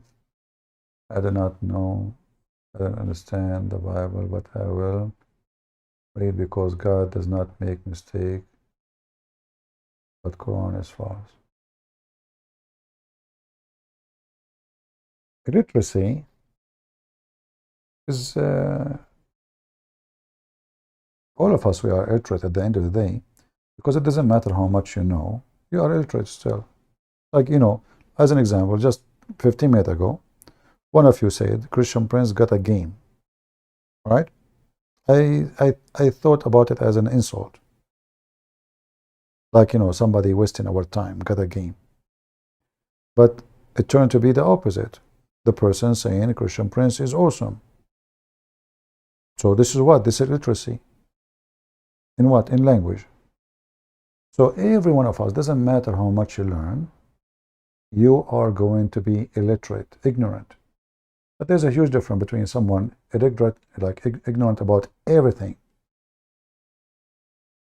especially things which is important for him, and someone is ignorant about certain things which is not really a big deal. Like how much I know about the distance between the earth and the sun. Do I remember it? No. Do I need it? Not really. How much I know about okay, I speak English, I speak English, but am I professional? Am I good in grammar? Am I? No. But for me, it's, you know, it served my purpose to speak to people, to explain. And actually, think about it. If I don't have a good English and still I can really reach to a lot of people. So what if I have a very skilled language skill? If I make a channel in Arabic, I will do way better than this. Because here I'm very limited, you know, few words. And then you try to explain what you are trying to say using those few little tiny words. It's not easy. That will make the job way more difficult. You know? No, my English is not good. It's not even close to good. But, you know, I do my best to, let's put something in the screen nice, better than just the stupid Mohammed words.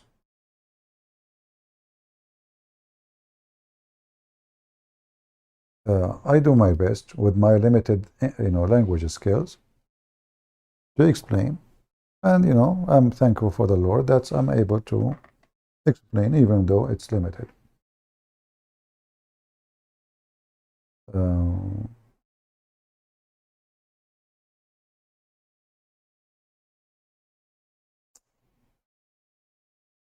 Yeah, what are you doing well? All the time, you guys, you correct me when I say something in English. I mean, come on, don't be Abdul now. Christian Prince, your English is wonderful. Come on. Don't act like my mom. My mom, she think I'm the most handsome guy in the town. Don't look at me at, like my mom, she see me. Anyway.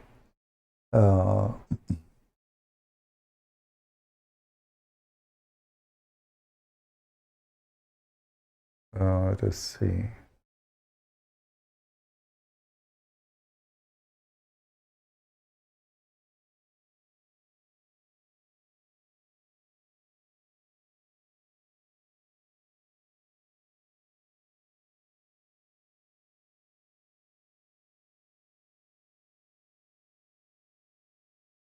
All right. I'm just trying to read the comment, and there's too many of them. Your biography, I read your teacher triggered you. Yeah.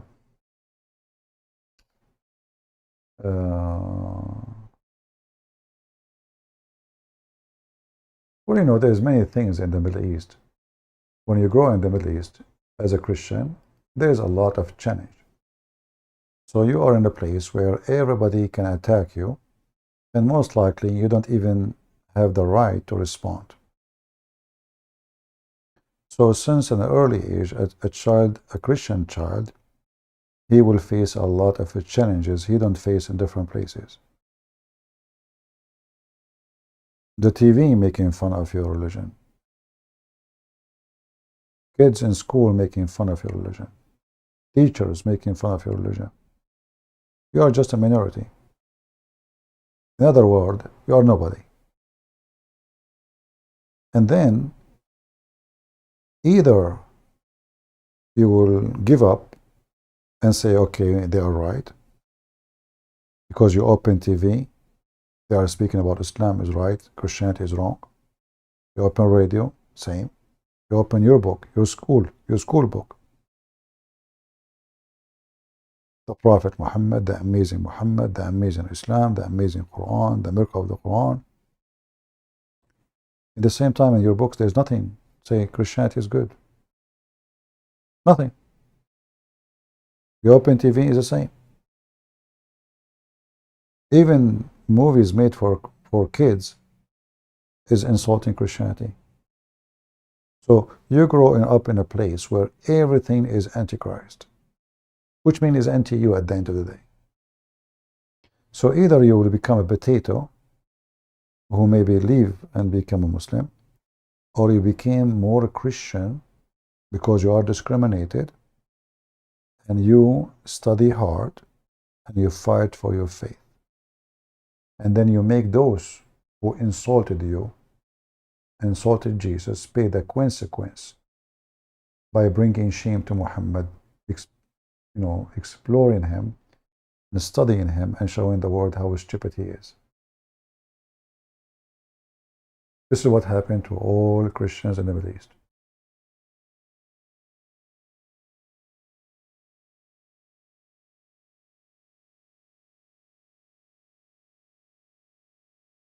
They try to convert you. It hurt the Muslim to see someone, he is between them and he is a Christian. After 1,400 years, those Christians don't want to convert to Prophet Muhammad. Still, they don't want to believe. So it hurt them badly. And guess what? We are the most educated people in the Middle East, the most successful, the most intelligent, the doctors, the engineers, the teachers. We are not the trash of countries. We are not the one who have kids cleaning shoes in the street. None of us. Even though we are discriminated. We are the professor of universities. We are the best of the countries. And this goes to any country in the Middle East. And I challenge any Muslim to say this is not true. You go to a university, you will find that 30%, 40% is the Christians, but the population of the Christians here is not even 15%, 10%. So how come the university have 30% percentage of Christians? The professors, the teachers, the doctors, the engineers, everything.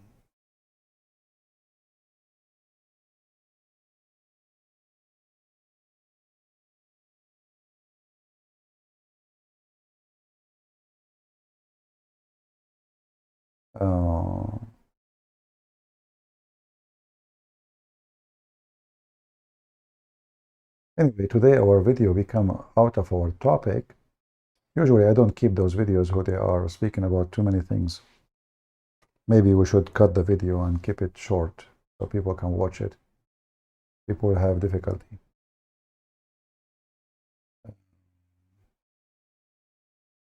Who was your role model? You looked up as you're still going like a lion in things you do what in childhood memories. It wasn't really about role models, but I grew up in a family. We don't accept shame and disgrace and bully over our dead life, our life, you know. We don't accept. So since I was a kid, I'm a fighter. I'm not someone who somebody can bully. People they can, like what the Muslims do usually with people. Like Mimi Hijab, he bully everybody. This is an example of Islamic, street boys. They bully every Muslim bully the other Muslims, So it's not about role model. It's about usually, I believe, that if you grow up in a wrong family and your parents, they teach you to be a coward, you will grow as a coward. That's it. If your parents are not like that, you will not be like that. Very simple. Most of the time, children's, they, let us say their character in the future will be taken from home.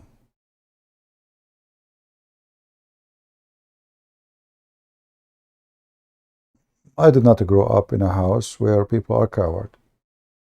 Very simple.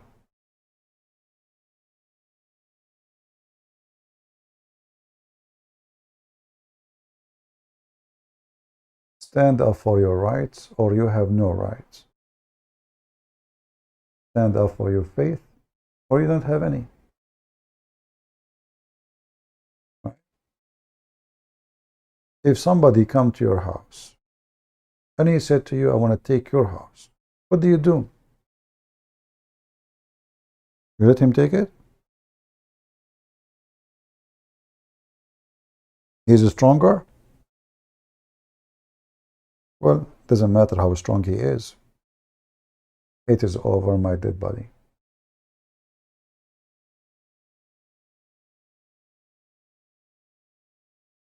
So don't teach your children to be coward, and don't teach them to let their rights be abused by others, because that will be the rest of their life story. People abuse them, they don't dare to fight for their rights. Never let it happen. And if even something happened to you against your will,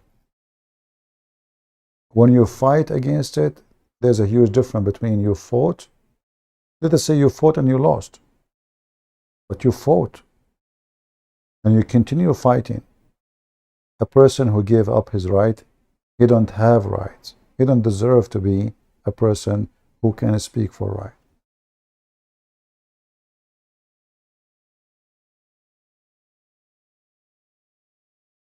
You know, Muhammad, he used terrorism for a reason. He knew that there's a huge number between civilians. They will be terrified. Terror is not the target. Terror is a solution. So I cannot convert them. I cannot convince them. I would terrify them. They would accept. Either they will run away, I will take their home and their land, or they would accept Islam. This is the reason for terror. So if a terrorist is able to terrify you, you lost the war before you start the war.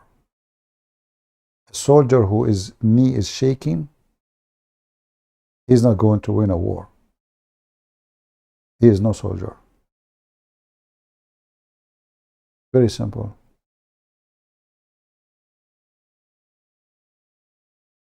This is why ISIS and Al-Qaeda, during the war in the Middle East, there is places they could not get in no matter how much they try.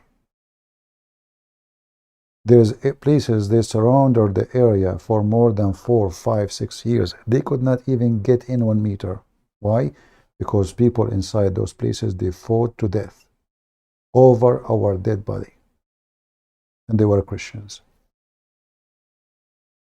And there's other areas, huge, big population. ISIS, they took them so easy because nobody fought. Cowards. Everybody says, oh, I want to be safe. I'm not going to fight them.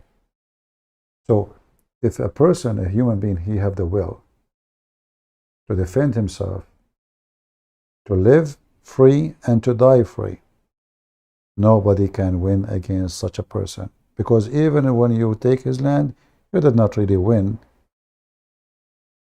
No, he did not. He died defending his land. He is victorious.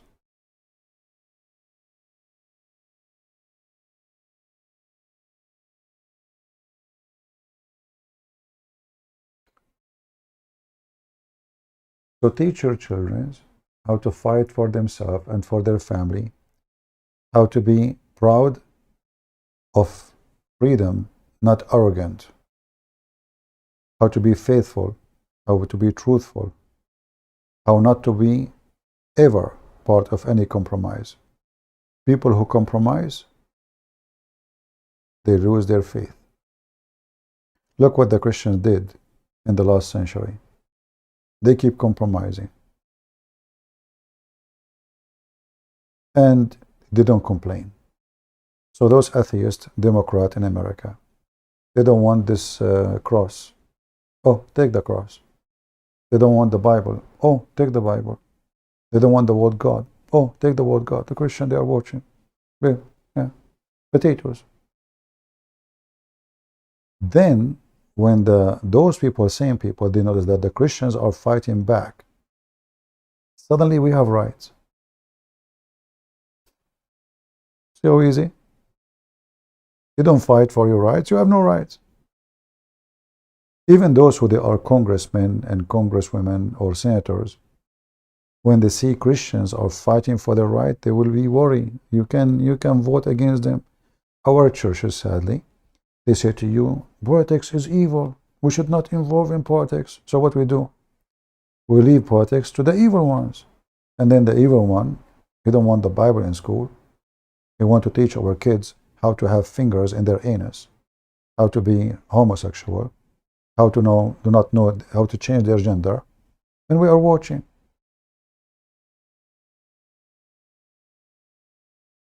Enough is enough. And time for the Christians to stand for their faith. There's a huge difference between being kind and being stupid. So never listen to your priest who is teaching you to be stupid. Being peaceful have nothing to do with this. We don't want to kill anyone. We don't want to do violence. Use your rights as a citizen. You can vote, you can strike, you can protest, you can do many things. And if things come to my house, then I have the right to protect myself in any way, any mean.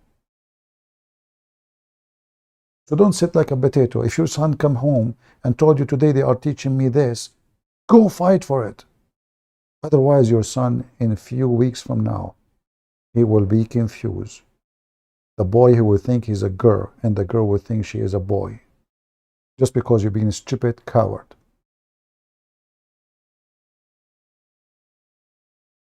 Don't blame them for what they do. Blame for yourself for what you allowed them to do to you. You allowed it.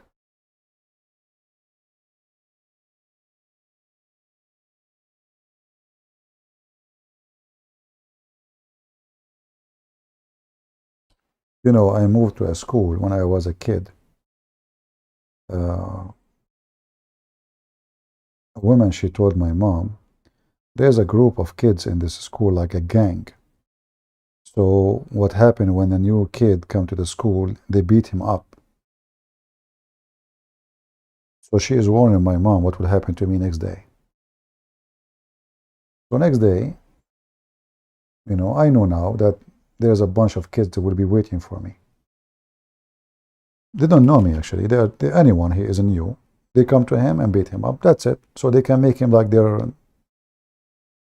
puppy, you know. So I know first day I'm going to a bunch of kids, they are going to attack me, and there's no way alone, you know, you can do it. I don't know anyone in school yet. I'm just new there. So I asked how I will know them. They said, oh, you will know them. They will be gathering together, looking at you. They will walk toward you.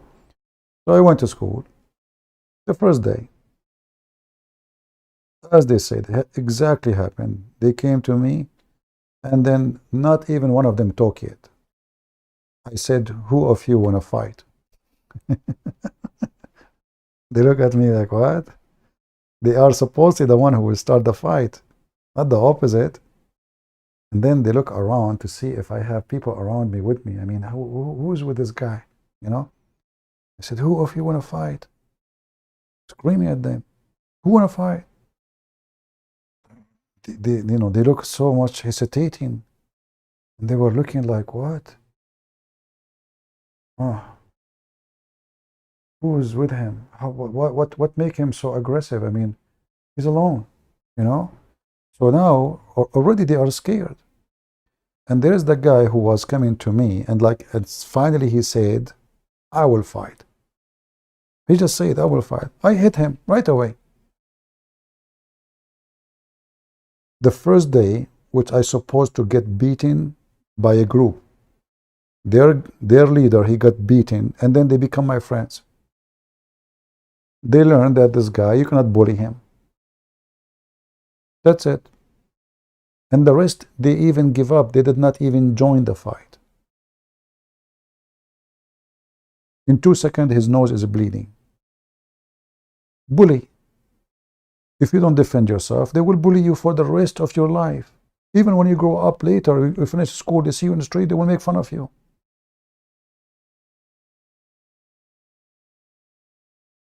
So sometimes there's things you have to do because you have to do, not because you like to do it. And if you don't stand for yourself, they will ride over you, over your shoulders for the rest of your life. You finish school, you walk with your wife, they see you, they make fun of you again because they learn about you that you are a coward.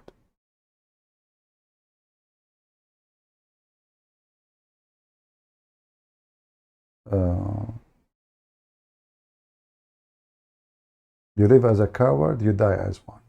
As simple as that.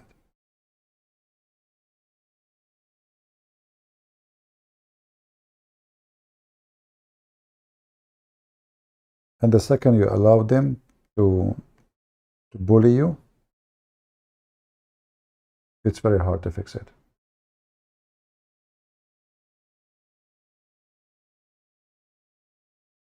And even if you go, like, you know, those kids who do bully, even if they beat you, even if they win, still they know that you are not a dog.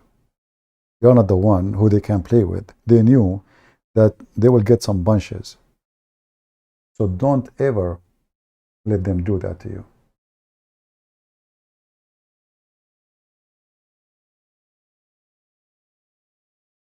Can you read Quranic manuscript without lines on the top of dots? I believe there is nothing called Quranic manuscript. I don't believe any of those are true document. There's only the one they found in Yemen. Yeah, I think even that one have dots.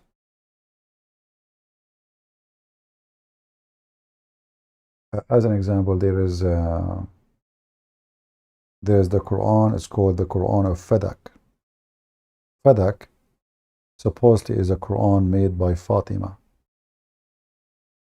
And this is go back supposedly to the time of Muhammad. I mean, she is his daughter, right? So he lived in his time.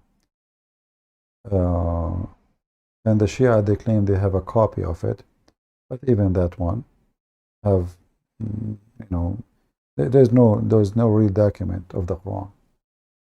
Nothing.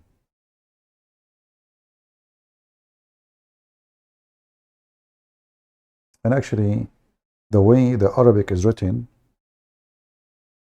in those script they show you, this is not Arabic. This is why there's many scientists who study the Quran. They study languages, professional people. They confirm that obviously the Quran never was in Arabic. It was a book in Aramaic.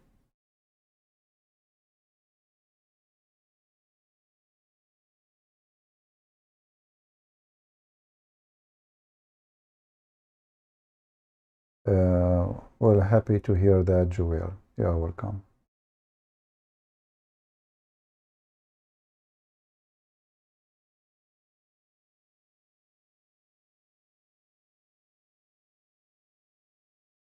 Arabic language, Arabic is not a language.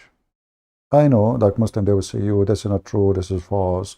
We have a grammar, this is a developed language out of languages.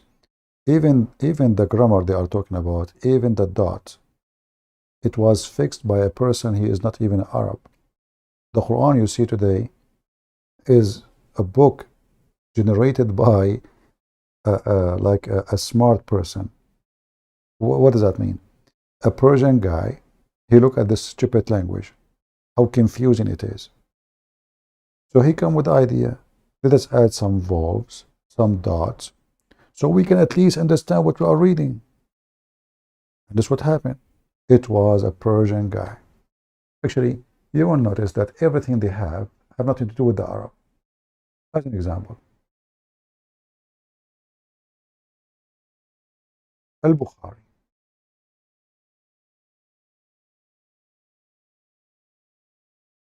Who is this Al-Bukhari? Is he an Arab? No. Where is he from? He's from Bukhara. Okay, where is that? Uzbekistan. So the one who even fix their hadith, He's not an Arab. What about Sahih Muslim? The same. Where's the Arab? I remember in school, you know, the teacher was talking about, you know, there's a history class. He was talking about the Arab scientists, how amazing they are. And then he mentioned Al-Khwarizmi. But Al-Khwarizmi doesn't make sense in Arabic. You know, what does that mean, Khwarizmi? So I said, sir, what Khwarizmi mean? I mean, what kind of a name, this name? He said he is from Khwarizm. Okay. Where is Khwarizm? He said in Persia. So the guy is a Persian, they made him Arab. They lie all the history. So the Arabic language is not Arabic language. They lie to you, they say the numbers, which is used in English now, is Arabic number. Those are not Arabic. This is the Aramaic alphabet. The Aramaic alphabet. Not the Arabic numbers. Those are alphabet. Do you see the numbers on the screen? Those are not numbers. Those are the Aramaic alphabet. The Aramaic, they use alphabet numbers, which means the numbers themselves, they are alphabet. And now they hijack it, they say there's Arabic.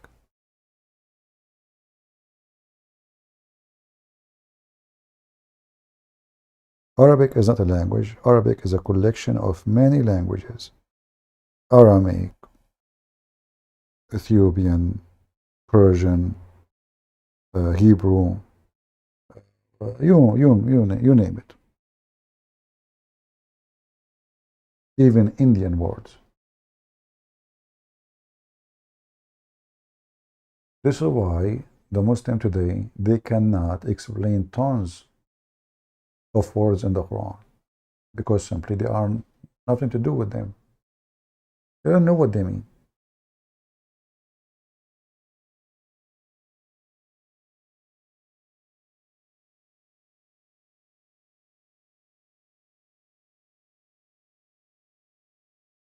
You hear the Muslims always saying Allah knows best.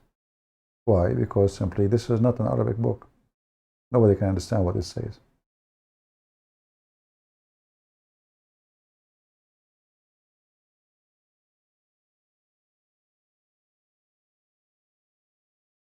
You remember we mentioned before, as an example, not limited, the word shahr. Shahr. If you ask anyone who speaks Arabic today, he will say to you the word shahr means month. Yeah, this is how it's used today. But this is not Arabic word. And doesn't mean month. It's a word mean moon. So new moon is a new month. It's a moon. Shahr is a moon. So anyone who is studying languages is kind of fascinating, because you can solve a lot of mystery, including even in the Bible, you know. If you study languages, if you study professionally Aramaic, Hebrew, you can understand the Bible really thoroughly, like in a let us say in different level. And that goes for the Quran too, or anything, even books of history. Like, I'll give you an example. Like today, when somebody says, CP got game. So if I take the sentence and I try to read it 7th century from now, what I will understand? I have a game. You know what I mean? Anyone understand what I'm saying? CP got game. What does that mean? You have a game. But in the language today, it means something else. It means he is wonderful, he is awesome. Correct? So, after 700 years from now, if somebody is not connected with the culture or the language, he will go with the word. The word says he got game. He was playing games maybe. When in fact, what the person was saying is totally the opposite. Have nothing to do with gaming at all. So when we read today this stupid Quran, people they try and to understand it based in the language today, and that will not work. So you see here translation saying the month of Ramadan. There's no word month there. Ramadan is the name of the moon of Ramadan. So when you witness the moon, that's why you see here it says whoever sight. Do you sight the month? You don't. Whoever sight shahr, and between bracket they say the crescent moon. You don't sight time. Do we sight time?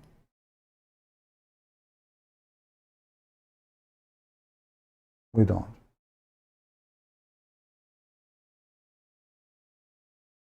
I believe all of those he copied them from Christian books. You will notice that those letters, Muslim, nobody knows what they mean. But I think he copied, if you remember Waraq ibn Nawfal, he was making a book, right? So I think Waraq, when he organized the book, he was making like a kind of index.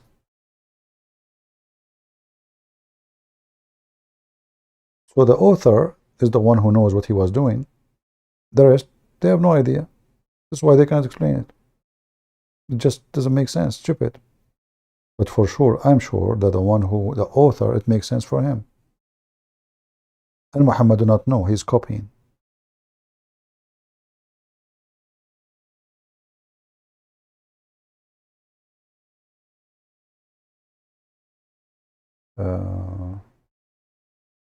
It's like, you go to a country, you don't speak the language. And you learned one word, let us say. So you are limited in what people say. You have no idea what they are saying to you. But because you want to be nice, you shake your head. Okay, so thank you. Maybe they are saying you're stupid. Maybe they are saying you're a donkey. Maybe they are insulting you. Maybe they are saying good things about you. But you don't know what they are saying. Muslim today doesn't know what this book is saying. Muslims in the time of Muhammad, they could not understand what this book is saying. And this is a clear proof that this book have nothing to do with the language we are talking about. Because why somebody live in the time of Muhammad do not understand what Muhammad is saying?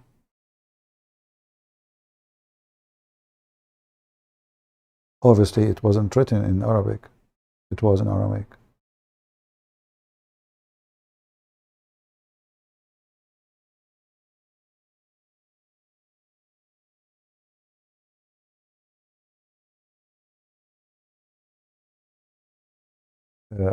If you go, you see the Alif Lam Mim and those letters, the Aramaic, they are very smart people, very intelligent. So what they do, they have numbers for the alphabet.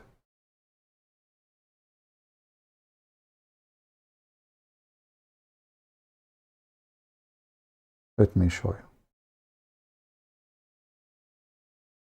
I made videos about it before.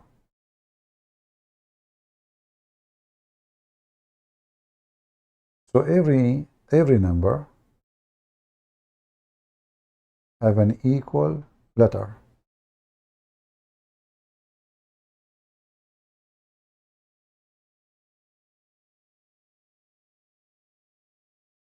If you go to Hebrew, you will see the first number is Aleph. Aleph means A. A equal to 1. This is the Aramaic language. This is the Aramaic. This is the alphabet. It is a number. The B, it wasn't written this way in the Aramaic. It's written differently. But now, by now, it become like this in the Arabic language. Is equal to 2. So Abjad, Hawaz, Hutti, Kalimun, etc. So those are the alphabet. and each letter is equal to a number. And now you can go and calculate those numbers in the Quran, and you will come to a surprising result. As an example, if we go to where it says Kahiyas in chapter 19,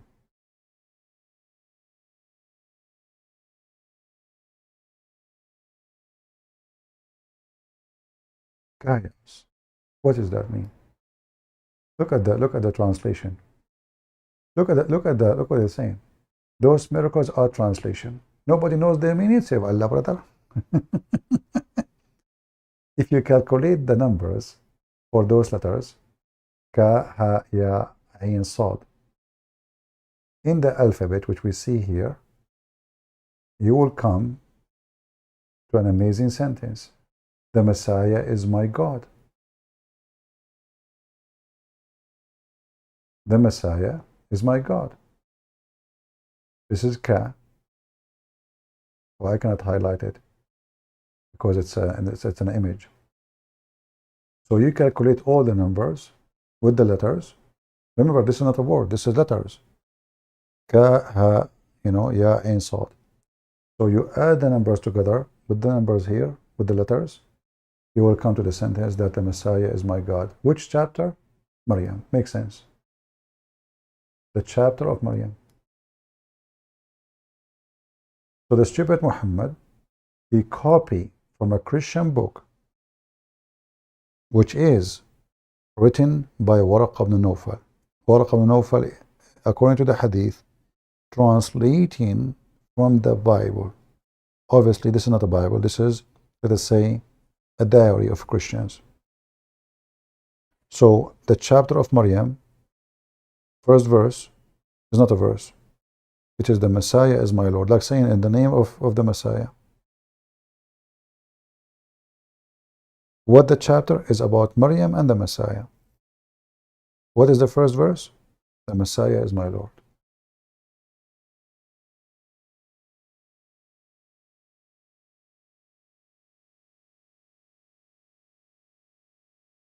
The New Testament and Quran written in the same language? No. What we are talking about? We are talking about that the Quran was not even written. There's no Quran. Quran is not really a book. I believe that this is a book collected later. Many things put together. However, some scholars in language and history, they claim that the original book was not in Arabic, which is a language of languages, not one language. And they have tons of proofs. There's two German, I think they are German, historian and scientist. They made a book, I forgot the name, maybe you can search it. Have a lot of, let's say, very interesting information. For me, I don't focus on those things because I don't really, I don't debate about history. I debate a believer. A believer, he don't care for history. Maybe later, after he believes that his belief is wrong, then you can talk about history. But at the moment, you talk to him about what he believes. You debunk his belief. Whatever the belief is.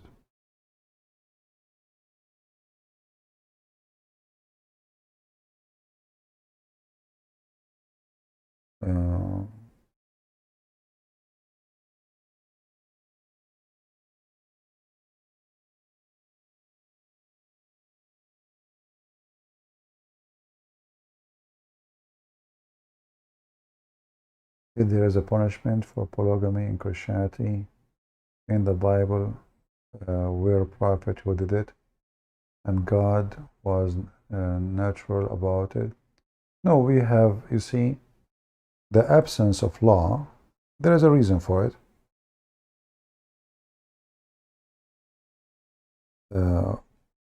The Bible says, don't multiply your wife.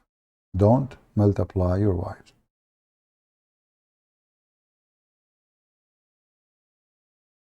And for us as Christians, The Bible is so clear. It says the man he leave his family and he will be one with his wife. One wife. Not two, not three. Same time, penalty for multiplying wives. The Bible have an example of the story of David. You know, we know that those kings, because they are kings, you know, they are worthy. Life is so good for them. They are powerful. They are kings, literally. You know, and they have massive army, wealth. So they got involved in having multi wives. Even they have, you know, some of them they have, you know, women just for fun. You know, it's like to sleep around. But you will see that the one who do something wrong, the Bible condemn their behavior. But there is, I don't know about anything what's called punishment, except that God, he punish the man who took the wife of somebody, and he made him lose his son and even his wife. So we believe that there is law, which is God law, which means you disobey God, God will punish you, especially if you are a person who is supposed to be prophet. And there's a law which was practiced by the king and the ruler, or the prophet at that time, like Moses. But you know, a person who is a believer, he should not disobey or obey because there is a law of punishment. It's enough to say, do sin no more. Sin no more. So, like now, if I want to sleep around, I can sleep around. There's no law punishing me for doing that.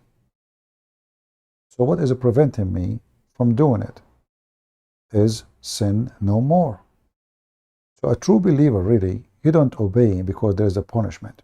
Punishment was created to correct a society, to enforce regulation, but not to make believers. A person, you force him to do something, he is not a believer.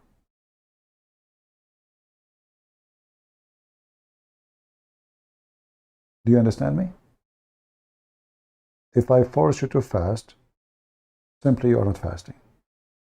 If I forced you not to sleep around, simply you don't believe in that. I forced you.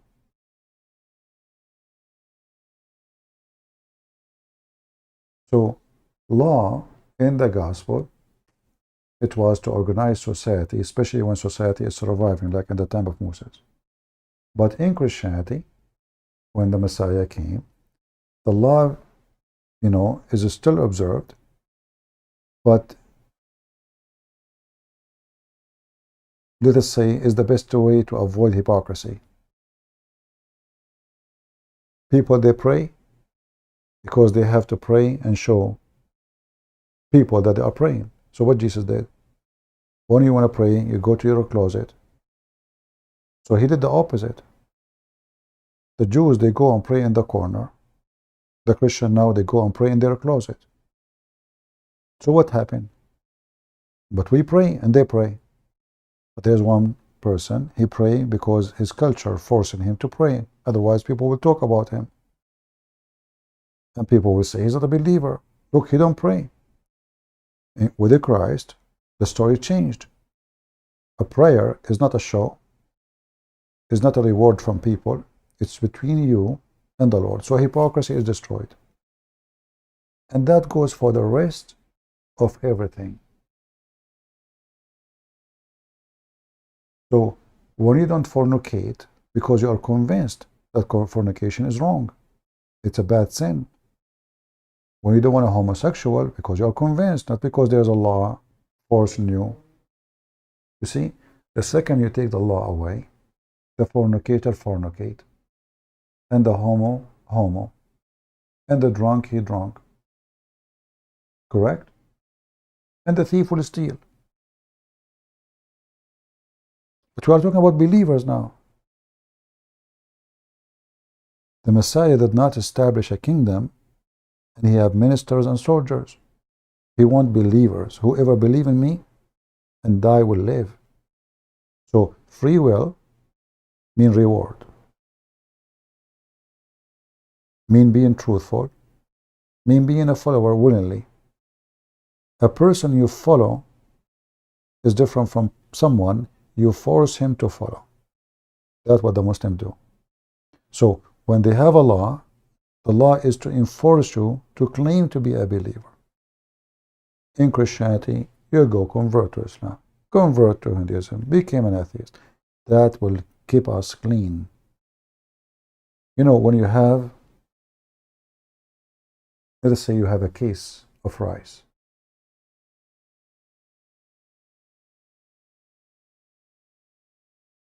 And then a bug, she jump in this case.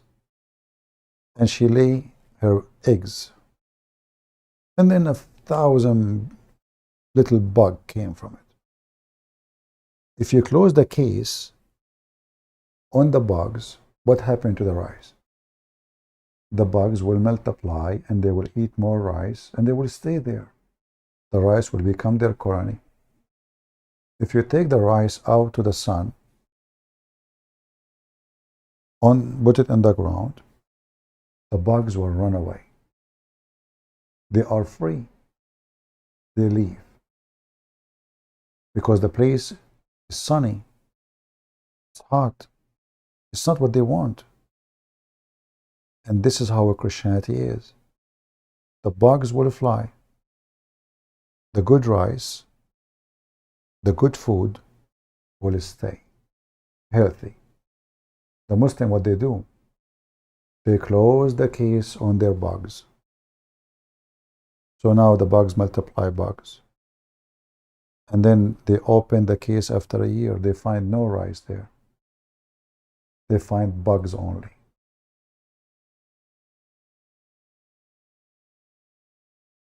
Do you understand me?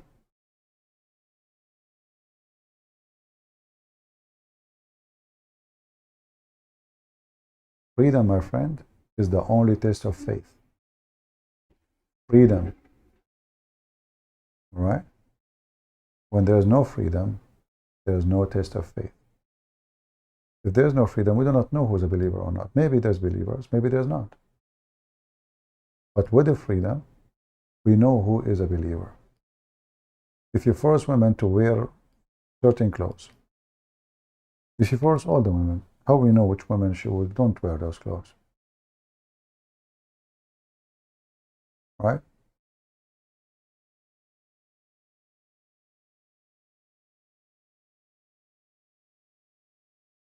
Yeah.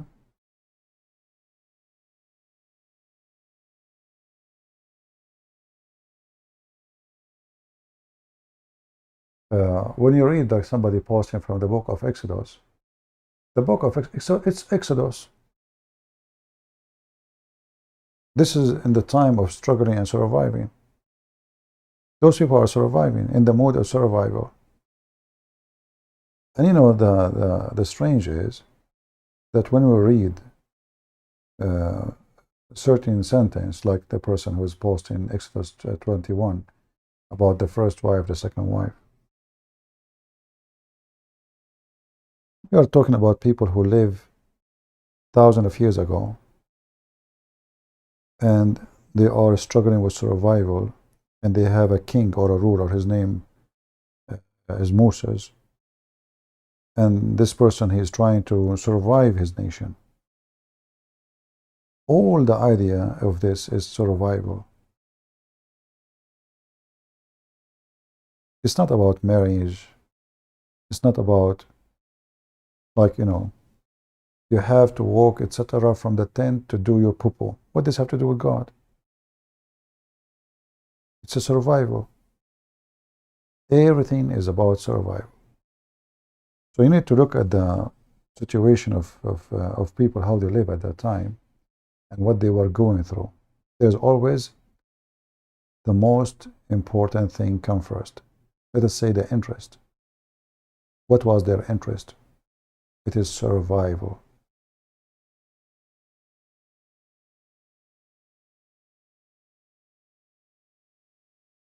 And always you need to remember, there's a law made by a prophet and there's a law made by God.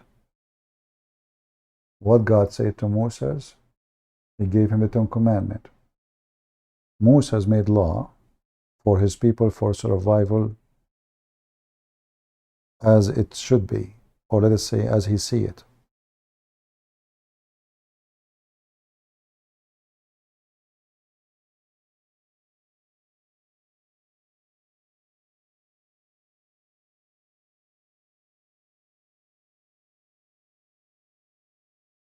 Always, we have to see things in different version. Even what you see, I don't judge Muhammad taking him out of time. No, I don't. Because we need to understand the time he lived in. So let us say Muhammad have slaves. Well, at that time, everybody have slaves. Everybody. Slavery is something normal. So I don't judge Muhammad because of that. But I see the hypocrisy of the Muhammadan when they claim that Islam is some kind to free people from slavery, when the guy, he owned hundreds of slaves. Yet we, the Christians, we have Jesus never owned a slave. We have the disciple never have a slave. But we don't claim anything about that. We don't claim that Jesus freed slaves, because Jesus did not come for that purpose. Jesus came for salvation of every human being. Slave free doesn't matter. He did not come with an army establishing a government and he decided this is the law, you do this and you do that. The Messiah himself was unjustly treated. He himself. So if you want to say, okay, well, the Messiah, shouldn't he fight for slaves? He was fighting for every human being. And he himself, he paid a very heavy price just to deliver. Who is he? So we have always to judge based on the history, not in what we see today. So I don't judge Muhammad because of a slave. I judge Muhammad that he, claiming to be a man of God, but nothing he did is ethical. Otherwise, everybody at that time have slaves. So, can I say that Jesus is the same as Muhammad? No. Why? He never had a slave. Can we say Jesus, he encouraged us to have multiple wives? No, he himself, he didn't even have one wife. Can we say Jesus, he encouraged us to collect money and love money? No, he did not even own a donkey. What about the other person? His name is Muhammad. It's totally the opposite. So when we judge, we don't take the history out of what it is. If it was raining, then we understand why the man was wet. If you make fun of a person, why he's wet? Because it's raining, that means you're stupid. So we need to understand when it's raining, when it's dry, when it is snowing, when it's cold, when it's hot. And then, after understanding all the atmosphere around, then we can have a conclusion of the image. You know, if I say a man was sitting next to the fire, okay, what fire mean for us? Why a person will sit next to a fire? Either it's cold, maybe it's cooking, maybe it's night. Fire have a symbolic things, have a reasoning. But if a person who live in Hawaii, now we understand that this fire have nothing to do with heating himself up. That option is gone. If a person live in Alaska and he have a fire, 99% the reason is he's cold. So by understanding the atmosphere, we can have different reasoning for actions. And if that goes for weather, what about other things?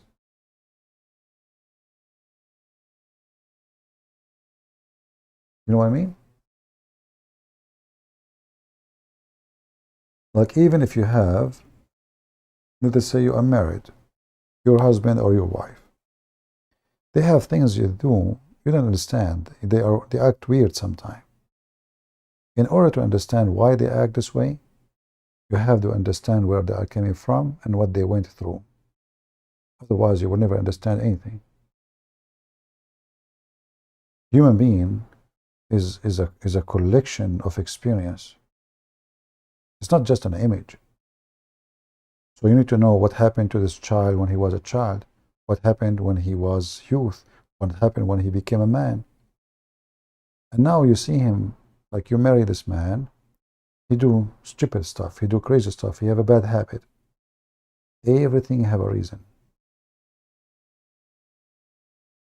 But today, you judge him by what you see. And that mostly is wrong. Because what you see now was a fruit of something happened years ago.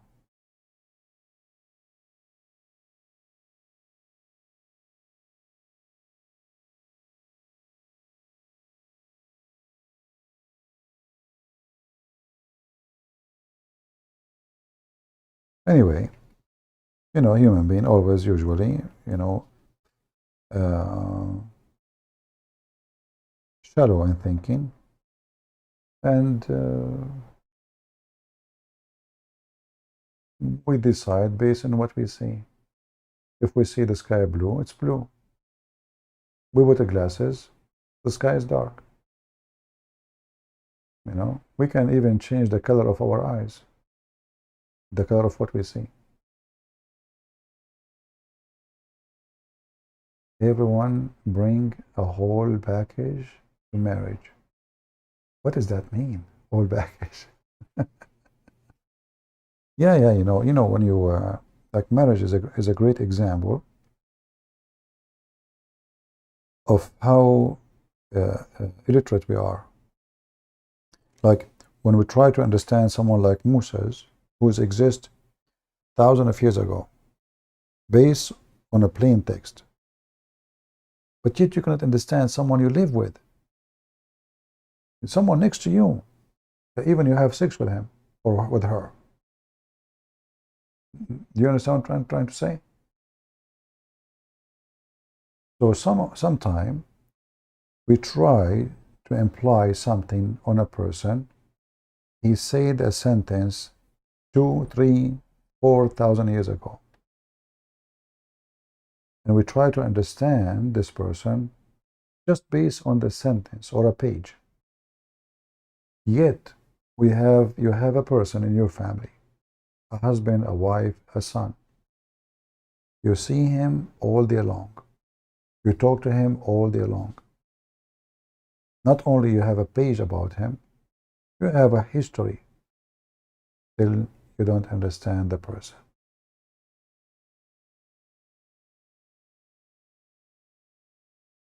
Are you with me?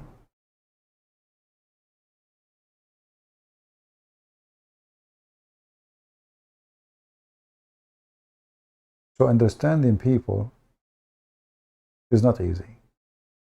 Understanding history, you have to be a very great historian, heavily educated, and even then you will be short because you don't have a movie running for everything in front of you with all details. You have only what is left of record of thousands of years ago.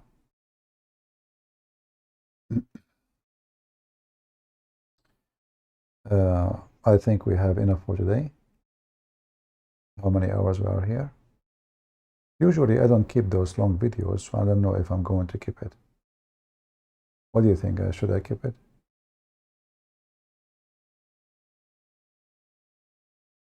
In my book, in the Bible, it says Rebecca was 3 years old. You know, Malik, do you like to call me and show me where it says that in the Bible? So we can laugh at you? I have a challenge for you, Malik. If you can show me where in the Bible it says Rebecca, she was 3 years old, I will open my camera and I will dance. I will do the monkey dance for you. And if you cannot show me where it says that, you will do the monkey dance. So what do you think? Do you accept Malik? Are you there? Hazrat Aisha. Hazrat Aisha. Those Muslims are funny. Hazrat Aisha, what the heck is that? Is that Arabic supposedly now? So Malik, do you like to call me? I am not here to teach you your Bibles. Well, you just said something, it's not there, show us. A second ago you were teaching us. A second after we challenge you, you're a potato. Why you are not here so what are you doing here? I want you to show the Christians where it says Rebecca, she was 3 years old. I heard she was 2 years old. Just I want to correct you. Would you like to call me? Do you dare? Do you dare? Either you do the monkey dance live on air, or I will do the monkey dance.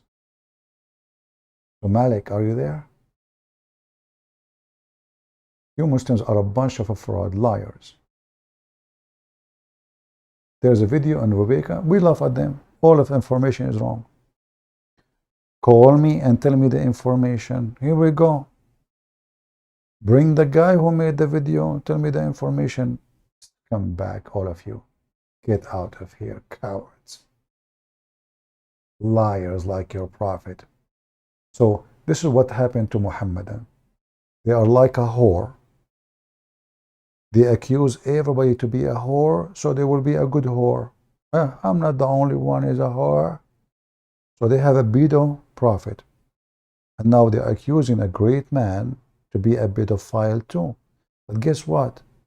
Let us say for the sake of argument, this is true. That means your prophet still is a pedophile. Now you have two pedophiles. What a donkey you are. But this is a false accusation, son of Mut'ab. Mut'ab people. You don't even know who's your father. Do you? You need 4 witnesses to confirm that your father is your father. Because if I need 4 witnesses to confirm that your wife is cheating, that means I need 4 witnesses to confirm that your dad is your dad. And you have to have 4 witnesses. They saw the penis going in and out. Can you provide 4 witnesses?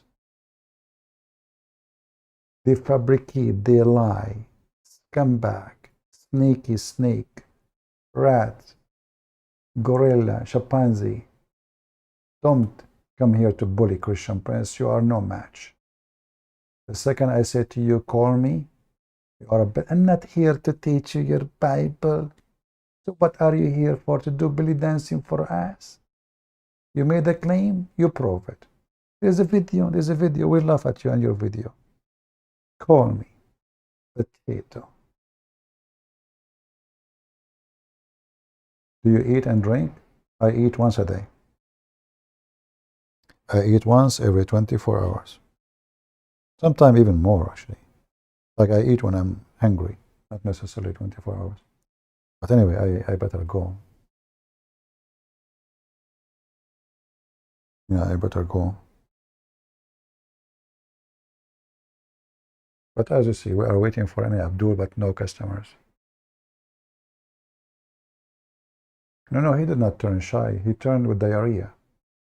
But try.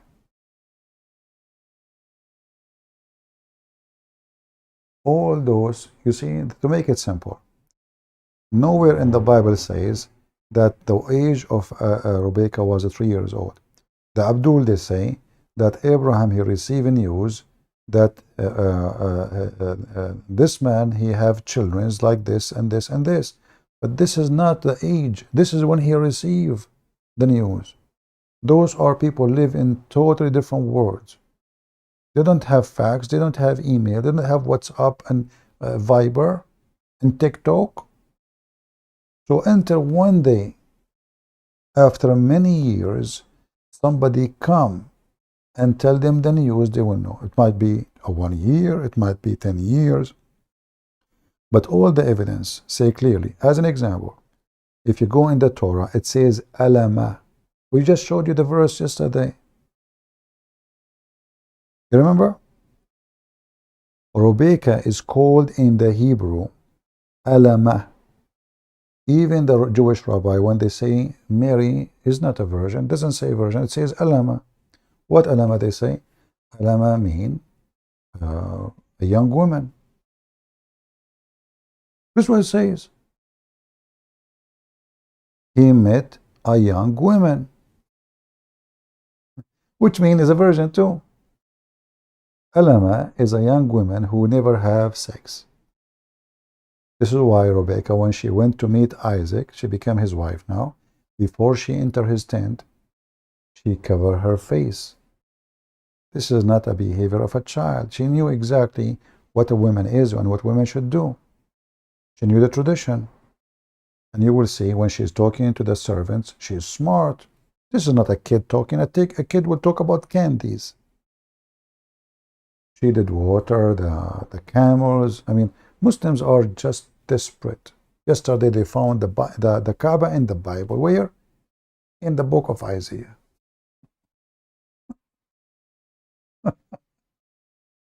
Stupid. We laugh at you. We just laugh at you. Go and read what the Hebrew says about Rebecca. It says literally young women. That's it. You see what happened? People, they are trying to read in English, but if you go, you will find it right in front of your eyes.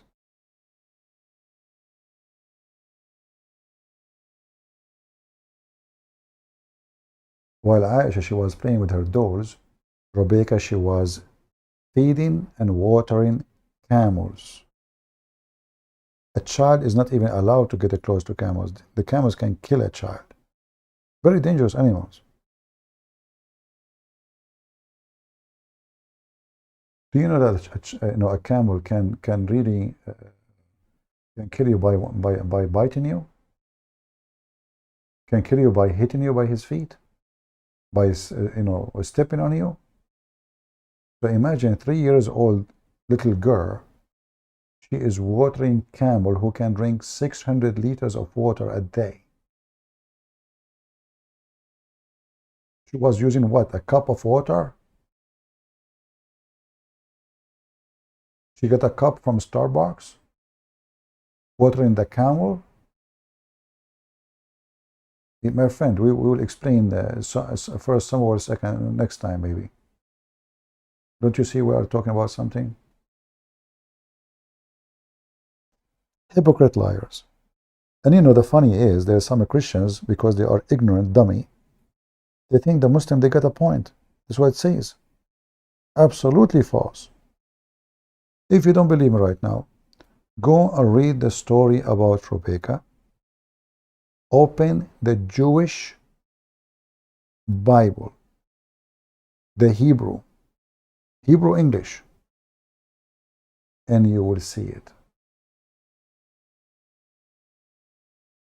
Maybe next time I go live on air, we will talk about it, in the beginning. Now, I'm getting a little bit tired of talking for long, and we will go over details. Never take your belief from a dummy Mohammedan who believed that his penis will be endless, who believed that there's God will give him women to F. That is not a person to trust. He's a pagan. Anyway.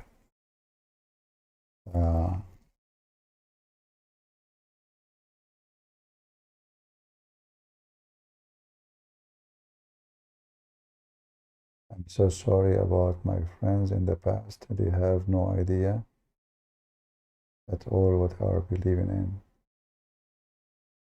Well, I don't know what your friends are talking about, my friend Stephanos, but good to have him, my friend.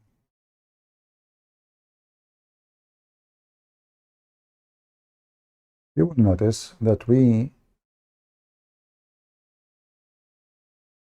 just to make it simple, if you are a person who belongs to a great family, do you look for a different family? If you have a great last name, if you are a son of a king, if you're a son of a great man, do you look for a different one? No. Okay. The Muslim, they claim Muhammad is amazing. The Quran is amazing. But you can find easy how much they cannot prove Muhammad in their book. So what they do? They try to use our book, which they made fun of it every day. Because he have no honor. He is not an honorable man. You will not find a Christian trying to find Jesus in the Quran. That would be laughable. That would be disgrace to Jesus. But when you have a person like Muhammad, have no honor, then the person who have no honor, he tried to find honor. And this is what happened with the Muhammad. They knew their prophet is a scumbag. So they thought, maybe we can get him a certification from the Bible, a book they made fun of, a book they say it's corrupt. This is how stupid they are. They come to me, says, look, open this page, it's about my prophet, but this is the book you say it's corrupt. So you want me to give you a certificate from the corrupt certificate book? Do you understand?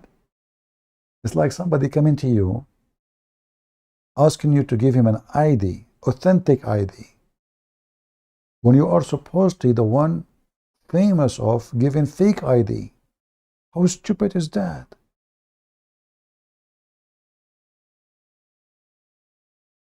This is how bad Islam is, and this is how desperate they are.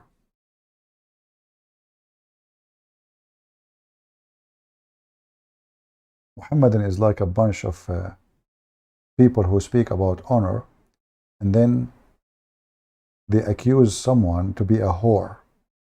And then they go to the whore and they ask her to give them honor.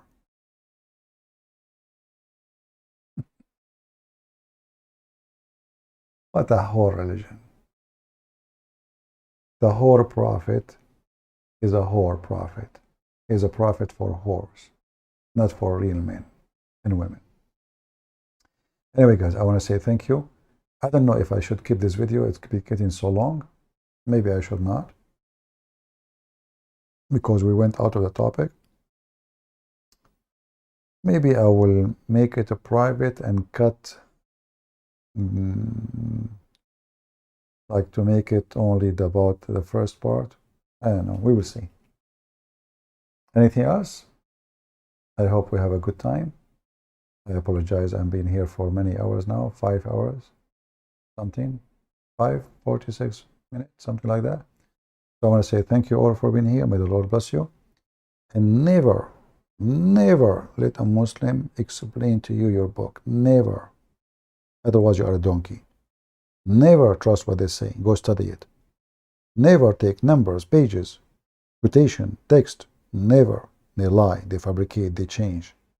Never give never. They don't even give interpretation for their book. They cannot explain their book. How they can explain yours? Only stupid donkeys will let the enemy, his enemy literally, explain to him the way of safety. Do you understand?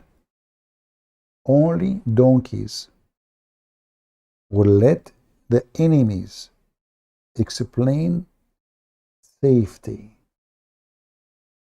That means you are so stupid, to the point you believe that your enemies and the enemy of Jesus, they want to save you. They want to guide you. You should know better. We have a Christ. They have a child molester. We have the healer.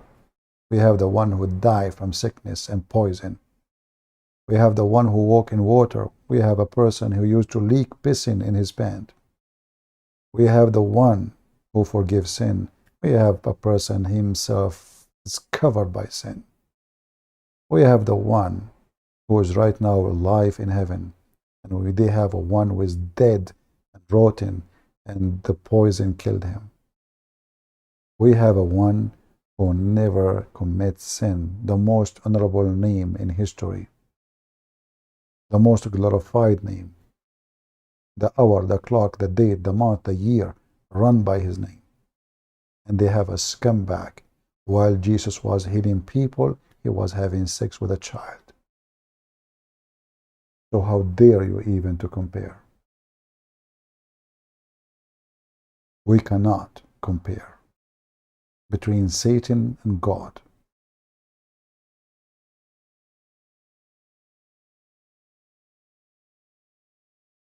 Thank you all for being here. And until I see you again, shall guys I delete the video? It becomes so long and we talk about many things. I will see. I will see. Or maybe I will cut it to make it short for people to watch later. Because people, they complain. They say to me, how we can watch your video? It's 6 hours. You know? Like I received an email from a guy saying to me, CP, please, I love watching your videos. But I get tired. I don't want to go, but it's so long. How you can do it?